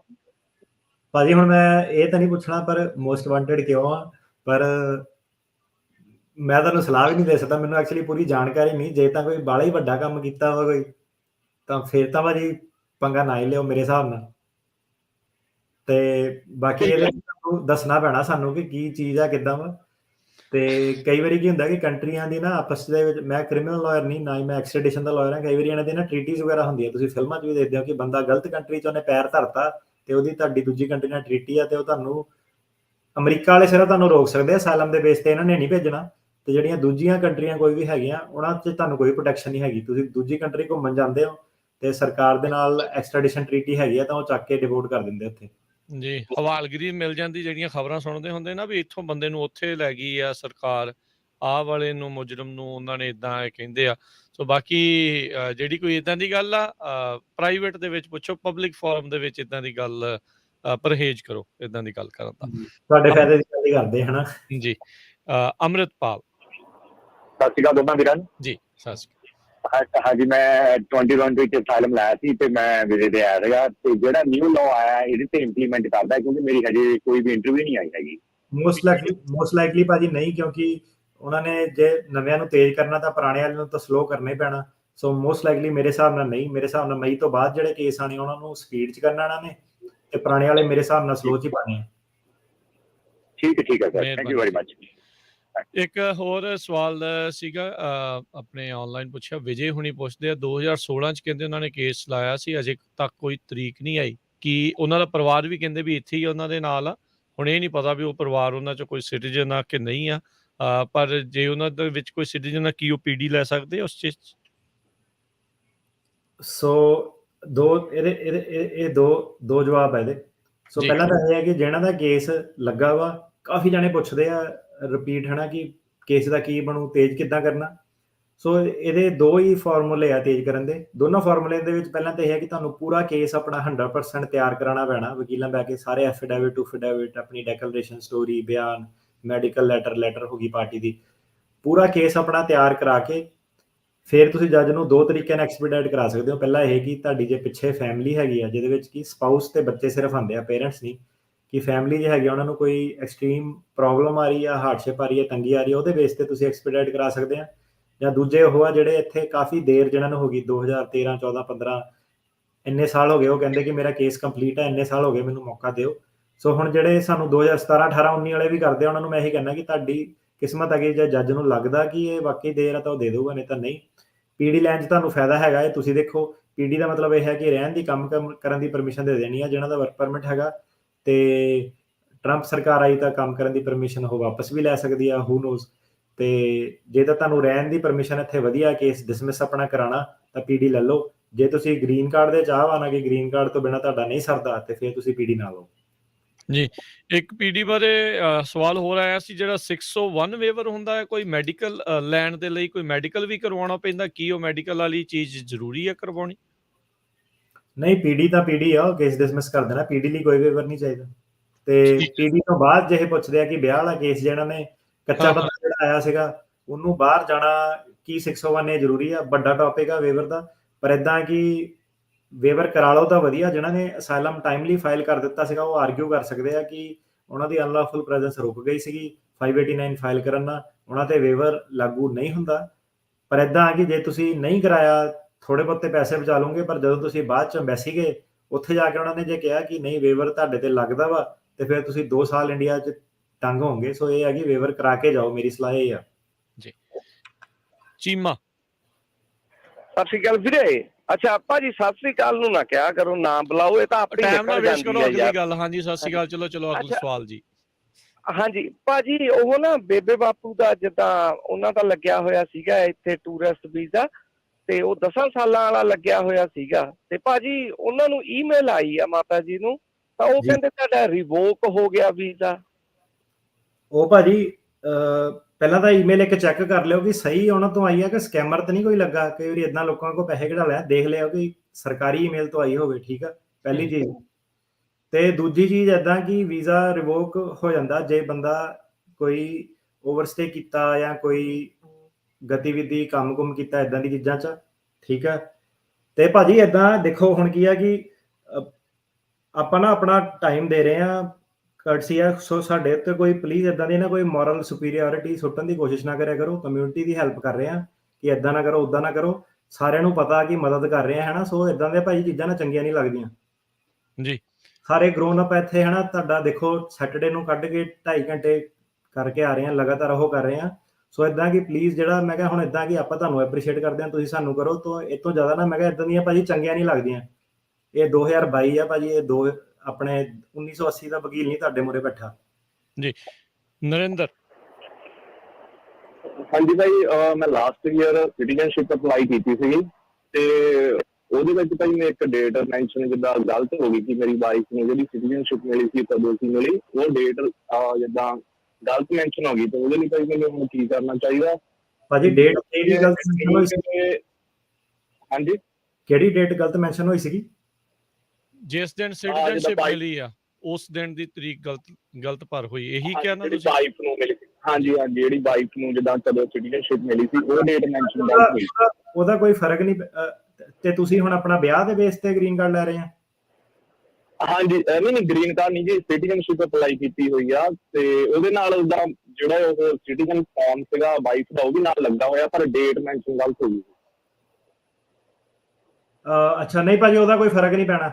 ਮਤਲਬ ਇਹਨੂੰ ਕਹਿੰਦੇ ਹਾਰਮਲੈਸ ਐਰਰ। ਮਤਲਬ ਕਿ ਇਹ ਤੁਸੀਂ ਕੋਈ ਝੂਠ ਨਹੀਂ ਬੋਲ ਰਹੇ, ਤੁਹਾਨੂੰ ਇੰਨਾ ਕੋਈ ਵਾਧਾ ਨਹੀਂ ਹੋਣਾ। ਸੋ ਜਿਹੜੀ ਚੀਜ਼ ਨਾਲ ਤੁਹਾਨੂੰ ਵਾਧਾ ਨਹੀਂ ਹੋਣਾ ਉਹਨੂੰ ਟਾਈਪੋਗ੍ਰਾਫਿਕਲ ਐਰਰ ਹੀ ਕਹਿੰਦੇ ਆ, ਹਾਰਮਲੈਸ ਐਰਰ ਕਹਿੰਦੇ ਆ। ਤੇ ਹਾਰਮਲੈਸ ਐਰਰ ਰੂਲ ਦੇ ਥੱਲੇ ਤੁਹਾਨੂੰ ਉਹਨਾਂ ਨੇ ਕੁਝ ਨਹੀਂ ਕਹਿਣਾ, ਇਹਦੇ ਵਿੱਚ ਨਹੀਂ ਤੁਹਾਨੂੰ ਕੁਝ ਹੋਣਾ ਮੇਰੇ ਹਿਸਾਬ ਨਾਲ। ਜੀ। ਸੋ ਉੱਥੇ ਜਾ ਕੇ ਤੁਸੀਂ ਦੱਸ ਸਕਦੇ ਉਹਨਾਂ ਨੂੰ ਵੀ ਗਲਤੀ ਦੇ ਨਾਲ ਇਹ ਭਰ ਹੋ ਗਿਆ, ਸੋ ਕੋਈ ਏਡੀ ਵੱਡੀ ਚੀਜ਼ ਨਹੀਂ। ਜਸਵੰਤ। ਹਾਂਜੀ ਭਾਜੀ ਸਤਿ ਸ਼੍ਰੀ ਅਕਾਲ ਜੀ। ਭਾਜੀ ਮੇਰਾ ਸਵਾਲ ਆ, ਮੈਂ 2019 ਚ ਆਇਆ ਸੀਗਾ, ਸੇਫ ਆ ਗਿਆ ਸੀਗਾ ਭਾਜੀ, ਤੇ ਮੇਰਾ ਕੇਸ ਇਮੀਗ੍ਰੇਸ਼ਨ ਚ ਆ, ਤੇ ਹਾਲੇ ਤੱਕ ਭਾਜੀ ਕੋਈ ਡੇਟ ਹੀ ਨਹੀਂ ਆਈ ਹੈਗੀ, ਸਟਿਲ ਵੇਟਿੰਗ ਕੀ ਆ। ਹਾਂਜੀ ਭਾਜੀ, ਉਹਦਾ ਮੈਂ ਹੁਣੇ ਦੱਸ ਕੇ ਹਟਿਆ ਕਿ ਆਹੀ ਸਵਾਲ ਦਾ ਜਵਾਬ ਦਿੱਤਾ ਕਿ ਕਿੱਦਾਂ ਡੇਟ ਐਕਸਪਾਇਰੀ ਡੇਟ ਲੈਣੀ ਹੈ। ਹੁਣੇ 2 ਸਵਾਲ ਪਹਿਲਾਂ ਹੀ ਜਵਾਬ ਦਿੱਤਾ ਜੀ। ਤੇ ਦੁਬਾਰੇ ਵੀ ਜਿਹੜਾ ਤੁਸੀਂ ਸੁਣ ਲਿਓ। ਤੇ ਅਗਲੀ ਜਿਹੜੇ ਇੱਕ ਸਵਾਲ ਆਪਾਂ ਨੂੰ ਫੇਸਬੁੱਕ ਤੋਂ ਆ ਰਹੇ ਆ, ਕਹਿੰਦੇ ਵੀ ਜਿਹੜੇ ਰਿਲੀਜੀਅਸ ਬੇਸ ਗੁਰੂ ਘਰ 'ਚ ਕੰਮ ਕਰਦੇ ਜਿਹੜੇ ਪਟੀਸ਼ਨਰ ਆ, ਜੇ ਉਹਨਾਂ ਦੀ ਇਨਕਮ ਇਮੀਗ੍ਰੇਸ਼ਨ ਦੇ ਹਿਸਾਬ ਦੇ ਨਾਲ ਲੈਵਲ ਪੂਰਾ ਨਹੀਂ ਹੁੰਦਾ, ਤੇ ਜੇ ਉਹ ਪਾਰਟ ਟਾਈਮ ਵੀ ਕਰ ਰਹੇ ਆ ਨਾਲ, ਕੀ ਉਹ ਇਨਕਮ ਉਸ ਬਾਰੇ ਦੱਸ ਸਕਦੇ ਆ? ਭਾਜੀ ਇਹਦਾ ਨਾ, ਹਾਂਜੀ ਇਹਦਾ ਮੈਂ ਤੁਹਾਨੂੰ ਦੱਸ ਦਿੰਦਾ। ਹੁਣ ਜਿਹੜੇ ਗੁਰੂ ਘਰ ਵਾਲੇ ਆ ਨਾ, ਉਹਨਾਂ ਨੂੰ ਕਾਫੀ ਮਿਸਗਾਈਡੈਂਸ ਹੈ ਕਈਆਂ ਨੂੰ। ਕਈ ਵਿਚਾਰੇ ਕਮੇਟੀਆਂ ਦੇ ਚੱਕਰ ਝੁਲਦੇ ਰਹਿੰਦੇ ਆ, ਹੈ ਨਾ, ਕਿ ਪਤਾ ਹੀ ਆਪਣਾ ਪੋਲਿਟਿਕਸ ਦਾ ਸ਼ਿਕਾਰ ਹੋ ਜਾਂਦੇ ਆ। ਸੋ ਭਾਜੀ ਜਿਹੜੇ ਗੁਰੂ ਘਰ ਵਾਲੇ ਆ ਨਾ, ਪਹਿਲਾਂ ਤਾਂ ਜਿਹੜਾ ਆਪਣਾ ਨਾ ਫਾਰਮ ਉਹਨਾਂ ਨੇ ਸਬਮਿਟ ਕੀਤਾ ਕਿ ਆਰ ਵੀਜ਼ਾ ਜਿਹੜਾ ਤੁਹਾਡਾ ਹੈਗਾ, ਉਹ 'ਚ ਉਹਨਾਂ ਨੇ ਲਿਖਿਆ ਹੁੰਦਾ ਕਿ ਕਿੰਨੀ ਤਨਖਾਹ ਦੇਣੀ ਆ। ਸੋ ਜਿਹੜੀ ਉਹ ਤਨਖਾਹ ਤੁਹਾਨੂੰ ਉਹ ਗੁਰਦੁਆਰੇ ਵਾਲਿਆਂ ਨੇ ਦੇਣੀ ਆ। ਉਹ ਕੋਈ ਇਦਾਂ ਨਹੀਂ ਕਿ ਤੁਸੀਂ ਆਪਣਾ ਕੰਮ ਕਰਕੇ ਉਹ ਬਣਾਉਣੀ ਆ। ਸੋ ਕਾਫੀ ਸਾਡੇ ਕੋਲ ਫਸੇ ਕੇਸ ਆਉਂਦੇ ਆ ਜਿਸ 'ਚ ਬਾਅਦ 'ਚ ਇਮੀਗ੍ਰੇਸ਼ਨ ਪ੍ਰੋਬਲਮ ਕਹਿੰਦੀ ਹੈ ਕਿ ਤੁਸੀਂ ਆਪਣਾ ਕੰਮ ਕਿਉਂ ਕਰਦੇ ਸੀ। ਸੋ ਗੁਰੂ ਘਰ 'ਚ ਜਦੋਂ ਤੁਸੀਂ ਕਰਦੇ ਆ, ਤੁਸੀਂ ਆਪਣਾ ਕੰਮ ਨਹੀਂ ਕਰ ਸਕਦੇ। ਤੁਹਾਨੂੰ ਇੱਕ ਸੈਕਿੰਡ ਜੀ। ਸੋ ਜਦੋਂ ਗੁਰੂ ਘਰ 'ਚ ਤੁਸੀਂ ਹੁੰਦੇ ਹੋ, ਤੁਸੀਂ ਆਪਣਾ ਕੰਮ ਨਹੀਂ ਕਰ ਸਕਦੇ, ਤੁਹਾਨੂੰ ਗੁਰਦੁਆਰੇ ਲਈ ਕੰਮ ਕਰਨਾ ਪੈਂਦਾ। ਜਿਹੜੀ ਤੁਹਾਡੀ ਸੈਲਰੀ ਆ ਉਹ ਵੀ ਤੁਹਾਨੂੰ W2 ਤੇ ਹੀ ਤੁਹਾਨੂੰ ਜਿਹੜੀ ਆ ਉਹ ਮਿਲਣੀ ਚਾਹੀਦੀ ਹੈ। ਠੀਕ ਹੈ। ਤੇ ਸੈਲਰੀ ਤੁਸੀਂ ਪਾਰਟ ਟਾਈਮ 'ਚ ਨਹੀਂ ਕਨਵਰਟ ਕਰ ਸਕਦੇ। ਤੁਹਾਨੂੰ ਜੇ ਉਹਨਾਂ ਨੇ ਫੁੱਲ ਟਾਈਮ ਲਿਖਿਆ, ਤੁਹਾਨੂੰ ਫੁੱਲ ਟਾਈਮ ਸੈਲਰੀ ਮਿਲਣੀ ਚਾਹੀਦੀ। ਜੇ ਤੁਹਾਨੂੰ ਪਾਰਟ ਟਾਈਮ ਮਿਲੀ ਆ, ਤੁਹਾਡੀ ਸੈਲਰੀ ਘੱਟਦੀ ਆ, ਤੁਸੀਂ ਸਟੇਟਸ ਦੀ ਵਾਇਲੇਸ਼ਨ 'ਚ ਆ, ਤੇ ਤੁਹਾਡਾ ਆਰ ਵੀਜ਼ਾ ਜਿਹੜਾ ਤੇ ਅੱਗੇ ਗ੍ਰੀਨ ਕਾਰਡ ਆ ਉਹ ਖਤਰੇ 'ਚ ਆਊਗਾ। ਸੋ ਆ ਕੁਛ ਵੀ ਆਪ ਹੀ ਏਦਾਂ ਨਹੀਂ ਕਰਨਾ, ਸਿੱਧੇ ਲਾਇਰ ਜਿਹੜਾ ਹੈਗਾ ਉਹਨਾਂ ਦਾ ਗੁਰਦੁਆਰੇ ਵਾਲਾ, ਉਹਨਾਂ ਨੂੰ ਪੁੱਛੋ ਕਿ ਮੇਰੀ ਕਿੰਨੀ ਸੈਲਰੀ ਆ, ਕਿੰਨੇ ਆਵਰ ਆ, ਤੇ ਮੇਕ ਸ਼ੋਰ ਕਰੋ ਕਿ ਗੁਰਦੁਆਰਾ ਤੁਹਾਨੂੰ ਉਨੀ ਦਿੰਦਾ ਵਾ। ਤੇ ਜੇ ਨਹੀਂ ਗੁਰਦੁਆਰਾ ਤੁਹਾਨੂੰ ਉਨੀ ਦੇ ਰਿਹਾ, ਕੋਈ ਪੰਗਾ ਪਾ ਰਿਹਾ, ਤੁਹਾਡੇ ਲਈ ਬੈਟਰ ਆ ਕਿ ਤੁਸੀਂ ਗੁਰਦੁਆਰਾ ਚੇਂਜ ਕਰੋ, ਕਿਉਂਕਿ ਤੁਹਾਡਾ ਸਟੇਟਸ ਪ੍ਰੋਬਲਮ ਚ ਆਣਾ, ਗੁਰਦੁਆਰੇ ਨੇ ਪ੍ਰੋਬਲਮ ਚ ਨਹੀਂ ਆਣਾ। ਜੀ ਸੁਖਬੀਰ ਹੈਲੋ ਜੀ। ਹਾਂਜੀ ਵੀਰ ਜੀ, ਮੇਰਾ ਕੁਐਸਚਨ ਸੀਗਾ, ਮੇਰੀ ਸਿਸਟਰ ਦਾ ਮੈਂ ਅਪਲਾਈ ਕੀਤਾ ਸੀ 2007 ਚ ਤੇ ਅਪਰੂਵਲ ਆ ਗਿਆ ਸੀ ਉਹਨਾਂ ਦਾ 2009 ਚ। ਪਰ ਜੇ ਹੁਣ ਅਸੀਂ ਆਨਲਾਈਨ ਉਹਨਾਂ ਦਾ ਸਟੇਟਸ ਚੈੱਕ ਕਰਦੇ ਆ ਤਾਂ ਉਹ ਕਹਿੰਦੇ ਆ ਐਵੇਂ ਅਪਰੂਵਲ ਦੀ ਬਜਾਏ ਉੱਥੇ ਸ਼ੋ ਹੋ ਰਿਹਾ ਕਿ ਕੇਸ ਰਿਸੀਵਡ ਇਨ ਲੋਕਲ ਆਫਿਸ। ਇਹਦਾ ਕੀ ਮਤਲਬ ਹੈ? ਤੁਸੀਂ ਉਹਨਾਂ ਨੂੰ ਸਰਵਿਸ ਰਿਕੁਐਸਟ ਪਾਓ, ਇਹਦਾ ਦੱਸਿਆ ਨਹੀਂ ਜਾ ਸਕਦਾ ਕੁਝ ਕੀ ਚੱਲਦਾ, ਸੋ ਇਸ ਬੇਸ ਤੇ ਮੈਂ ਦੱਸ ਨਹੀਂ ਸਕਦਾ ਕਿ ਕੀ ਐਕਚੁਅਲੀ ਚੱਲ ਰਿਹਾ। ਉਹਨਾਂ ਨੂੰ ਕਾਲ ਕਰਕੇ ਪੁੱਛੋ। ਜੀ ਥੈਂਕ ਯੂ ਜੀ। ਅੰਮ੍ਰਿਤਪਾਲ। ਹੈਲੋ ਭਾਜੀ, ਮੇਰਾ ਸਵਾਲ ਸੀ ਵੀ ਜਿੱਦਾਂ ਮੇਰਾ ਅਸਾਈਲਮ ਦੀ ਫਾਈਨਲ ਤਰੀਕ 2023 ਦੇ ਵਿੱਚ ਫਰਵਰੀ 'ਚ ਆ, ਤਾਂ ਮੈਂ ਇੱਥੇ ਮਤਲਬ ਵਿਆਹ ਕਰਾਉਣਾ ਚਾਹੁੰਦਾ ਵਾਂ। ਕੁੜੀ ਦਾ ਵੀ ਅਸਾਈਲਮ ਕੇਸ ਲੱਗਾ, ਪਰ ਉਹ F1 ਵੀਜ਼ੇ ਤੇ ਆਈ ਸੀ ਹੁਣੀ 2021 ਦੇ ਵਿੱਚ ਦਸੰਬਰ 'ਚ। ਤਾਂ ਕੀ ਸਾਨੂੰ ਮਤਲਬ ਮੈਰਿਜ ਰਜਿਸਟਰ ਕਰਾਉਣੀ ਚਾਹੀਦੀ ਹੈ ਜਾਂ ਨਹੀਂ ਜੀ? ਨਹੀਂ ਭਾਜੀ, ਤੁਸੀਂ ਵਿਆਹ ਤਾਂ ਕੋਈ ਵੀ ਕਰਾ ਸਕਦਾ, ਕੱਚਾ ਬੰਦਾ, ਭਾਵੇਂ ਸਾਲਮ ਲੱਗਾ ਨਹੀਂ ਲੱਗਾ। ਜੇ ਹਾਂਜੀ ਤੁਸੀਂ ਵਿਆਹ ਕਰਾਉਣਾ ਤਾਂ ਬਿਲਕੁਲ ਕਰਾ ਲਓ, ਕੋਈ ਫਰਕ ਨਹੀਂ ਪੈਂਦਾ। ਜੇ ਦੋਨੋਂ ਦੇ ਸਾਲਮ ਆ ਤਾਂ ਜੇ ਤੁਸੀਂ ਵਿਆਹ ਕਰਾਉਣਾ ਕਰਾ ਲਓ। ਤੇ ਉਹਦੇ ਨਾਲ ਇਦਾਂ ਕਿ ਜੇ ਤੁਹਾਡਾ ਕੇਸ ਪਾਸ ਹੋ ਜਾਂਦਾ ਉਹਨੂੰ ਫਾਇਦਾ ਹੋ ਜਾਣਾ, ਉਹਦਾ ਕੇਸ ਪਾਸ ਹੋ ਗਿਆ ਤੁਹਾਨੂੰ ਫਾਇਦਾ ਹੋ ਜਾਣਾ। ਸੋ ਹਾਂਜੀ ਬਿਲਕੁਲ। ਤੇ ਉੱਤੋਂ ਤੁਸੀਂ ਜੇ ਵਿਆਹ ਕਰਾਉਣਾ ਹੀ ਆ ਤਾਂ ਫਿਰ ਕਰਾਉਣਾ ਹੀ ਆ। ਉਹਦੇ ਵਿੱਚ ਇਮੀਗ੍ਰੇਸ਼ਨ ਬਾਅਦ ਚ ਆਉਂਦੀ ਆ, ਵਿਆਹ ਪਹਿਲਾਂ ਹੁੰਦਾ। ਜੀ ਕਰਨ। ਹਾਂਜੀ ਕਰਨ। ਭਾਜੀ ਮੈਂ 130 ਅਪਲਾਈ ਕੀਤਾ ਸੀ ਉਹ ਜੂਨ 2021 ਚ। ਹੁਣ I-485 ਅਪਲਾਈ ਕੀਤਾ ਸਿਟੀਜ਼ਨ ਹੋ ਕੇ ਵਾਈਫ ਨੇ, ਤਾਂ ਉਹ ਉੱਤੇ ਜਿਹੜਾ ਪ੍ਰਾਇੋਰਟੀ ਡੇਟ ਆ ਉਹ ਉਦੀ ਆਈ ਆ ਜਦੋਂ I-130 ਰਿਸੀਵ ਹੋਇਆ ਸੀ। ਉਹ ਫਿਰ ਉਸ ਪ੍ਰਾਇੋਰਟੀ ਦੇ ਬੇਸ ਤੇ ਪ੍ਰੋਸੈਸ ਹੋਊਗਾ ਕਿ ਹੁਣ ਰਿਸੀਵ ਡੇਟ ਤੋਂ ਪ੍ਰੋਸੈਸ ਹੋਊਗਾ? ਸਿਟੀਜ਼ਨ ਆ ਵਾਈਫ ਤੁਹਾਡੇ? ਹਾਂਜੀ। ਸੋ ਪਹਿਲੀ ਗੱਲ ਤਾਂ ਭਾਜੀ ਸਿਟੀਜ਼ਨ ਵਾਲੇ ਜਿਹੜੇ ਹੈਗੇ ਨਾ, ਉਹਨਾਂ ਦੇ ਤਾਂ ਅਨਲਿਮਿਟਿਡ ਨੰਬਰ ਹੁੰਦੇ ਆ, ਮਤਲਬ ਕਿ ਪ੍ਰਾਇੋਰਟੀ ਡੇਟ ਦਾ ਉਹਨਾਂ ਨੂੰ ਫਰਕ ਨਹੀਂ ਪੈਂਦਾ ਹੈ ਨਾ, ਕਿ ਨੰਬਰ ਉਹਨਾਂ ਦੇ ਲਈ ਅਵੇਲੇਬਲ ਆ। ਇਹ ਜਿਹੜਾ ਪ੍ਰਾਇੋਰਟੀ ਡੇਟ ਦਾ ਫਰਕ ਜਿਹੜਾ ਪੈਂਦਾ ਹੈਗਾ ਭੈਣ ਭਾਈ ਵਾਲੇ ਕੇਸ ਆ ਜਾਂ ਗ੍ਰੀਨ ਕਾਰਡ ਹੋਲਡਰ ਵਾਲਿਆਂ ਦੇ ਕੇਸ ਆ, ਉਹਨਾਂ ਨੂੰ ਜ਼ਿਆਦਾ ਫਰਕ ਇਹਨਾਂ ਦਾ ਪੈਂਦਾ। ਤੁਹਾਨੂੰ ਜਿਹੜਾ ਮੇਜਰ ਫਰਕ ਪੈਣਾ, ਪ੍ਰਾਇੋਰਟੀ ਡੇਟ ਹੁੰਦੀ ਉਹੀ ਹੈ ਜਦੋਂ 130 ਫਾਈਲ ਹੁੰਦਾ, ਕਿਉਂਕਿ ਪ੍ਰਾਇੋਰਟੀ ਜਿਹੜਾ ਆਰਡਰ ਲਾਈਨ 'ਚ ਆ ਉਹ I-130 ਡਿਸਾਈਡ ਕਰਦਾ। ਸੋ ਉਹੀ ਪ੍ਰਾਇੋਰਟੀ ਡੇਟ ਆ ਤੁਹਾਡੀ ਐਕਚੁਅਲ ਦੇ ਵਿੱਚ। ਤੇ ਤੁਹਾਡਾ ਜਿਹੜਾ ਤੁਸੀਂ ਸਵਾਲ ਪੁੱਛ ਰਹੇ ਕਿ ਦੇਰ ਕਿੰਨੀ ਲੱਗੂਗੀ, ਤੁਹਾਡਾ more like a processing time question ਹੈ ਕਿ ਮੇਰੇ 130 ਨੂੰ ਜਾਂ 485 ਨੂੰ ਪ੍ਰੋਸੈਸਿੰਗ ਟਾਈਮ ਕਿੰਨਾ ਲੱਗੂਗਾ। ਤੁਹਾਡਾ ਵੀਜ਼ਾ ਬੁਲੇਟਿਨ ਹੈ, ਉਹਨਾਂ ਕੋਈ ਲੈਣਾ ਦੇਣਾ ਨਹੀਂ। ਸੋ ਜਿੰਨਾ ਵੀ ਟਾਈਮ ਉਹ USCIS.gov ਸ਼ੋ ਕਰਦੀ ਹੈ ਪ੍ਰੋਸੈਸਿੰਗ ਟਾਈਮ ਟੈਬ 'ਚ, ਉਹ ਤੁਹਾਡਾ ਲੱਗੂਗਾ। ਤੇ ਅਰਲੀਅਰ ਪ੍ਰਾਇੋਰਟੀ ਡੇਟ ਜਿਹੜੀ ਤੁਹਾਡੀ ਆ 130, ਉਹਦਾ ਹੀ ਫਾਇਦਾ ਤੁਹਾਨੂੰ ਓਬਵੀਅਸਲੀ ਸੋ ਹੀ ਲੱਗੂਗੀ। ਜੀ ਥੈਂਕ ਯੂ। ਮਨਿੰਦਰ। ਹਾਂਜੀ ਜੀ, ਮੇਰਾ ਸਵਾਲ ਸੀਗਾ ਜੀ, ਮੈਂ ਇਸ ਅਪ੍ਰੈਲ ਮਹੀਨੇ ਦੇ ਵਿੱਚ ਬਾਰਡਰ ਕ੍ਰੋਸ ਕੀਤਾ ਸੀ ਕੈਨੇਡਾ ਤੋਂ ਅਮਰੀਕਾ, ਤੇ ਮੈਂ ਫੜਿਆ ਨਹੀਂ ਸੀਗਾ, ਮੇਰੇ ਕੋਲ ਇਹ ਨੰਬਰ ਵਗੈਰਾ ਵੀ ਹੈ ਨਹੀਂਗਾ ਕੋਈ, ਤੇ ਉਹ ਮੈਂ ਅਪਲਾਈ ਕੀਤਾ ਹੋਇਆ ਵਾ ਇੱਥੋਂ ਸਾਡੇ ਸੀਗਾ, ਤੇ ਸਰ ਹਾਲੇ ਤੱਕ ਮੇਰਾ ਆਇਆ ਨਹੀਂ, 1 ਮੰਥ ਹੋ ਗਿਆ। ਤੇ ਮੈਨੂੰ ਕਿੰਨਾ ਟਾਈਮ ਵੇਟ ਕਰਨੀ ਪਊਗੀ ਇਹ ਨੰਬਰ ਲਈ? ਫਾਰਮ ਵਗੈਰਾ ਫਿਲ ਕਰਤੇ ਸੀਗੇ ਆਪਾਂ ਵੀ ਆਪਣੀ ਜਿਹੜੀ ਫਰਮ 'ਚ ਕੇਸ ਫਾਈਲ ਕੀਤੇ ਆ। ਸੋ ਮੈਨੂੰ ਵੀ ਇਹਨਾਂ ਦਾ ਸਿਸਟਮ ਨਹੀਂ ਪਤਾ ਕੀ ਚੱਲ ਰਿਹਾ। ਸੋ ਕਈ ਕੇਸਾਂ ਦਾ ਤਾਂ ਮੈਨੂੰ ਇਹ 3 ਹਫ਼ਤੇ 4 ਹਫ਼ਤੇ 'ਚ ਦੇ ਦਿੰਦੇ ਨੇ ਅਸਾਈਲਮ ਦੀ ਰਸੀਦ। ਤੇ ਕਾਫੀ ਸਾਰੇ ਜਿਹੜੇ ਕੇਸ ਏਦਾਂ ਦੇ ਵੀ ਆ ਕਿ ਜਿਹੜੇ ਮਹੀਨਾ ਡੇਢ ਹੋ ਗਿਆ ਅਜੇ ਤੱਕ ਉਹਨਾਂ ਨੇ ਨਾ ਰਸੀਦ ਨੋਟਿਸ ਭੇਜੇ ਨਹੀਂ। ਸੋ ਕੋਈ ਨਹੀਂ ਭਾਜੀ, ਆ ਜਾਣਾ ਇਹਨੂੰ ਮੇਰੇ ਖਿਆਲ 2-2.5 ਮਹੀਨੇ ਅੰਦਾਜ਼ੇ ਲਾ ਸਕਦਾ ਮੈਂ।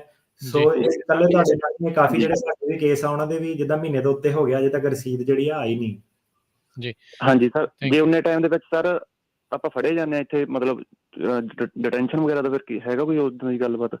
ਜੇ ਤੁਸੀਂ ਭਾਜੀ ਡਿਟੈਂਸ਼ਨ 'ਚ ਫੜੇ ਜਾਂਦੇ ਆ, ਤੁਹਾਡਾ ਸਾਲ ਨਹੀਂ ਲੱਗਾ, ਤੁਸੀਂ ਉਹਨਾਂ ਨੂੰ ਕਹੋਗੇ ਕਿ ਮੈਂ ਲਾਇਆ ਮੇਰੀ ਫੈਡੈਕਸ ਆ।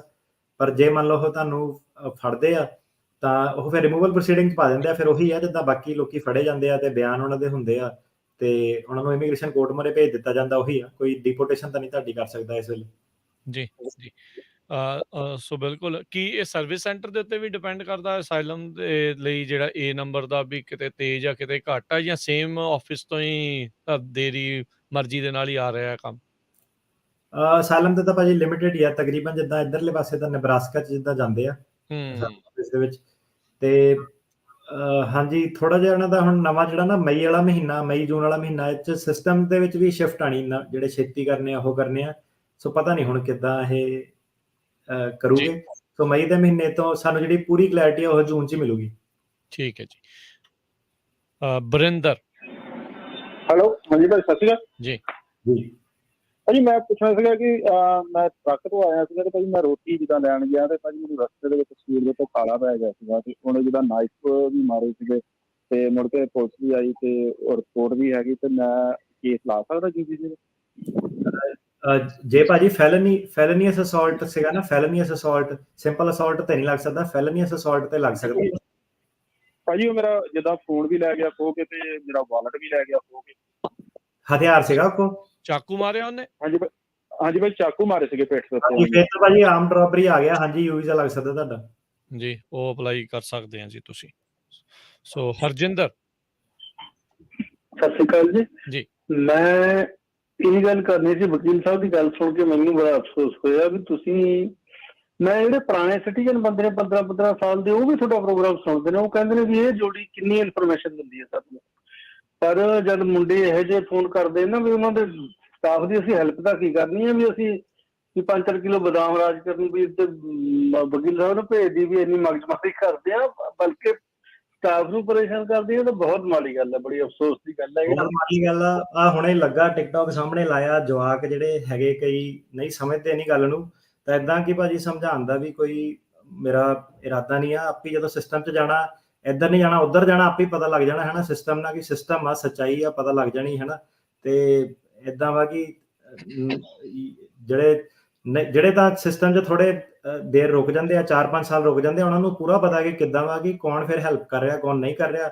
ਜਿਹੜੇ ਨਵੇਂ ਆ ਉਹ ਜਿਹੜਾ ਇੰਟਰਨੈਟ ਟਰੋਲ ਬਹੁਤ ਜ਼ਿਆਦਾ ਬੈਠੇ, ਕਮੈਂਟ ਕਈ ਪਾਉਂਦੇ ਆ।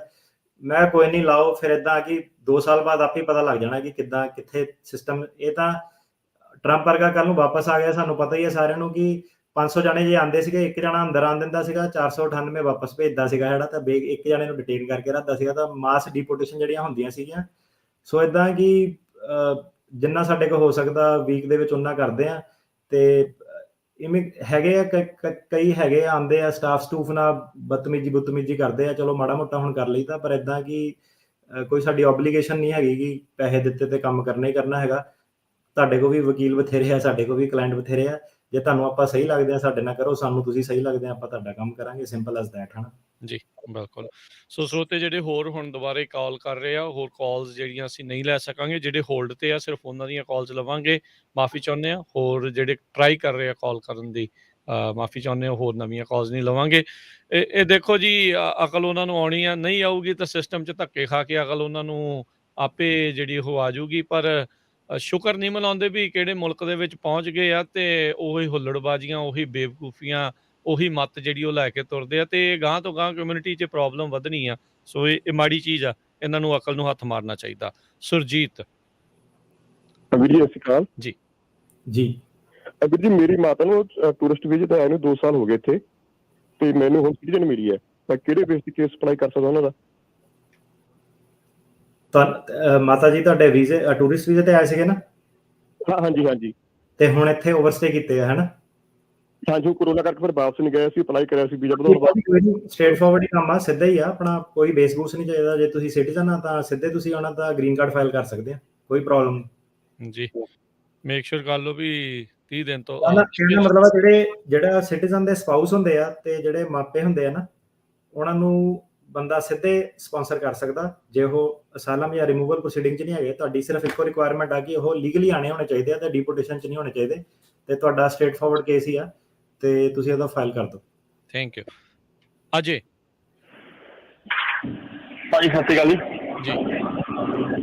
ਭਾਜੀ, ਮੇਰਾ ਕੁਐਸਚਨ ਹੈ ਕਿ ਟਰੈਵਲ ਡਾਕੂਮੈਂਟ ਬਾਰੇ ਥੋੜਾ ਜਿਹਾ ਚਾਨਣਾ ਪਾਓ ਵੀ ਟਰੈਵਲ ਡਾਕੂਮੈਂਟ ਵੀ ਕਦੋਂ ਅਪਲਾਈ ਕਰ ਸਕਦੇ ਹੋ, ਕਿੱਥੇ ਜਾ ਸਕਦੇ ਹੋ, ਕਦੋਂ ਜਾ ਸਕਦੇ ਹੋ, ਕਿੰਨਾ ਟਾਈਮ ਪੀਰੀਅਡ ਹੈ, ਉਹਦੇ ਬਾਰੇ ਦੱਸੋ ਥੋੜਾ ਜਿਹਾ। ਇਹ ਅਸਾਈਲਮ ਵਾਲਿਆਂ ਦੇ ਲਈ ਪੁੱਛਦੇ ਆ ਤੁਸੀਂ? ਹਾਂਜੀ ਜੀ। ਸੋ ਜਿਹੜਾ ਦੇ ਅਸਾਈਲਮ ਪਾਸ ਹੋਏ ਆ ਨਾ, 2 ਚੀਜ਼ਾਂ ਹੈਗੀਆਂ ਅਸਾਈਲਮ ਵਾਲਿਆਂ ਦੀ 2 ਚੀਜ਼ਾਂ। ਇੱਕ ਹੈਗਾ ਰਿਫਿਊਜੀ ਟਰੈਵਲ ਡਾਕੂਮੈਂਟ, ਇੱਕ ਹੈਗਾ ਐਡਵਾਂਸ ਪੇਰੋਲ। ਸੋ ਇਹਨੂੰ ਧਿਆਨ ਨਾਲ ਸੁਣ ਲਓ। ਫਿਰ ਉਹੀ ਗੱਲ ਆ ਗਈ ਕਿ ਫਾਰਮ ਭਰਾ ਲਏ ਬਾਹਰੋਂ ਤੇ ਬੰਦਾ ਬਾਹਰ ਟੰਗ ਹੋ ਗਿਆ, ਹੈ ਨਾ। ਜਦੋਂ ਤੁਹਾਡਾ ਅਸਾਈਲਮ ਦਾ ਕੇਸ ਪਾਸ ਹੋਇਆ, ਤੁਸੀਂ ਕਰਨਾ ਅਪਲਾਈ ਰਿਫਿਊਜੀ ਟਰੈਵਲ ਡਾਕੂਮੈਂਟ। ਸੋ ਰਿਫਿਊਜੀ ਟਰੈਵਲ ਡਾਕੂਮੈਂਟ ਤੋਂ ਬਿਨਾਂ ਤੁਸੀਂ ਜਾਣਾ ਨਹੀਂ। ਸੋ ਕਈ ਕਹਿੰਦੇ ਨਹੀਂ ਮੈਂ ਕੈਨੇਡਾ ਜਾਇਆ ਕੁਝ ਨਹੀਂ ਹੋਇਆ, ਪਰ ਰਿਫਿਊਜੀ ਟਰੈਵਲ ਡਾਕੂਮੈਂਟ ਕਰਕੇ ਜਾਣਾ। ਇੱਕ ਪਾਸਪੋਰਟ ਵਾਂਗੂ ਤੁਹਾਨੂੰ ਦੇ ਦਿੰਦੇ ਆ, ਤੇ ਆਪਣੀ ਕੰਟਰੀ ਦਾ ਪਾਸਪੋਰਟ ਨਹੀਂ ਕਦੀ ਵੀ ਵਰਤਣਾ। ਤੇ ਰਿਫਿਊਜੀ ਟਰੈਵਲ ਡਾਕੂਮੈਂਟ ਜਿਹੜਾ ਹੁੰਦਾ ਇੱਕ ਪਾਸਪੋਰਟ ਵਰਗੀ ਕਾਪੀ ਹੁੰਦੀ ਆ, ਉਹ ਵਰਤਣੀ ਆ।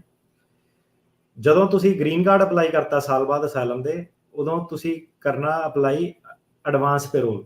ਐਡਵਾਂਸ ਪੈਰੋਲ ਦਾ ਕੰਮ ਹੁੰਦਾ ਕਿ ਤੁਹਾਡਾ ਜਿਹੜਾ ਜਦੋਂ ਤੁਸੀਂ ਟਰੈਵਲ ਕਰਦੇ ਆ ਰਿਫਿਊਜੀ ਟਰੈਵਲ ਡਾਕੂਮੈਂਟ ਨਾਲ, ਐਡਵਾਂਸ ਪੈਰੋਲ ਦਾ ਕੰਮ ਹੁੰਦਾ ਕਿ ਤੁਹਾਡਾ ਗ੍ਰੀਨ ਕਾਰਡ ਟੁੱਟਣ ਨਹੀਂ ਦਿੰਦਾ ਉਹ। ਸੋ ਦੋ ਚੀਜ਼ਾਂ ਦਾ ਤੁਹਾਨੂੰ ਕੰਬੀਨੇਸ਼ਨ ਚਾਹੀਦਾ, ਰਿਫਿਊਜੀ ਟਰੈਵਲ ਡਾਕੂਮੈਂਟ ਤੇ ਐਡਵਾਂਸ ਪੈਰੋਲ। ਐਡਵਾਂਸ ਪੈਰੋਲ ਇੱਕ ਕਾਰਡ ਹੁੰਦਾ ਛੋਟਾ ਜਿਹਾ, ਤੇ ਇਹ ਦੋ advance parole green card file ਕਰਨ ਦੇ ਟਾਈਮ ਤੇ ਅਪਲਾਈ ਕਰਨਾ, ਰਿਫਿਊਜੀ ਡਾਕੂਮੈਂਟ ਤੁਸੀਂ ਕੇਸ ਪਾਸ ਹੋਣ ਤੋਂ ਬਾਅਦ ਅਪਲਾਈ ਕਰਨਾ। ਤੇ ਕਿੰਨੀ ਦੇਰ ਟਰੈਵਲ ਕਰ ਸਕਦੇ ਆ? ਆਪਣੀ ਕੰਟਰੀ ਨਹੀਂ ਜਾ ਸਕਦੇ, ਠੀਕ ਆ। ਉਹ ਜੇ ਨੇਪਾਲ ਨਪੂਲ ਜਿਹੜੇ ਜਾਂਦੇ ਆ ਉਹਨਾਂ ਦਾ ਆਪਣਾ ਰਿਸਕ ਆ, ਨਾ ਜਾਓ। ਕਈ ਵਾਰੀ ਮਾੜਾ ਬੰਦਾ ਟੱਕਰ ਗਿਆ, ਟਰੰਪ ਦਾ ਟਾਈਮ ਆ ਗਿਆ, ਤੇ ਕਈ ਇਦਾਂ ਦੇ ਵੀ ਕੇਸ ਹੋਇਆ, ਉਹਨੂੰ ਕਹਿੰਦੇ ਆਪਣੇ ਸਾਇਲਮ ਦੀ ਸਟੋਰੀ ਸੁਣਾ ਪੂਰੀ, ਤੇ ਬੰਦੇ ਨੂੰ ਯਾਦ ਨਾ ਆਵੇ ਕਿ ਕੀ ਹੋਇਆ ਸੀਗਾ। ਅੱਛਾ। ਤੇ ਹਾਂ, ਤੇ ਫਿਰ ਦੁਬਾਰਾ ਉਹਨੂੰ ਜਿੱਦਾਂ ਉਹਨਾਂ ਨੇ, ਜਦੋਂ ਤੁਸੀਂ ਬਾਹਰ ਜਾਂਦੇ ਆ ਤੁਹਾਨੂੰ ਉਹਨਾਂ ਕੋਲ ਪਾਵਰ ਹੈ ਕਿ ਤੁਹਾਨੂੰ ਉਹ ਪੈਰੋਲ ਕਰੂਗੇ, ਮਤਲਬ ਆਪਣਾ ਸ਼ਿਕੰਜਾ ਤੁਹਾਡੇ ਤੇ ਕੱਸ ਸਕਦੇ ਆ। ਠੀਕ ਹੈ। ਤੋ ਉਹ ਤਾਂ ਇਦਾਂ ਕਿ ਬਿਜ਼ੀ ਬੁਜ਼ੀ ਘੱਟ ਹੁੰਦੇ ਆ, ਬੰਦੇ ਨਿਕਲ ਜਾਂਦੇ ਆ, ਨਹੀਂ ਪੁੱਛਦੇ, ਪਰ ਆਪਣੇ ਰਿਸਕ ਤੇ ਆ। ਸੋ ਸਲਾਹ ਸਾਰਿਆਂ ਨੂੰ ਇਹੀ ਆ ਕਿ ਗ੍ਰੀਨ ਕਾਰਡ ਲੈ ਕੇ ਜਾਓ ਜਾਂ ਸਿਟੀਜ਼ਨ ਬਣ ਕੇ ਜਾਓ, ਫਿਰ ਕੋਈ ਪ੍ਰੋਬਲਮ ਨਹੀਂ ਜੀ। ਸੋ ਥੈਂਕ ਯੂ ਜੀ। ਅੰਕੁਸ਼। ਹੈਲੋ, ਹਾਂਜੀ ਸਤਿ ਸ਼੍ਰੀ ਅਕਾਲ ਜੀ। ਜੀ ਹਾਂਜੀ ਭਾਜੀ, ਮੇਰਾ ਕੁਐਸਚਨ ਹੈਗਾ ਜੀ ਮੈਰਿਜ ਬੇਸਡ ਗ੍ਰੀਨ ਕਾਰਡ ਤੇ ਹੈਗਾ। ਮੈਂ ਕੈਨੇਡੀਅਨ ਸਿਟੀਜ਼ਨ ਹੈਗਾ ਤੇ ਮੈਂ ਟੋਰਾਂਟੋ ਤੋਂ ਕਾਲ ਕਰ ਰਿਹਾ। ਮੇਰੇ ਫਿਆਂਸੇ ਜਿਹੜੇ ਹੈਗੇ ਉਹ ਯੂਐਸ ਦੇ ਵਿੱਚ ਹੈਗੇ, ਨਿਊਯਾਰਕ ਦੇ ਵਿੱਚ। ਮੈਂ ਕੋਰਟ ਮੈਰਿਜ ਕਰਨੀ ਸੀਗੀ, ਤੇ ਕੋਰਟ ਮੈਰਿਜ ਪਹਿਲਾ ਕੁਐਸਚਨ ਮੇਰਾ ਇਹ ਹੈ, ਕੋਰਟ ਮੈਰਿਜ ਅਸੀਂ ਟੋਰਾਂਟੋ 'ਚ ਕਰ ਸਕਦੇ ਹਾਂ ਜਾਂ ਨਿਊਯਾਰਕ 'ਚ ਕਰਨੀ ਪਊਗੀ? ਦੂਜਾ ਕੁਐਸਚਨ ਇਹ ਹੈਗਾ ਕਿ ਜੇ ਮੈਂ ਨਿਊਯਾਰਕ ਜਾਂਦਾ ਹੈਗਾ, ਮੈਂ K1 ਵੀਜ਼ਾ ਅਪਲਾਈ ਨਹੀਂ ਕੀਤਾ ਹੈਗਾ, ਮੈਂ ਉੱਥੇ ਬਾਰਡਰ ਤੇ ਜਦੋਂ ਪਾਸ ਕਰ ਰਿਹਾ ਹੈਗਾ, ਤਾਂ ਪਰਪਸ ਆਫ ਟ੍ਰਿਪ ਮੈਂ ਕੀ ਕਹਿ ਸਕਦਾ ਹੈਗਾ ਉਹਨਾਂ ਨੂੰ? ਕਿ ਜੇ ਮੈਂ ਉਹਨਾਂ ਨੂੰ ਮੈਰਿਜ ਕਹਿੰਦਾ ਹੈਗਾ ਤਾਂ ਉਹ ਮੈਨੂੰ ਸ਼ਾਇਦ ਐਂਟਰ ਨਾ ਕਰਾਉਂਦੇ ਨੇ। ਜੇ ਮੈਂ ਤੁਹਾਡਾ ਕੁਐਸਚਨ ਭਾਜੀ, ਸੋ ਇਦਾਂ ਕਿ ਮੈਰਿਜ ਤੁਸੀਂ ਜਿੱਥੇ ਮਰਜ਼ੀ ਕਰ ਸਕਦੇ ਆ, ਠੀਕ ਆ। ਇਹਦਾ ਕੋਈ ਲੈਣਾ ਦੇਣਾ ਨਹੀਂ, ਜਿੱਥੇ ਵੀ ਸਟੇਟ 'ਚ ਵੈਲਿਡ ਮੈਰਿਜ ਆ, ਕੈਨੇਡਾ ਹੋਵੇ ਨਿਊਯਾਰਕ ਹੋਵੇ, ਉਹ ਵੈਲਿਡ ਆ। ਹੁਣ ਭਾਜੀ ਦੂਜੀ ਚੀਜ਼ ਆ ਗਈ ਕਿ ਬਾਰਡਰ ਤੇ ਕੀ ਕਹਿਣਾ। ਸੋ ਪਹਿਲੀ ਗੱਲ ਤਾਂ ਇਦਾਂ ਕਿ ਜਿਹੜੇ ਤੁਹਾਡਾ ਸਵਾਲ ਆ ਤੇ ਜਿਹੜੇ ਅੱਗੇ ਵਾਲੇ ਵੀ ਪੁੱਛਣੇ ਆ। ਸੋ ਲਾਇਰ ਦਾ ਰੋਲ ਕੀ ਹੈਗਾ ਕਿ ਲਾਇਰ ਦਾ ਰੋਲ ਇਹ ਨਹੀਂ ਹੈਗਾ ਕਿ ਤੁਹਾਨੂੰ ਮੈਂ ਦੱਸਾਂ ਕਿ ਝੂਠ ਕਿੱਦਾਂ ਬੋਲਣਾ, ਲਾਅ ਨੂੰ ਕਿੱਦਾਂ ਤੋੜਨਾ ਮਰੋੜਨਾ। ਉਹ ਮੇਰਾ ਲਾਇਸੈਂਸ ਕੈਂਸਲ ਹੋਊਗਾ, ਤੁਹਾਡੇ ਲਈ ਪ੍ਰੋਬਲਮ ਹੋਗੀ, ਮੇਰੇ ਲਈ ਪ੍ਰੋਬਲਮ ਹੋਗੀ। ਲਾਇਰ ਦਾ ਰੋਲ ਹੈਗਾ ਕਿ ਤੁਹਾਨੂੰ ਸਮਝਾਉਣਾ ਕਿ ਲਾਅ ਕੀ ਹੈਗਾ। ਸੋ ਲਾਅ ਇਹ ਹੈਗਾ ਕਿ ਬੰਦਾ ਆਪਣਾ ਇੰਟੈਂਸ਼ਨ ਦੱਸ ਕੇ ਆਂਦਾ ਅਮਰੀਕਾ ਦੇ ਵਿੱਚ, ਕਿਸੇ ਨੂੰ ਪਤਾ ਨਹੀਂ ਤੁਹਾਡਾ ਪ੍ਰਪੋਜ਼ਲ ਕੁੜੀ ਨੇ ਐਕਸੈਪਟ ਕਰਨਾ ਨਹੀਂ ਕਰਨਾ, ਕਿੱਦਾਂ ਕਰਨਾ। ਤੁਸੀਂ ਵਿਜ਼ਿਟ ਕਰਨ ਆ ਰਹੇ ਆ, 90 ਦਿਨ ਬਾਅਦ ਤੁਹਾਡਾ ਜੇ ਇਰਾਦਾ ਬਣਦਾ, ਕੁੜੀ ਤੁਹਾਡਾ ਪ੍ਰਪੋਜ਼ਲ ਐਕਸੈਪਟ ਕਰਦੀ ਆ, ਉਹਦੇ ਵਿੱਚ ਤੁਸੀਂ ਦੱਸ ਸਕਦੇ ਆ ਕਿ ਭਾਈ ਆਪਣਾ ਪਹਿਲਾਂ ਇਰਾਦਾ ਨਹੀਂ ਸੀਗਾ, ਇੱਥੇ ਵਿਆਹ ਹੋਇਆ, ਉਦੋਂ ਵਿਆਹ ਦਾ ਪਲਾਨ ਨਹੀਂ ਸੀਗਾ, ਮੈਂ ਵਕੀਲ ਕੋਲ ਪੁੱਛਿਆ ਟੋਰਾਂਟੋ ਕਰਾਉਣਾ ਕਿੱਦਾਂ ਕਰਾਉਣਾ, ਐਵਰੀਥਿੰਗ ਅਪ ਇਨ ਦੀ ਏਅਰ ਸੀਗਾ। ਉਹ ਚੀਜ਼ 'ਚ ਤੁਸੀਂ ਕਰ ਸਕਦੇ ਆ ਕਿ ਪਹਿਲਾਂ ਤੁਹਾਡਾ ਇਰਾਦਾ ਨਹੀਂ ਸੀਗਾ, ਇੱਥੇ ਆਣ ਕੇ ਇਰਾਦਾ ਬਣਿਆ, ਫਿਰ ਤੁਸੀਂ ਗ੍ਰੀਨ ਕਾਰਡ ਫਾਈਲ ਕਰ ਸਕਦੇ ਆ। ਜੇ ਤੁਸੀਂ ਵਕੀਲ ਤੋਂ ਪੁੱਛਦੇ ਆ ਕਿ ਮੈਂ ਆ ਕੇ ਵਿਆਹ ਕਰਾਉਣਾ ਵਾ, ਮੇਰਾ ਇਰਾਦਾ ਕੀ ਆ, ਉਹਦਾ ਜਵਾਬ ਤੁਹਾਨੂੰ ਵਕੀਲ ਨਹੀਂ ਦੇ ਸਕਦਾ। ਸੋ ਤੁਸੀਂ ਝੂਠ ਇਰਾਦੇ ਨਾਲ ਝੂਠ ਬੋਲ ਕੇ ਆ ਨਹੀਂ ਸਕਦੇ, ਤੇ ਉਹਦਾ ਨਹੀਂ ਮੈਂ ਤੁਹਾਨੂੰ ਜਵਾਬ ਦੇ ਸਕਦਾ ਪਰਪਸ ਆਫ ਟ੍ਰਿਪ ਕੀ ਕਰਨਾ। ਜੇ ਤੁਸੀਂ ਘੁੰਮਣ ਆਉਣਾ ਤਾਂ ਘੁੰਮਣ ਆਉਣ ਦਾ ਕਹੋ, ਤੇ ਜੇ ਘੁੰਮਣ ਆਉਣ ਤੋਂ ਬਾਅਦ ਤੁਹਾਡਾ 90 ਦਿਨ ਦੇ ਬਾਅਦ ਮਨ ਚੇਂਜ ਹੁੰਦਾ, ਤੁਸੀਂ ਕਰ ਸਕਦੇ ਆ। ਤੇ ਅਦਰਵਾਈਜ਼ ਤੁਸੀਂ ਜਿਹੜਾ ਹੈਗਾ ਕੈਨੇਡਾ ਤੋਂ ਸਿੱਧੇ ਫਿਆਂਸੇ ਵੀਜ਼ਾ ਜਿਹੜਾ ਉਹ ਲੈ ਕੇ ਆਓ ਜੀ। ਇੱਕ ਬਾਰ-ਬਾਰ ਸਵਾਲ ਪੁੱਛੀ ਜਾਂਦੇ ਵੀ ਵੈਲਿਡ ਕਿੱਦਾਂ ਹੈ ਟੂਰਿਸਟ ਵੀਜ਼ਾ? ਭਾਈ ਉੱਤੇ ਤਰੀਕ ਲਿਖੀ ਹੁੰਦੀ ਹੈ ਜੀ, ਐਕਸਪਾਇਰੀ ਡੇਟ ਵੀਜ਼ੇ ਦੇ ਉੱਤੇ, ਸੋ ਉਦੋਂ ਤੱਕ ਵੈਲਿਡ ਹੁੰਦਾ ਆ। ਹੋਰ ਉਹਦਾ ਕੋਈ ਤਰੀਕਾ ਨਹੀਂ ਹੁੰਦਾ ਜੀ ਚੈੱਕ ਕਰਨ ਦਾ। ਉਹਦੇ ਉੱਤੇ ਉਹਨਾਂ ਨੇ ਪਹਿਲਾਂ ਹੀ ਛਾਪ ਕੇ ਰੱਖਿਆ ਹੁੰਦਾ ਹੈ ਵੀ ਟੂਰਿਸਟ ਵੀਜ਼ਾ ਕਿਵੇਂ ਚੈੱਕ ਕਰਨਾ ਵੀ ਵੈਲਿਡ ਆ ਕਿ ਨਹੀਂ। ਜੇ ਉਹ ਡੇਟ ਹੈਗੀ ਆ ਤੇ ਵੈਲਿਡ ਆ, ਜੇ ਨਹੀਂ ਤੇ ਨਹੀਂ। ਅਗਲੇ ਕਾਲਰ ਦੀਪ। ਹੈਲੋ, ਹਾਂਜੀ ਭਾਜੀ ਮੈਨੂੰ 4.5 ਸਾਲ ਹੋ ਗਏ, ਮੈਂ ਹੁਣ ਅਸਾਈਲਮ ਅਪਲਾਈ ਕਰ ਸਕਦਾ? ਮੇਰਾ ਵਾਵਾ ਹੁਣੇ ਡਿਨਾਈ ਹੋਇਆ। ਭਾਜੀ ਸਾਈਲਮ ਸਾਲ ਦੇ ਅੰਦਰ ਫਾਈਲ ਕਰਨਾ ਹੁੰਦਾ ਤਾਂ ਗ੍ਰੀਨ ਕਾਰਡ ਮਿਲਦਾ। ਜੇ ਤੁਹਾਡਾ ਹੁਣ ਮੇਰਾ ਹਾਂਜੀ, ਜੇ ਤੁਹਾਡਾ ਪਹਿਲੀ ਗੱਲ ਤਾਂ ਸਾਈਲਮ ਉਹੀ ਫਾਈਲ ਕਰ ਸਕਦਾ ਜਿਹਦਾ ਸਾਈਲਮ ਦਾ ਕੇਸ ਆ। ਸਿਰਫ ਫਰਕ ਇੰਨਾ ਪੈਂਦਾ, ਜਿਹੜਾ ਸਾਲ ਦੇ ਅੰਦਰ ਫਾਈਲ ਕਰਦਾ ਉਹਨੂੰ ਗ੍ਰੀਨ ਕਾਰਡ ਮਿਲੂਗਾ, ਜਿਹੜਾ ਸਾਲ ਤੋਂ ਬਾਅਦ ਫਾਈਲ ਕਰਦਾ ਤੇ ਉਹਦੇ ਐਕਸਟਰਾਆਰਡੀਨਰੀ ਸਰਕਮਸਟੈਂਸਸ ਨਹੀਂ ਸੀਗੇ, ਮਤਲਬ ਕਿ ਤੁਹਾਨੂੰ ਦੱਸਣਾ ਪੈਣਾ ਕਿ ਕਿਉਂ ਲੇਟ ਹੋਏ। ਜੇ ਉਹ ਤੁਹਾਡੀ ਡੈਡਲਾਈਨ ਐਕਸਕਿਊਜ਼ ਨਹੀਂ ਕਰਦੇ, ਤੁਹਾਨੂੰ ਉਹਨਾਂ ਨੇ ਦੇਣੀ ਹੈ ਵਿਦਹੋਲਡਿੰਗ, ਮਤਲਬ ਕਿ ਤੁਹਾਨੂੰ ਗ੍ਰੀਨ ਕਾਰਡ ਨਹੀਂ ਮਿਲਣਾ, ਤੁਹਾਨੂੰ ਰਹਿਣ ਦੀ ਪਰਮਿਸ਼ਨ, ਕੰਮ ਕਰਨ ਦੀ ਪਰਮਿਸ਼ਨ ਜਿਹੜੀ ਉਹ ਮਿਲ ਸਕਦੀ ਹੈ। ਸੋ ਹੁਣ ਤੁਹਾਡੀ ਸਾਰੀ ਗੱਲ ਉੱਤੇ ਆ ਜਾਂਦੀ ਹੈ ਕਿ ਤੁਹਾਡੀ ਉਹ ਲੇਟ ਫਾਈਲਿੰਗ ਐਕਸਕਿਊਜ਼ ਕਰੂਗੇ ਕਿ ਨਹੀਂ ਕਰੂਗੇ। ਜੀ ਇਸ ਬਾਰੇ ਉਹ ਕੰਸੀਡਰ ਨਹੀਂ ਹੋਏਗਾ ਵਿੱਚ? ਕਿਹੜੀ ਚੀਜ਼ ਵਾਵਾ?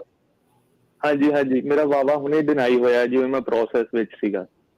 ਸੋ ਕੀ ਵਾਵਾ ਤੇ ਅਸਾਈਲਮ ਆਪਸ ਚ ਮੇਲ ਖਾਂਦੇ ਆ? ਅਟਰਨੀ ਡੇਟ ਕਹਿਣਾ ਜੀ ਕੀ ਇਦਾਂ ਕੰਸੀਡਰ ਹੋ ਸਕਦਾ ਹੈ? ਹੁੰਦੀ ਹੈ ਕੋਈ ਇਦਾਂ ਦੀ ਚੀਜ਼? ਭਾਜੀ ਕਈ ਕਮਿਊਨਿਟੀਜ਼ ਦੇ ਵਿੱਚ ਇਹਨਾਂ ਦਾ ਤਾਂ ਨਹੀਂ, ਇੰਡੀਆ ਵਾਲਾ ਤਾਂ ਨਹੀਂ ਮੈਨੂੰ ਲੱਗਦਾ। ਹੁਣ ਜਿੱਦਾਂ ਕਈ ਆ ਹਨਾ, ਕੋਈ ਮਤਲਬ ਸਾਊਦੀ ਤੋਂ ਆਇਆ, ਕਿਤੋਂ ਆਇਆ, ਤੇ ਵਾਵਾ ਜਿਹੜਾ ਹੈਗਾ ਵਾਇਲੈਂਸ ਕਿਹਨੇ ਕੀਤਾ, ਕਿਹੜੇ ਸਪਾਊਸ ਨੇ ਕੀਤਾ, ਉਹਦੇ ਕੰਟਰੀ 'ਚ ਕੀ ਲਿੰਕ ਨੇ। ਸੋ ਕਈ ਕੇਸਾਂ ਦੇ ਵਿੱਚ ਉਹ ਹੋ ਸਕਦੀ ਆ, ਤੇ ਹਰੇਕ ਕੇਸ ਦੇ ਵਿੱਚ ਨਹੀਂ ਉਹ ਹੋ ਸਕਦੀ। ਹੁਣ ਜਿੱਦਾਂ ਜੇ ਆ ਇੰਡੀਆ ਤੋਂ, ਇੰਡੀਆ 'ਚ ਡੈਮੋਸਟ੍ਰੇਟ ਕਰਨਾ ਮੁਸ਼ਕਿਲ ਆ ਕਿ ਨੰਬਰ ਆਫ ਜਿਹੜੀ ਫੀਮੇਲਸ ਆ ਉਹ ਮੇਲ ਨੂੰ ਜਿੱਦਾਂ ਤੰਗ ਕਰ ਸਕਦੀਆਂ ਵਾ, ਤੇ ਡਿਪੈਂਡ ਕਰਦਾ ਕਿ ਹੁਣ ਕਿੱਦਾਂ ਦਾ ਕੇਸ ਆ, ਉੱਤੇ ਡਿਪੈਂਡ ਕਰਦਾ ਜੀ ਨਹੀਂ ਹੋਣਾ ਜੀ। ਤੇ ਥੈਂਕ ਯੂ ਜੀ। ਤੇ ਜਿਨ੍ਹਾਂ ਨੇ ਪੁੱਛਿਆ ਸੀਗਾ ਵੀ ਵੈਲਿਡ ਆ ਕਿ ਨਹੀਂ, ਉਹ ਕਹਿੰਦੇ ਵੀ ਸਾਨੂੰ ਇੱਕ ਈਮੇਲ ਆਈ ਸੀ, ਕਹਿੰਦੇ ਵੀ ਤੁਹਾਡਾ ਵੀਜ਼ਾ ਰਿਵੋਕ ਹੋ ਗਿਆ। ਉੱਦਾਂ ਕਹਿੰਦੇ 2026 ਤੱਕ ਵੈਲਿਡ ਸੀਗਾ। ਕੀ ਇਹ ਸਪੈਮ ਵੀ ਈਮੇਲ ਹੋ ਸਕਦੀ ਹੈ ਜਾਂ ਐਕਚੁਅਲ 'ਚ ਇੱਦਾਂ ਈਮੇਲ ਕਰਕੇ ਤੁਹਾਡਾ ਰਿਵੋਕ ਕਰ ਸਕਦੇ ਆ ਵੀਜ਼ਾ? ਕਰ ਸਕਦੇ ਆ। ਉਹ ਜ਼ਿਆਦਾਤਰ ਨਾ ਉਹਨਾਂ ਦਾ ਰਿਵੋਕ ਕੀਤਾ ਹੋਣਾ ਜਿਨ੍ਹਾਂ ਨੇ ਕਰੋਨਾ ਦੇ ਵਿੱਚ ਥੋੜੇ ਓਵਰਸਟੇ ਕਰਕੇ ਹੋਣੇ, ਜਾਂ ਐਕਸਟੈਂਸ਼ਨ ਫਾਈਲ ਕੀਤੀ। ਓਕੇ ਉਹਦੀ ਹੋ ਸਕਦੀ ਆ, ਪਰ ਈਮੇਲ ਜਿਹੜੀ ਉਹ ਦੇਖ ਲਿਓ .gov ਜਿਹੜੀ ਐਕਸਟੈਂਸ਼ਨ ਉਹ ਤੋਂ ਆਣੀ ਚਾਹੀਦੀ ਆ, ਬਾਕੀ ਸਾਰੀ ਨਕਲੀ ਆ। ਠੀਕ ਹੈ ਜੀ। ਤੇ ਉਦਾਂ ਫਿਰ ਇਹਨਾਂ ਕੋਲ ਹੈ ਕੋਈ ਥਾਂ ਵੀ ਪਤਾ ਕਰਨ ਦੇ ਲਈ? ਫਿਰ ਇਹਨਾਂ ਦਾ ਸਵਾਲ ਜਾਇਜ਼ ਬਣ ਜਾਂਦਾ ਆ ਵੀ ਪਤਾ ਕਿੱਥੋਂ ਕਰੀਏ ਵੀ ਵੈਲਿਡਿਟੀ ਹੈਗੀ ਆ ਕਿ ਨਹੀਂ ਫਿਰ ਵੀਜ਼ਾ? ਨਹੀਂ, ਉਹ ਈਮੇਲ ਜੇ .gov ਤੋਂ ਹੈਗੀ ਫਿਰ ਤੁਹਾਡੀ ਵੈਲਿਡ ਆ, ਤੁਹਾਨੂੰ ਵੀਜ਼ਾ ਬਾਅਦ ਚ ਦੁਬਾਰਾ ਕਰਾਉਣਾ ਪੈਣਾ। ਹਾਂਜੀ, ਦੁਬਾਰਾ ਇਸ ਸਿਰ ਤੋਂ। ਸੋ ਇਹ ਉਸ ਟਾਈਮ ਦੇ ਉੱਤੇ ਬਿਲਕੁਲ ਅਟਰਨੀ ਟੇਡ ਕਹਿਣਾ ਜੀ, ਆਪਾਂ ਦੇਖਿਆ ਵੀ ਜਦੋਂ ਕਰੋਨਾ ਦਾ ਜਿਹੜਾ ਹੋਇਆ ਸੀਗਾ ਤੇ ਕਈਆਂ ਨੇ ਓਵਰਸਟੇ ਕੀਤਾ, ਐਕਸਟੈਂਸ਼ਨਾਂ ਫਾਈਲ ਕੀਤੀਆਂ, ਕਈਆਂ ਨੂੰ ਮਿਲ ਗਈ, ਕਈਆਂ ਨੂੰ ਨਹੀਂ ਮਿਲੀ, ਕਈ ਵੇਟ ਹੀ ਜਿਹੜੇ ਉਹ ਕਰਦੇ ਰਹਿ ਗਏ। ਸੋ ਕੋਈ ਹੋਰ ਵੀ ਕਈ ਕਾਰਨ ਹੋ ਸਕਦੇ, ਕੱਲਾ ਓਵਰਸਟੇ ਨਹੀਂ ਹੁੰਦਾ, ਹੋਰ ਵੀ ਕਈ ਕਾਰਨ ਹੁੰਦੇ ਆ ਜਿਹੜੇ ਵੀਜ਼ਾ ਜਿਹੜਾ ਰਿਵੋਕ ਕਰ ਸਕਦੇ ਆ। ਇਹ ਮੁਲਕ ਦੀ ਮਰਜ਼ੀ ਆ ਜੀ, ਜਿੰਨੇ ਤੁਹਾਨੂੰ ਵੀਜ਼ਾ ਦਿੱਤਾ ਹੈ ਉਹਨੇ ਤੁਹਾਨੂੰ ਆਉਣ ਦੇਣਾ ਹੈ, ਨਹੀਂ ਆਉਣ ਦੇਣਾ ਇਹ ਉਹਨਾਂ ਦੇ ਉੱਤੇ ਡਿਪੈਂਡ ਆ। ਕਾਰਨ ਜ਼ਰੂਰੀ ਨਹੀਂ ਆ ਵੀ ਆਪਾਂ ਨੂੰ ਐਗਜ਼ੈਕਟਲੀ ਜਿਹੜਾ ਉਹ ਪਤਾ ਲੱਗ ਸਕੇ। ਉੱਦਾਂ ਪਤਾ ਕਰਨ ਦਾ ਕੋਈ ਕਾਰਨ ਲੱਗ ਸਕਦਾ ਆ ਵੀ ਇਹ ਕਿਉਂ ਇਹਨੇ ਰਿਵੋਕ ਕੀਤਾ ਹੈ ਜਾਂ ਨਹੀਂ? ਕੋਈ ਹੈਗਾ ਹੁੰਦਾ ਚਾਰਾ ਇਸ ਚੀਜ਼ ਦਾ? ਇੱਕ ਏਦਾਂ ਹੈ ਕਿ ਵੀਜ਼ਾ ਰਿਵੋਕ ਦਾ ਮਤਲਬ ਇਹ ਨਹੀਂ ਹੈਗਾ ਕਿ ਜੇ ਤੁਸੀਂ ਕੰਟਰੀ 'ਚ ਆਏ ਆ, ਤੁਹਾਨੂੰ 6 ਮਹੀਨੇ ਦੀ ਜੇ ਸਟੇ ਦਿੱਤੀ ਹੈ ਤਾਂ ਉਹ ਤੁਹਾਡੀ ਉਹੀ ਰਹਿਣੀ ਆ। ਉਹਦਾ ਮਤਲਬ ਇਹ ਨਹੀਂ ਹੈਗਾ ਕਿ ਉਹਨਾਂ ਨੇ ਤੁਹਾਨੂੰ ਕਿਹਾ ਕਿ ਤੁਸੀਂ ਵਾਪਸ ਚਲ ਜਾਓ ਅੱਜ ਹੀ ਬੈਗ ਪੈਕ ਕਰਕੇ। ਉਹਦਾ ਮਤਲਬ ਇਹ ਹੈਗਾ ਕਿ ਤੁਸੀਂ ਵੀਜ਼ਾ ਜਿਹੜਾ ਹੈਗਾ ਨਾ, ਉਹਨਾਂ ਨੇ ਕਿਹਾ ਕਿ ਤੁਸੀਂ ਦੁਬਾਰਾ ਐਮਬੈਸੀ ਜਾ ਕੇ ਵੀਜ਼ਾ ਦੁਬਾਰਾ ਲਓ। ਜੀ। ਕਾਰਨ ਫਿਰ ਉਹਨਾਂ ਨੇ ਕਾਰਨ ਮੋਸਟਲੀ ਆਹੀ ਹੁੰਦਾ ਕਿ ਓਵਰਸਟੇ ਜਾਂ ਕੋਈ ਨਾ ਕੋਈ ਵਾਇਓਲੇਸ਼ਨ। ਤੇ ਉਹ ਕਾਨੂੰਨ ਲਿਖਿਆ ਹੋਇਆ ਕਿਤਾਬ ਦੇ ਵਿੱਚ ਕਿ ਜੇ ਤੁਸੀਂ ਓਵਰਸਟੇ ਕਰਦੇ ਆ ਤੁਹਾਨੂੰ ਦੁਬਾਰਾ ਵੀਜ਼ਾ ਲੈਣਾ ਪੈਂਦਾ। ਕਾਨੂੰਨ ਨੂੰ ਇਹ ਇਨਫੋਰਸ ਕਰ ਰਹੇ ਇੱਕ ਤਰੀਕੇ ਨਾਲ। ਜੀ ਬਿਲਕੁਲ। ਤੇ ਅਟਰਨੀ ਟੇਡ ਕਹਿਣਾ ਜੀ, ਬਹੁਤ ਧੰਨਵਾਦ, ਬੜੀ ਮਿਹਰਬਾਨੀ, ਸ਼ੁਕਰੀਆ ਜੀ।